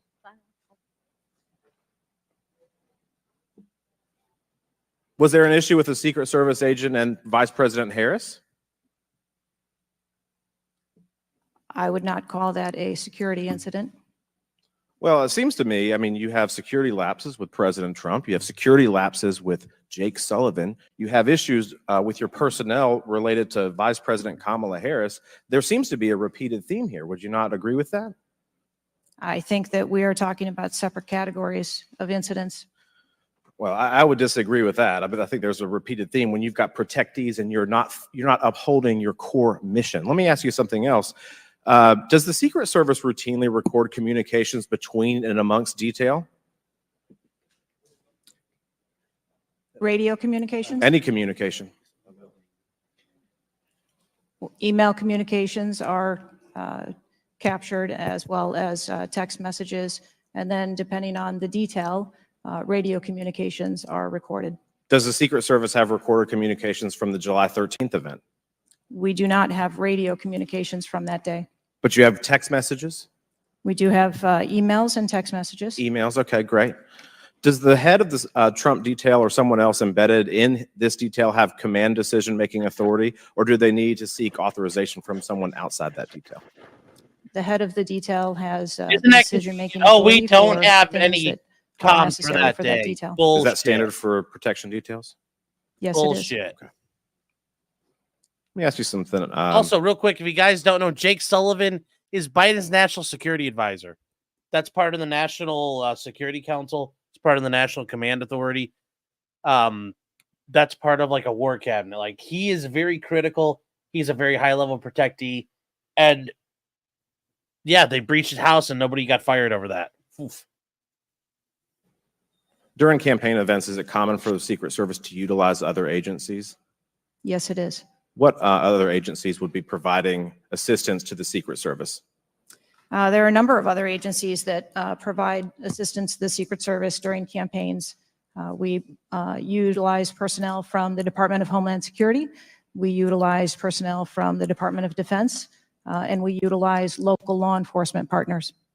Are you on the same radios? Do you provide the radios to all the assets that are taking part in protection of an event? We provide radios to the personnel from the Department of Homeland Security that are assisting us. But not local law enforcement? Local law enforcement is working on their own radios. Are you on the same frequency? We ensure that we have counterparts in the security room, and so the local law enforcement will place one of their personnel. That's actually not abnormal. Secret Service operates their own radio frequencies. They operate their own comms. They don't want local police fucking them up. They've always done that. That's never been an issue. In the security room with our personnel so that we have interoperability communications. Let me ask you something just about the timeline, because I think this is really interesting that we can't nail that down. I mean, I think there are lay people out there with more knowledge about the timeline than you seem to come before a subpoena in front of Congress. Was Mr. Crooks observed at the AGR building prior to the shooting? He was observed on the grounds outside of our perimeter prior to the shooting. At approximately what time was that? You don't have to give me the specific minute, but at approximately what time was that? I believe it was about 45 minutes or so prior to.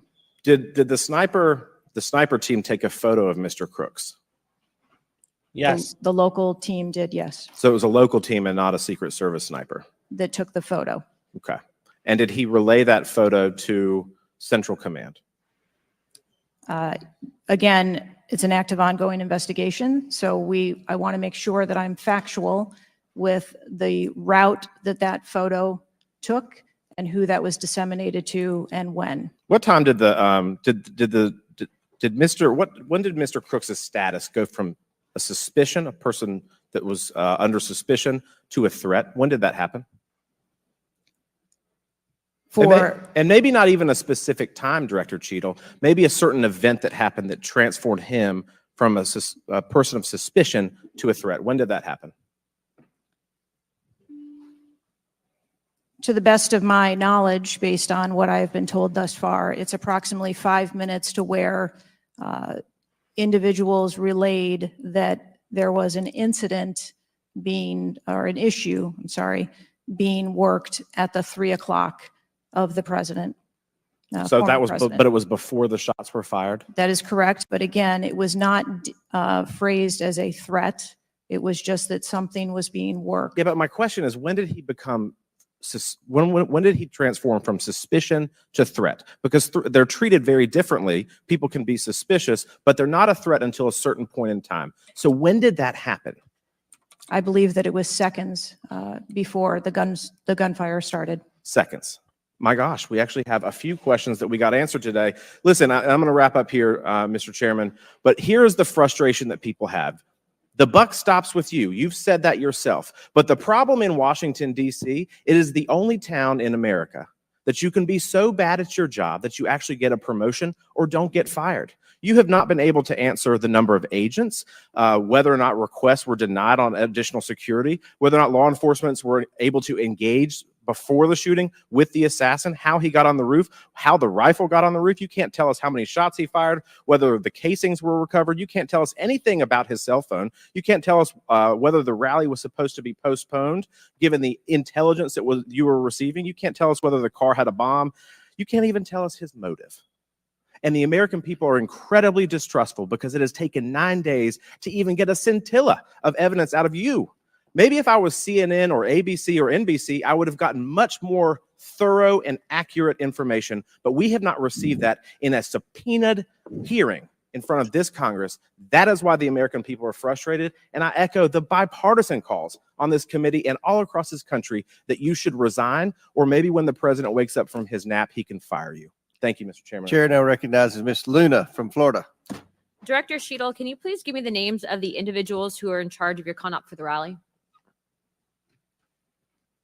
I'm not going to release names. Can you give me the today. titles? And how No. many individuals? No. Nothing? We had a full advance team that was responsible Who for are the, advancing how many the people site. are the final approval authority? There are a number of people Can you that give me a are number? engaged in approving. Can you the give me a plan. number? No, I do not have Okay. a firm number. Can you just confirm whether or not, I understand this is an open investigation, but in order to dispel conspiracy theories, have you guys been able to subpoena the shooter's Discord records, or has the FBI, to your knowledge? I believe that the FBI is working on those. Okay. Is it factual to say that you have not ruled out that the shooter was working with other people or persons? Again, the FBI is conducting the criminal investigation into Can the you, shooter. at least in an effort to dispel conspiracy theories, can you confirm or deny that? At this time, we do not have that there were any other people engaged. So you believe he's acting alone? I do. Okay. Have you been made aware of multiple eyewitness reporting that there was a second shooter on a water tower? I do not have any information related to any second shooter. Okay, the reason I asked that is because according to testimony from multiple witnesses, they did report that. And again, to my understanding, there were over 40 sniper teams that were briefed by the Butler ESU. And I want to make sure that people are aware, if you're saying that there's not another shooter, that we are able to clear that information, because from this whole entire briefing, it doesn't seem like much information has been able to get out to the American people. So I'm trying to dispel rumors, as I'm sure you understand. Was it true that Secret Service was present at the Butler ESU briefing? There was a briefing between the counter sniper teams that were working Secret on the Service ground. present? Yes, to my knowledge. Okay, I want to read you a report from people that seem to be throwing you under the bus and stated that they were in attendance and that Secret Service was not in attendance at the security briefing, according to individuals with knowledge, to also include that the AGR building where the shooter Thomas Matthew Crooks was located was actually not a part of their security perimeter for that. So there was not Secret Service present. It seems as though that when you were asked earlier from Rep. Kristamorthy about whether or not Secret Service was aware of a threat, you had said no, they were unaware of a threat. And yet, according to communications, again, from law enforcement that were in some of these group chats, they actually had reported that Secret Service was made aware of a threat at around 5:59 p.m. as a part of the command, including Secret Service, aware of messages and requests about information about the suspect's location. Can you please tell me if you have knowledge of that at all? Again, I think we're conflating the difference between the term threat and suspicious. But you guys did have knowledge at 5:59 p.m. according to those group chats, did you not? Of a suspicious individual. Okay. Chairman, in my opinion, according to some of the testimony today, I feel that you have perjured yourself in some instances. And so I'm going to ask for a full review of the transcripts by staff. And if you find that to be the case, I do ask that you bring perjury charges against the director.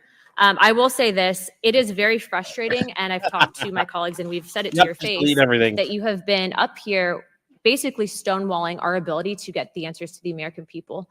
And what I will also say is that every single member of Congress does not feel safe with you in charge. You have heard that. And I think that we are all sitting ducks with you in directing the Secret Service currently. But more importantly, it sends a message to our adversaries that we are not protected. And we are one of the strongest countries in the world. So you have essentially made us a less safe country because of it.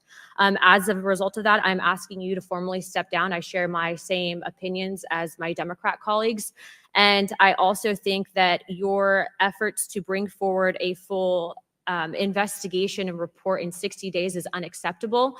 And as a result of that, I'm going to do everything in my legislative toolkit to ensure that that happens sooner rather than later. And I'm sure that you know that we brought a vote on inherent contempt against Garland for essentially blocking a congressional investigation. And I don't think that you should be any different. So I will say that I am just completely disgusted by your performance today. And I understand that you're probably in a position where you're being told not to testify, which is why we had to subpoena you. I think that goes back to Garland. But again, that is part of the flushing that we need to get out of Washington, and I would be happy to assist in that process. Chairman, I yield the rest of my time. Chair now recognizes Mr. Langworthy from New York. Thank you very much, Mr. Chairman, and I appreciate you bringing this hearing forward with subpoena.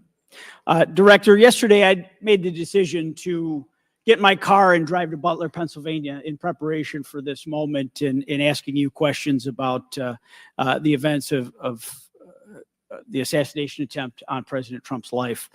I've done several presidential events in prior in my career, and I wanted to see this site with my own two eyes because I don't believe the video footage tells the whole story or looking at things on a diagram. And I was absolutely appalled when I went to the site.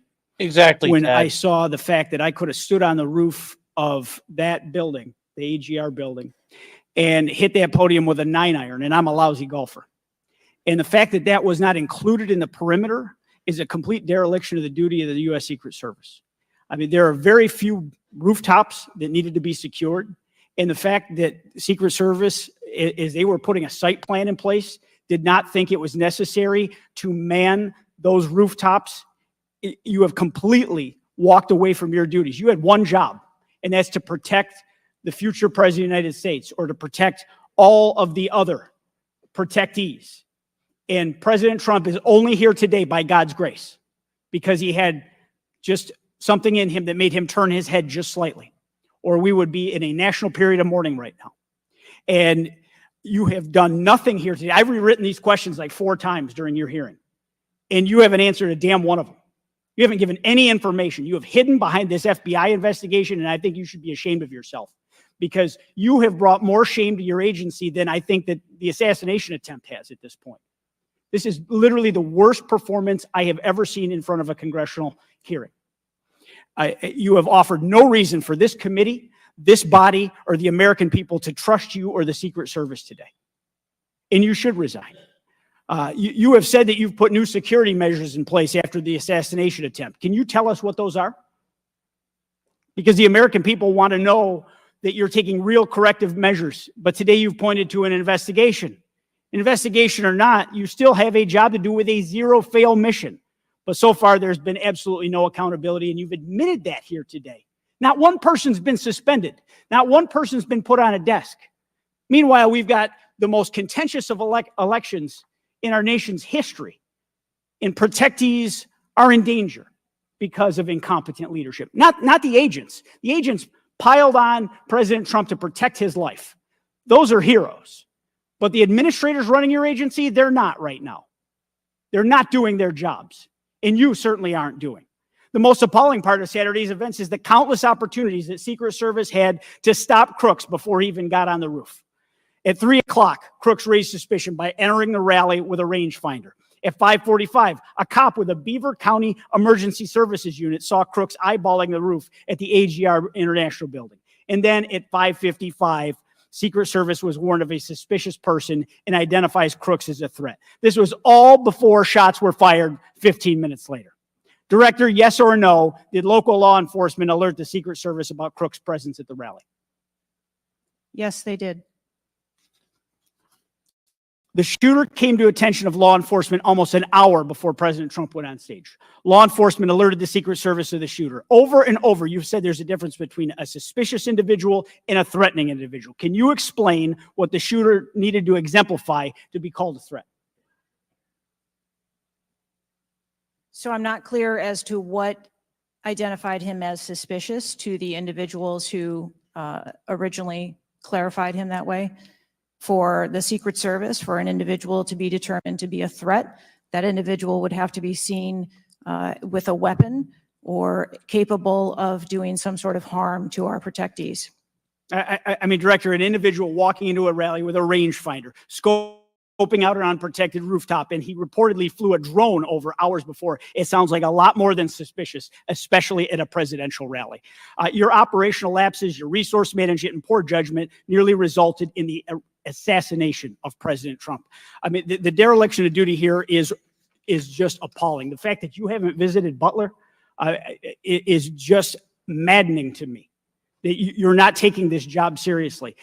Many people here have called for your resignation. I've introduced a resolution here into this body that hopefully will get a vote this week calling on the president to fire you, ma'am. You have not done your job. You have put 2 black eyes on your agency, and you need to go. Mr. Chairman, I yield back.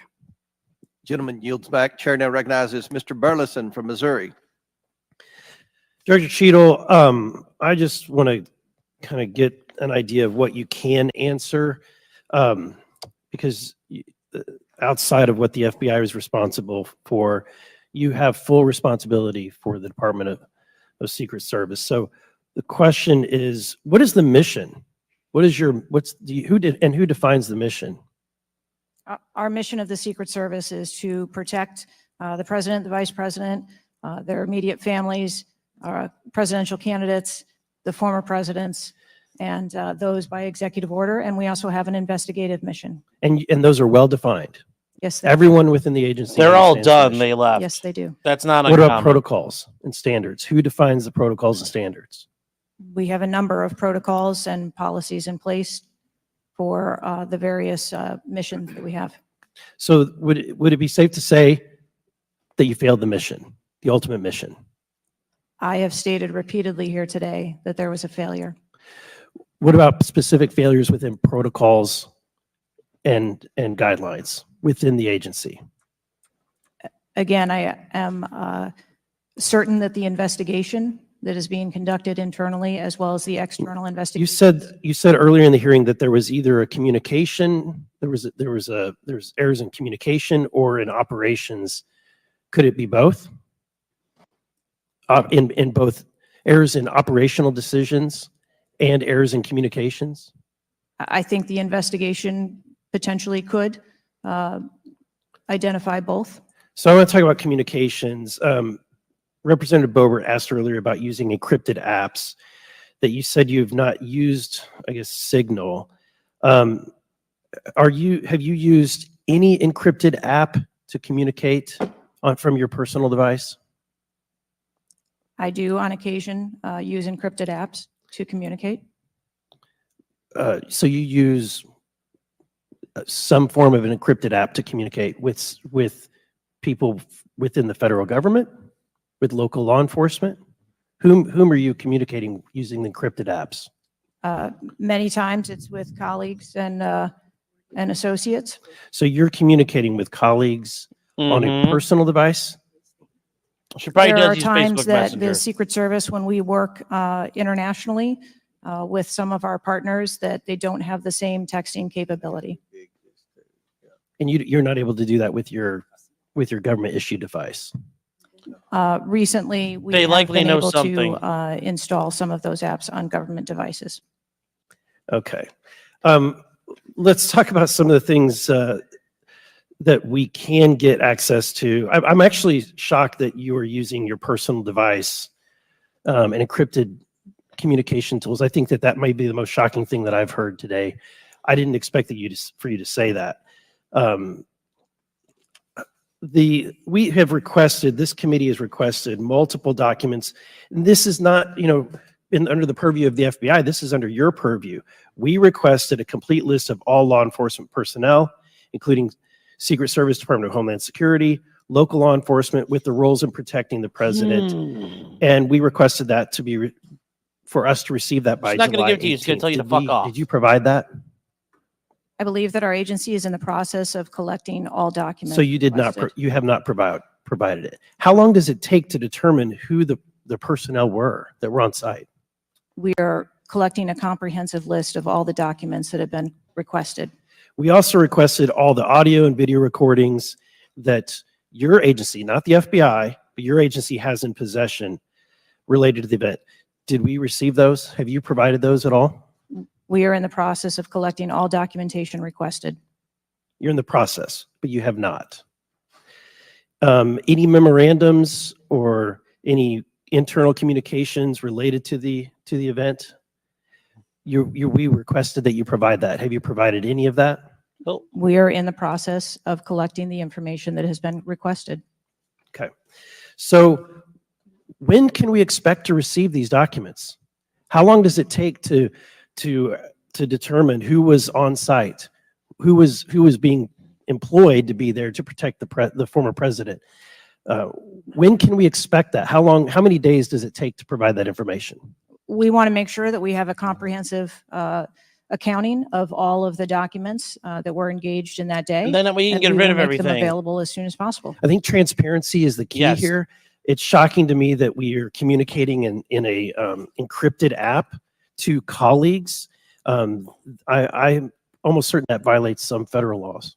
I would like to clarify, you didn't ask me whether my communications were government work related or whether they were personally related. You're communicating I with don't colleagues. communicate government business with colleagues on a personal device. I communicate on my work device. Are you using an Okay. encrypted device on your work device? I am not. No encrypted apps. No, I do not. Okay. Thank you, Mr. Chairman. Chair now recognizes Mr. Waltz from Florida. Thank you, Mr. Chairman. Madam Director, please, I'd like to direct your attention to this video. And I sincerely appreciate the clarity on this. Can we turn up the volume, I staff? just want to ask you, because this has popped up. Republican Congressman Mike Walls He said on social media on Saturday, and I'm going to read this for you because it does talk about you, Secretary. I have very reliable sources telling me that there have been repeated requests for stronger Secret Service protection for President Trump denied by Secretary Mayorkas. Your department has already pushed back on that, calling that absolutely false, but he is putting this on you. Can you respond to that, please? Well, that's a baseless and irresponsible statement, and is one that is unequivocally false. Director Cheetle, did you speak with your boss, Secretary Mayorkas? You fall under DHS. Did you speak with him on the 14th, the day after? Yes, I did. So you spoke with him before he made that statement? I spoke with him immediately following the incident. Did you inform him that all requests for additional resources for President Trump had been fulfilled? Or that it was false to say they had been denied? I informed him that the request for that rally that day had been fulfilled. Okay, you continue to answer that very carefully, because I made a broader statement. The agents that came to me made a broader statement that his permanent protective detail for years now have been asking for more. Is that correct? I do not have specific incidents of those requests. Is it correct that they've been asking for more? I have heard the same reports that you have. Without having them in front of me, I am unable. Those requests are made in writing. I mean, the agents are telling me they make them in writing. This isn't a verbal agency. Things are made in writing. I understand what you're saying. I don't have those requests in front of me here. I'm not asking if you have them in front of you. Are you aware that they were made? As I said earlier, there are times when requests are made, and depending on the availability of assets, or if there is a way that So there were times when they were denied. if there is a way that vulnerability can be mitigated in a different way, then that is why So there are times when they were denied for a variety of reasons. That is why the Secret Service has a multi-layered and multifaceted security plan, so that we can pivot if So we need to. in the wake, in the immediate 48 hours of an assassination attempt on a former president, could be the next leader of the free world, almost had his head blown off, your boss says that's irresponsible and false to say things are denied. And you had talked to him. So did he just make that on his own, make that up on his own, or did you tell him that? We were speaking about the requests made at the rally. Staff, can we show the next slide, please? Then we have your spokesman. Did you sign off on this statement? That there's an assertion that a member of the former president's team requested additional security resources and those were rebuffed. This is absolutely false. In fact, we added protective resources and technology and capability as part of the increased campaign travel tempo. But next slide, please. Next slide, please, staff. We have the Washington Post article that then says we now have senior Secret Service officials saying there were at times when it was denied. So which is it? Again, there have been a number of conversations going on here. Did you sign off on that spokesman's statement? The spokesman's statement, I believe, was related to requests that were made. Did for you the sign rally. off on it? For the requests that were made at the rally. Did Yes. you sign off on the statement before it went out? I sign off on my press spokesman's statement before they go out. I would hope you would in the wake of an assassination attempt. Yes. You did. Mhm. Categorically false that any requests were made. You signed off on it. Thank you for that. Thank you for that clarity. Madam Director, how many press conferences have you held since the assassination attempt? We have put out press releases. How many press conferences have you held? Gone to the mic, taken questions from the public, from the media? How many? I have not held any. How many has Secretary Mayorkas held? I don't. 0. How many has the FBI held? 0. How many has the Department of Justice held? I know you know the answer. I believe there was a press conference in Butler after the incident occurred.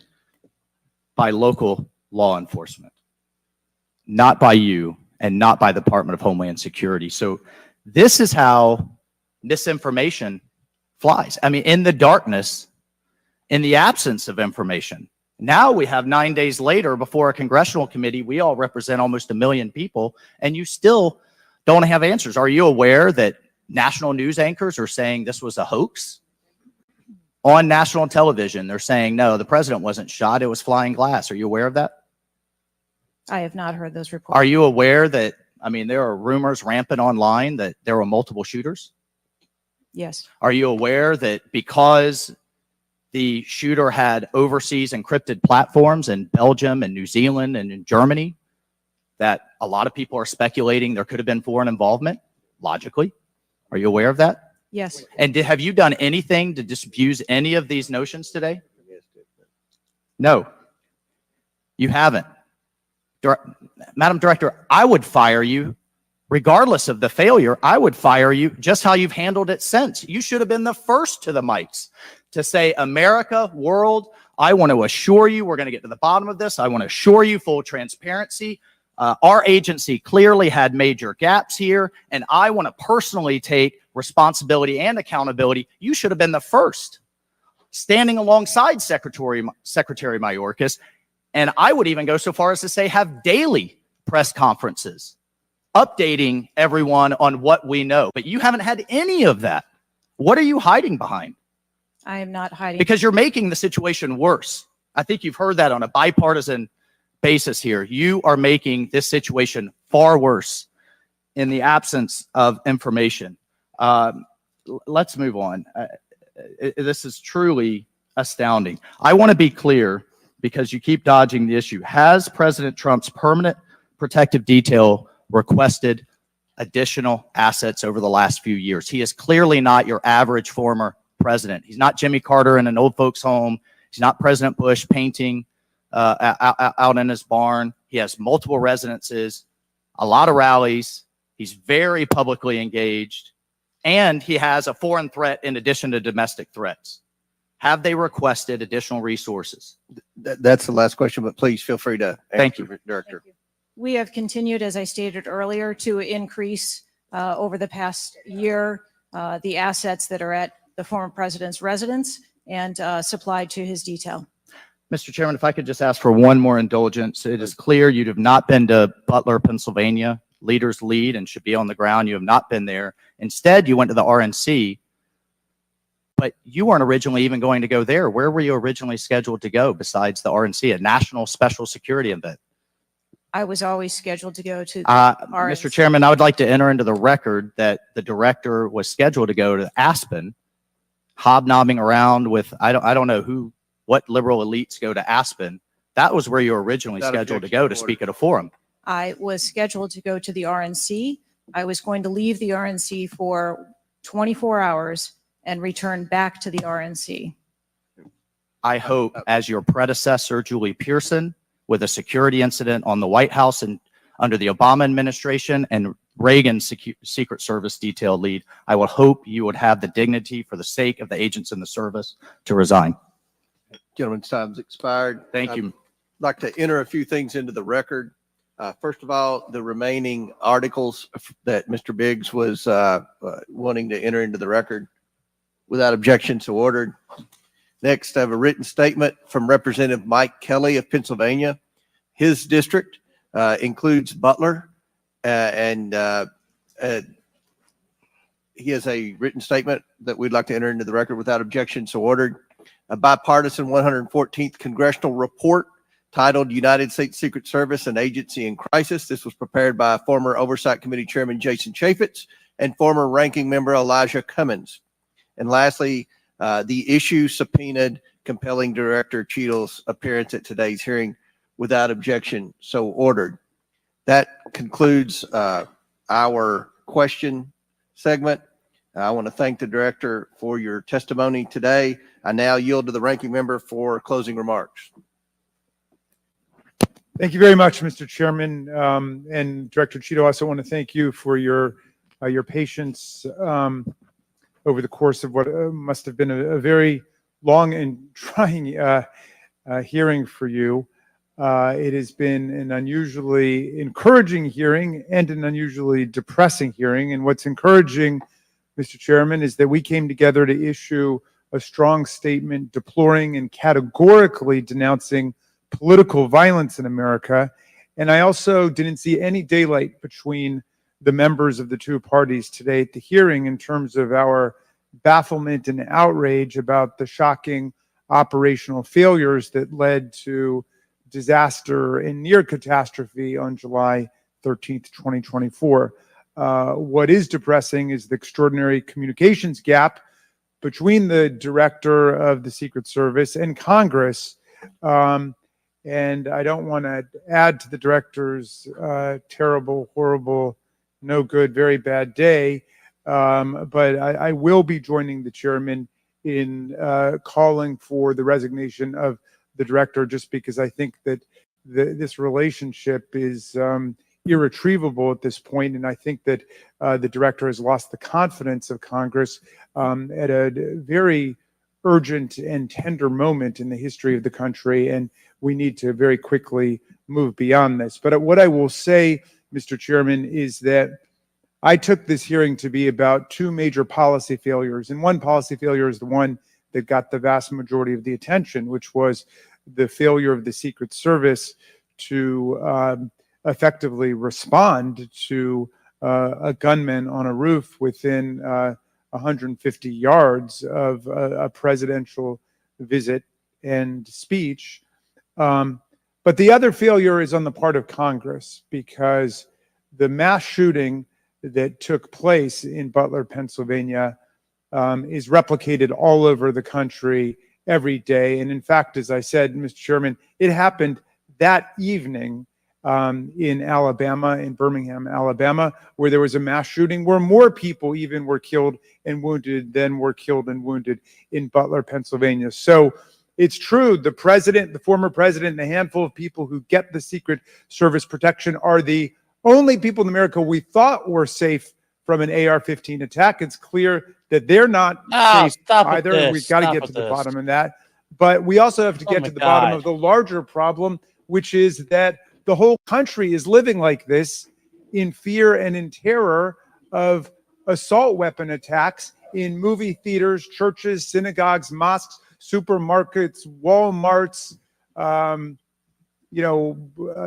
any place where an audience or a public gathers. And the worst was in Las Vegas, where a gunman got up on a roof and then just mowed down 60 people below him and wounded hundreds and hundreds of other people. So we've got to deal with that problem. Yes, we've got to move as swiftly as we can to deal with the problems of the Secret Service, but the broader problem is still there. And I just wish to the heavens that our colleagues that could get together on the question of presidential security against an AR-15 attack could get together on the question of public security against an AR-15 attack, because all of us are vulnerable. All of our families are in danger by this, and the rest of the world doesn't live this way. And we have to look to see how uniquely strange it is that we allow 20-year-olds to access AR-15s, weapons of mass destruction, and show up in public places to endanger other people. And I hope, Mr. Chairman, we can work together on that with the same spirit of bipartisan commitment to the public safety that was exemplified here today. And I yield back to you. Ranking member yields back. I'll deliver my closing remarks. Director Cheetle, I subpoenaed you to appear today to get answers for the American people about the failures that led to the assassination attempt of President Donald J. Trump. Unfortunately, you refused to answer today. And this committee is not known for its model of bipartisanship, but I think today we came together unanimously in our disappointment for your lack of answers. You've stated that the FBI will investigate and give a report, and you estimate 60 days. We've been waiting for months and months for lots of different bits of information from the FBI. We have no confidence in the FBI. The majority of this committee has no confidence in the FBI. I sincerely hoped that the hearing today would give not just Congress confidence in the Secret Service, but the American people would have confidence in the Secret Service. We don't have confidence, not just in Congress. I don't believe the American people tonight, when they go to bed, are going to have confidence that the Secret Service is the best it can be at protecting President Biden, at protecting the First Lady, at protecting President Trump, at protecting their families. That's what the primary role for the Secret Service should be. And some people have said and speculated, well, there needs to be more money and more employees. As I stated early on, 3.1 billion. I believe next year it's going to be $3.2 billion budget, over 8,000 employees. If the Secret Service is spread too thin in doing murder things is like legal. Inspecting counterfeit, Murder which is everyone what you the want. Secret Service was created to do, was to inspect counterfeit money and things like that with the Treasury.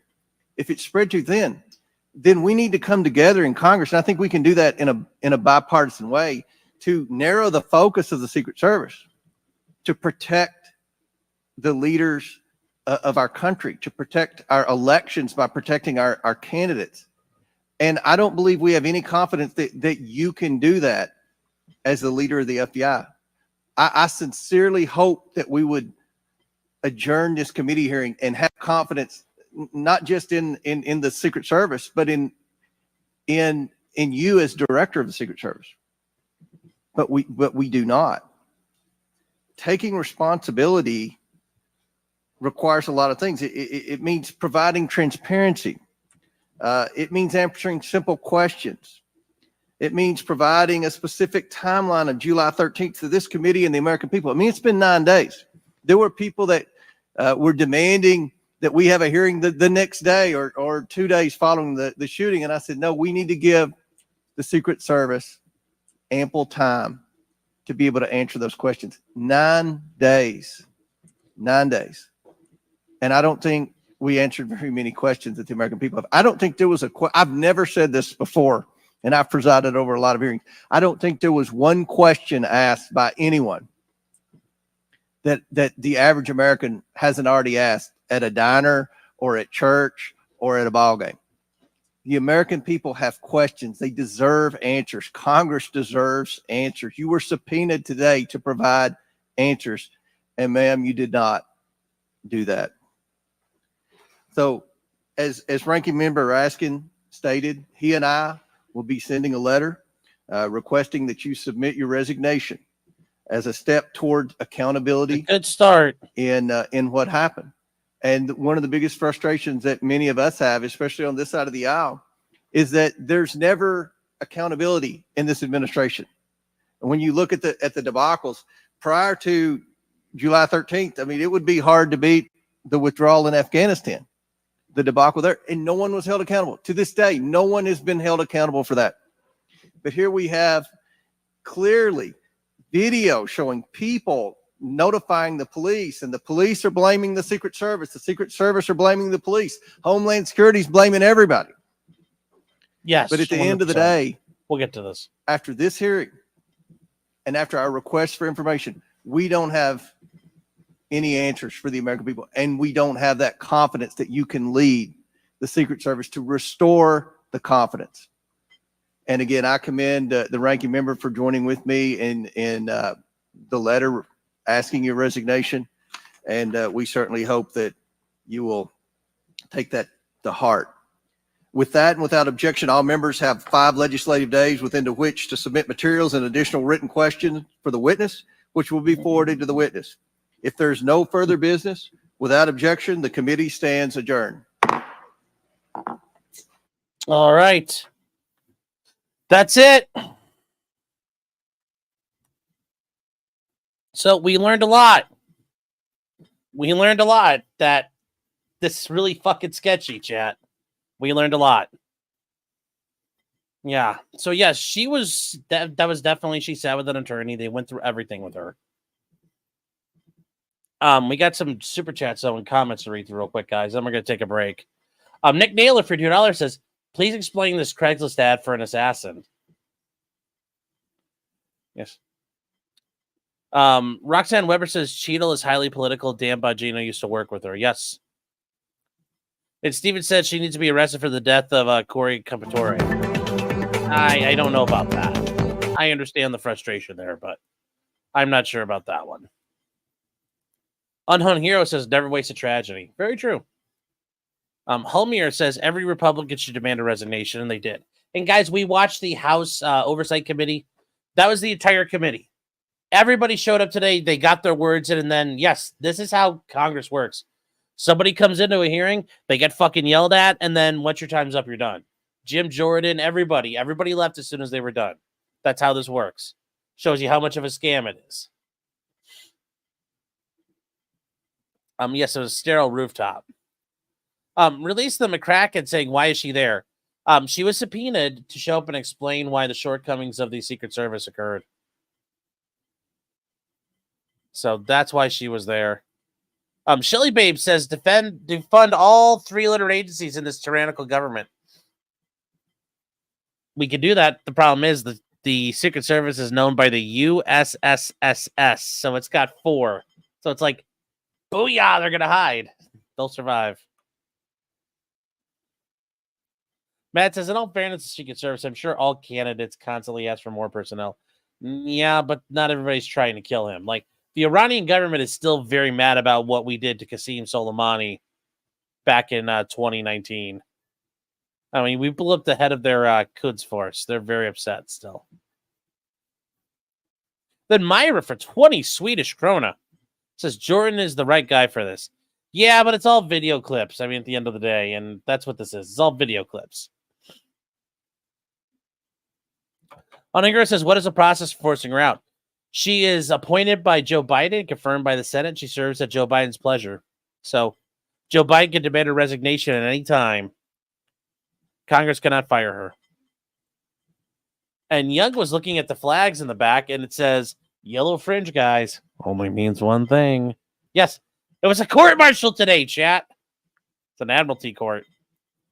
Stop Moss B says, who let Droopy Dog speak? Yes. EDW Raptor says this woman couldn't even protect the Grays in chat as he gifts 5 memberships. Yes. And yes, the Secret Service does have an incredible culture in Colombia of banging hookers. That's the thing, guys. When Obama's Secret Service guys constantly got in trouble for fucking around. Pulling guns on pimps and stuff, too. Stop Mouse B says, we need a ban of guns to make defense jobs easier. Yes. Zero says, these hearings are just a reminder that contempt is a charge for little people. Any of us would serve a millennium prison for not knowing answers. Yep, but that's the thing, guys. Remember, you can't prove it's your fault if you say, I don't know. I'm not sure. It's never perjury then. Mr. K says, so people are leaving? Yeah. You come in, get your sound bites, and you leave for the day. That's it. Umret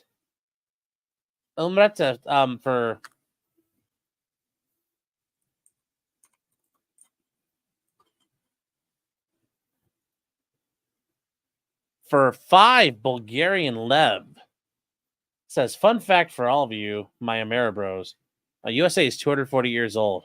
The average age of an empire is 250 years. I would say you are due. Good luck. Well, thank you. Stop Moss B says, Trump shot and AOC is most affected. Yes. Remember, guys, this is the patrician class of Rome demanding answers from the Praetorian Guard about why they can't do their job right. They are more concerned about the fact that they're all at risk and that some Yahoo could kill them, not that anything happened to Trump. Even the Republicans. Down Forward Punch says, I keep hearing about how the Overwatch failed, and I wondered, did anybody try to be Tracer, Junkrat, or Widowmaker? Yes. Here's the thing, though. You always should have picked Mercy. You should pick any kind of support, as the song goes. And then Nick Starro.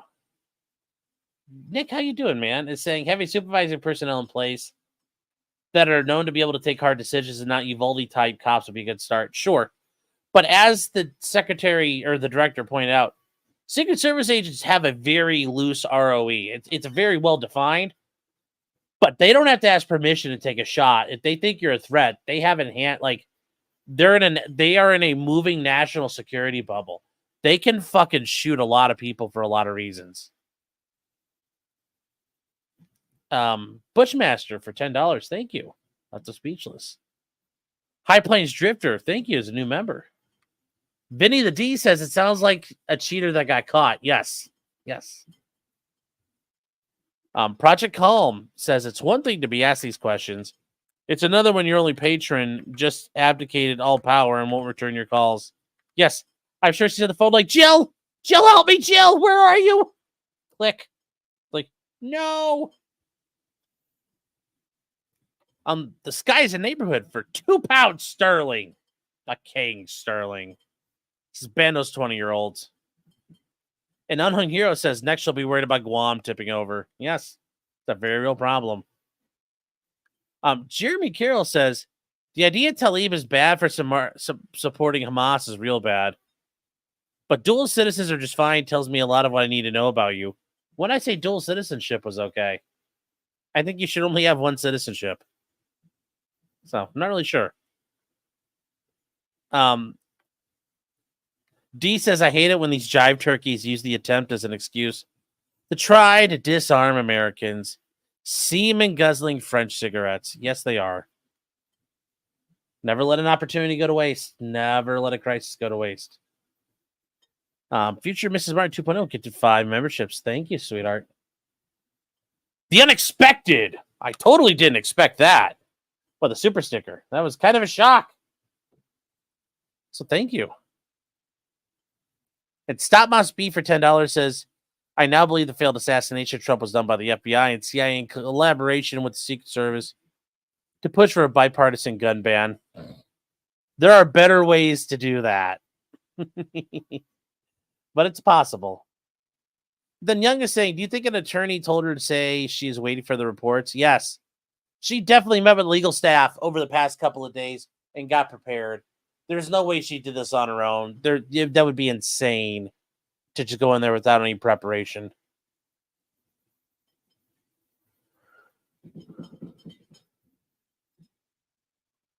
Oh, wait, what's my problem when people have dual citizenship? I just think you should have one.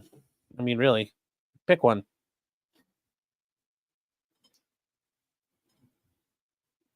Laura Loomer's indicating Biden might be gone. Yeah, Laura Loomer's an idiot, though.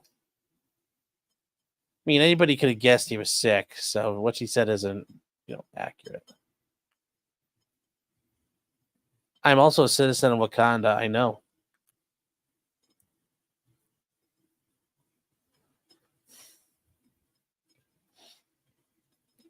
James saying she was a lamb put up by Mayorkas. For now, we'll see what happens.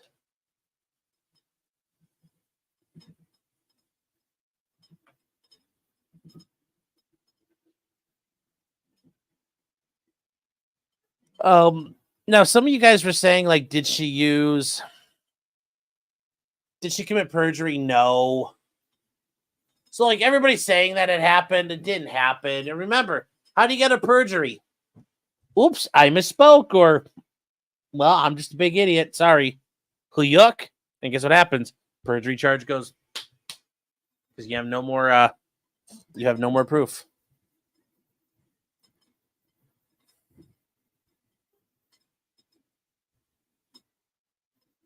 Are Ashkenazis dual citizens? Oof. Oof.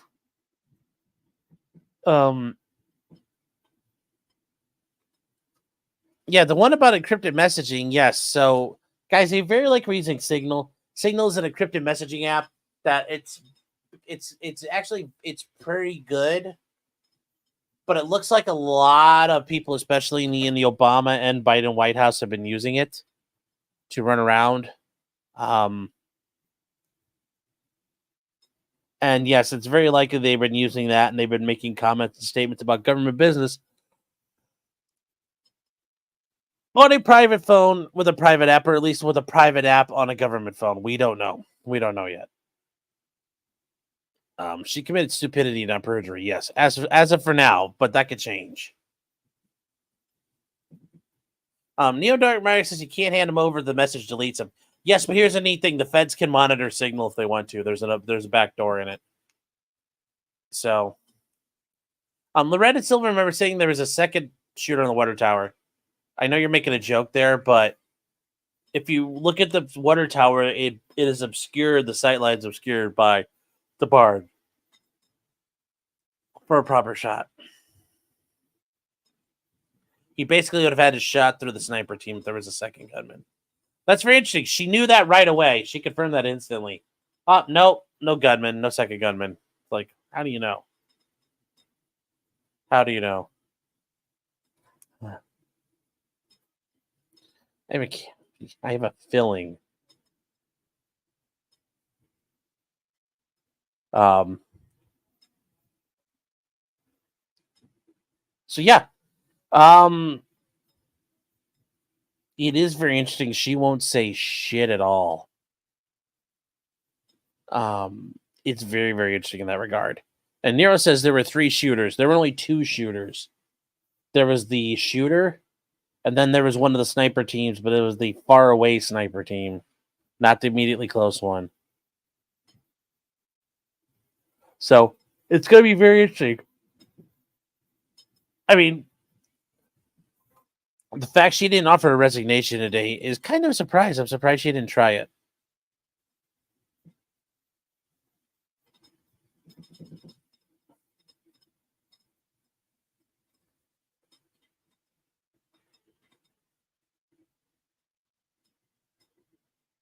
You have to fill the hole.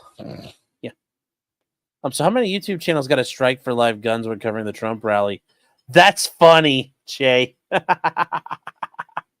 How many channels got struck? I'm sure. I hope none did. Really. I hope none did. That wouldn't be funny. That wouldn't be funny or wouldn't be fair. I think they would bleep it out. Yeah, but I think also that was breaking news. Anna says, who does she answer to? She answers to, well, the Department of Homeland Security, because she's part of the DHS, but ultimately she answers to Biden. She won't resign. Oh, yeah, because she's girl boss. Girl boss in it.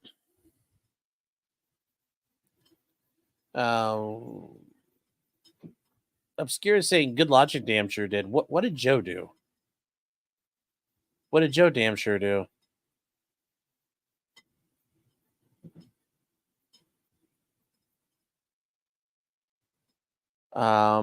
There was no sentry on the water tower. Too stupid to be stupid. Well, the water tower is easy to like isolate, but also remember, guys, a water tower is like a dangerous, rickety position. You guys have ever been up on one before? It's back when I was skinnier and I worked at jobs, like, yeah, I climbed a water tower more than once. They're generally kind of rickety. They're not fucking fun. They're kind of dangerous. And there's not a lot of room up there. You can't really set up a sniper position. And remember, the sniper position on the water tower would have been obscured by the fair buildings, the barns, so you couldn't see Trump. The tower platform isn't strobed. Yeah. You'd also need a harness. Yeah, and you're not going to be able to run around. You're not going to be able to run around defending everything with a harness on. There's only so much you could do. Was that my Mr. Olympia days? Ha ha ha ha ha ha ha. Funny. I made the water tower rickety by being on. I'm telling you guys, I was skinnier before. You guys will survive. Kay saying it's contagious. Thanks for the stream. Yeah. There were 3 shooters in the tree line. Yes.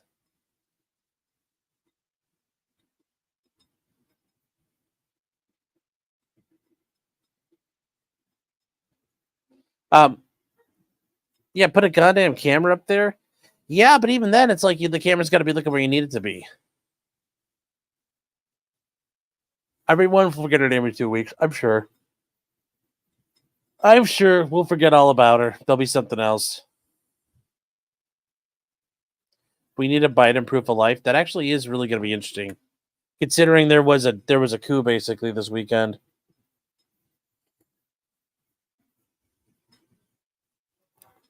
Bongino's claiming 3 weapons were fired: the shooter, the local sniper, and a Fed sniper. Huh?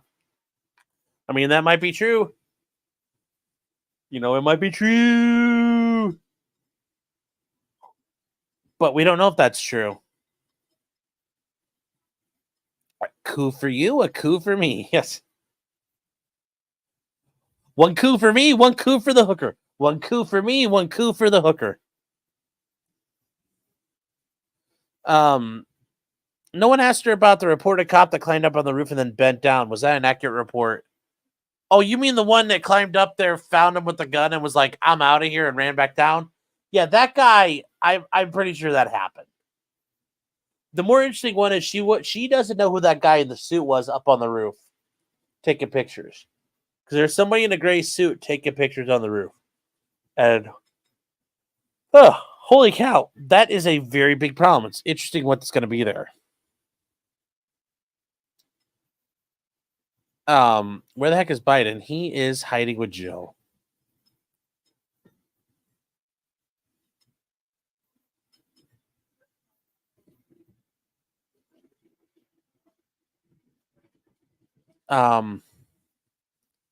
Let's see here. Taking pictures before or after Matt, the guy in the suit. Yeah. You don't want to Provigel. Oof, that stuff's nasty. No, Biden is not dead, guys. Jeez, stop saying stuff like that because we can't confirm that.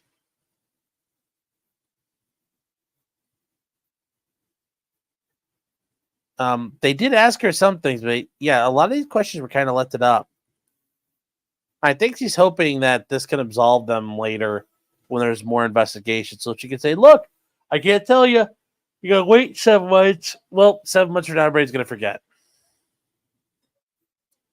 Did I watch Ricada's Bible stream? No, I don't watch heresy and false prophecy. What's with the yawning? I don't know. Just been getting attacked by him right now.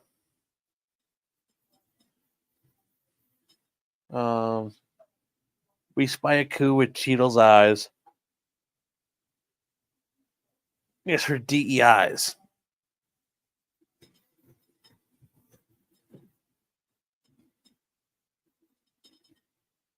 So, yeah, that is where we are, Chad. I'm thinking about this. What else have we got right now?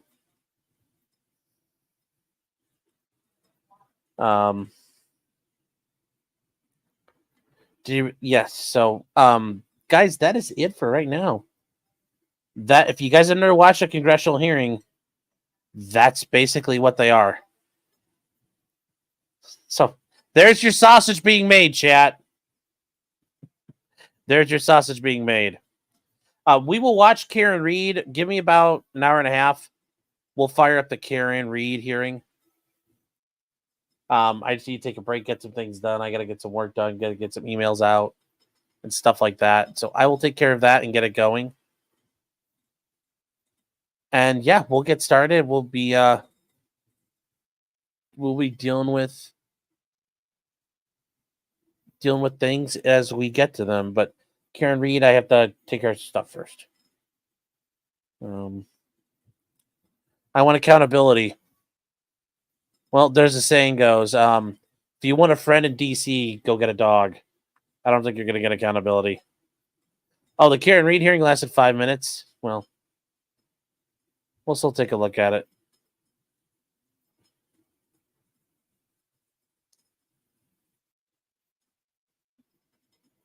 Eric says, Eric with a K. Good to see you, man. Saying, I don't think Joe will make it to see the inauguration. His health declining rapidly. Yeah. I also don't think Joe Biden's going to be president much longer. I'm still convinced they forced him out by threatening with the 25th Amendment over the weekend, and I'm sure they're going to do it again coming up. So they're letting him kind of step down. So like nominee and running to just, holding office to stepping out office. I think they're going to force him out. It'll be interesting to watch.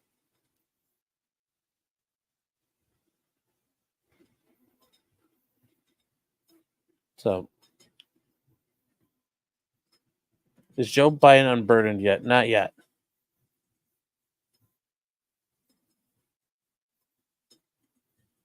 So Kamala can prove she can do it for a few months. I think that's part of the goal. Otherwise, yeah. But you have to remember they're crazy people. At the end of the day, they are crazy people. All of them. Okay, guys. So yeah, that is it. Thank you everybody for being here. If you guys are new, also I wanted to mention, as I said, my name's Sean, also known as Potentially Criminal. I am a defense attorney over in the Cleveland area, and we do shows. We do shows all during the week. Different legal things that are going on. Every Thursday night at 9:30, we do a live show. You guys can hang out. It's always a lot of fun, and hope to see you guys there. So that is it. Chat.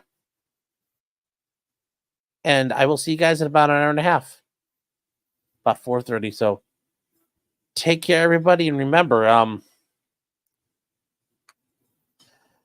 just because you did it doesn't mean you're guilty. And even that means even when you're committing perjury in front of Congress, as long as they can't catch you, you're still not guilty.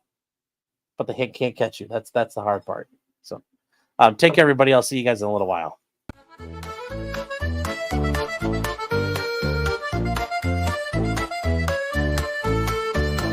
Weapons, blacksmithing, and models of planes, esoteric works, and even some trains. Much merriment had while drinking White Claws, tips on hunting, and even talking the law.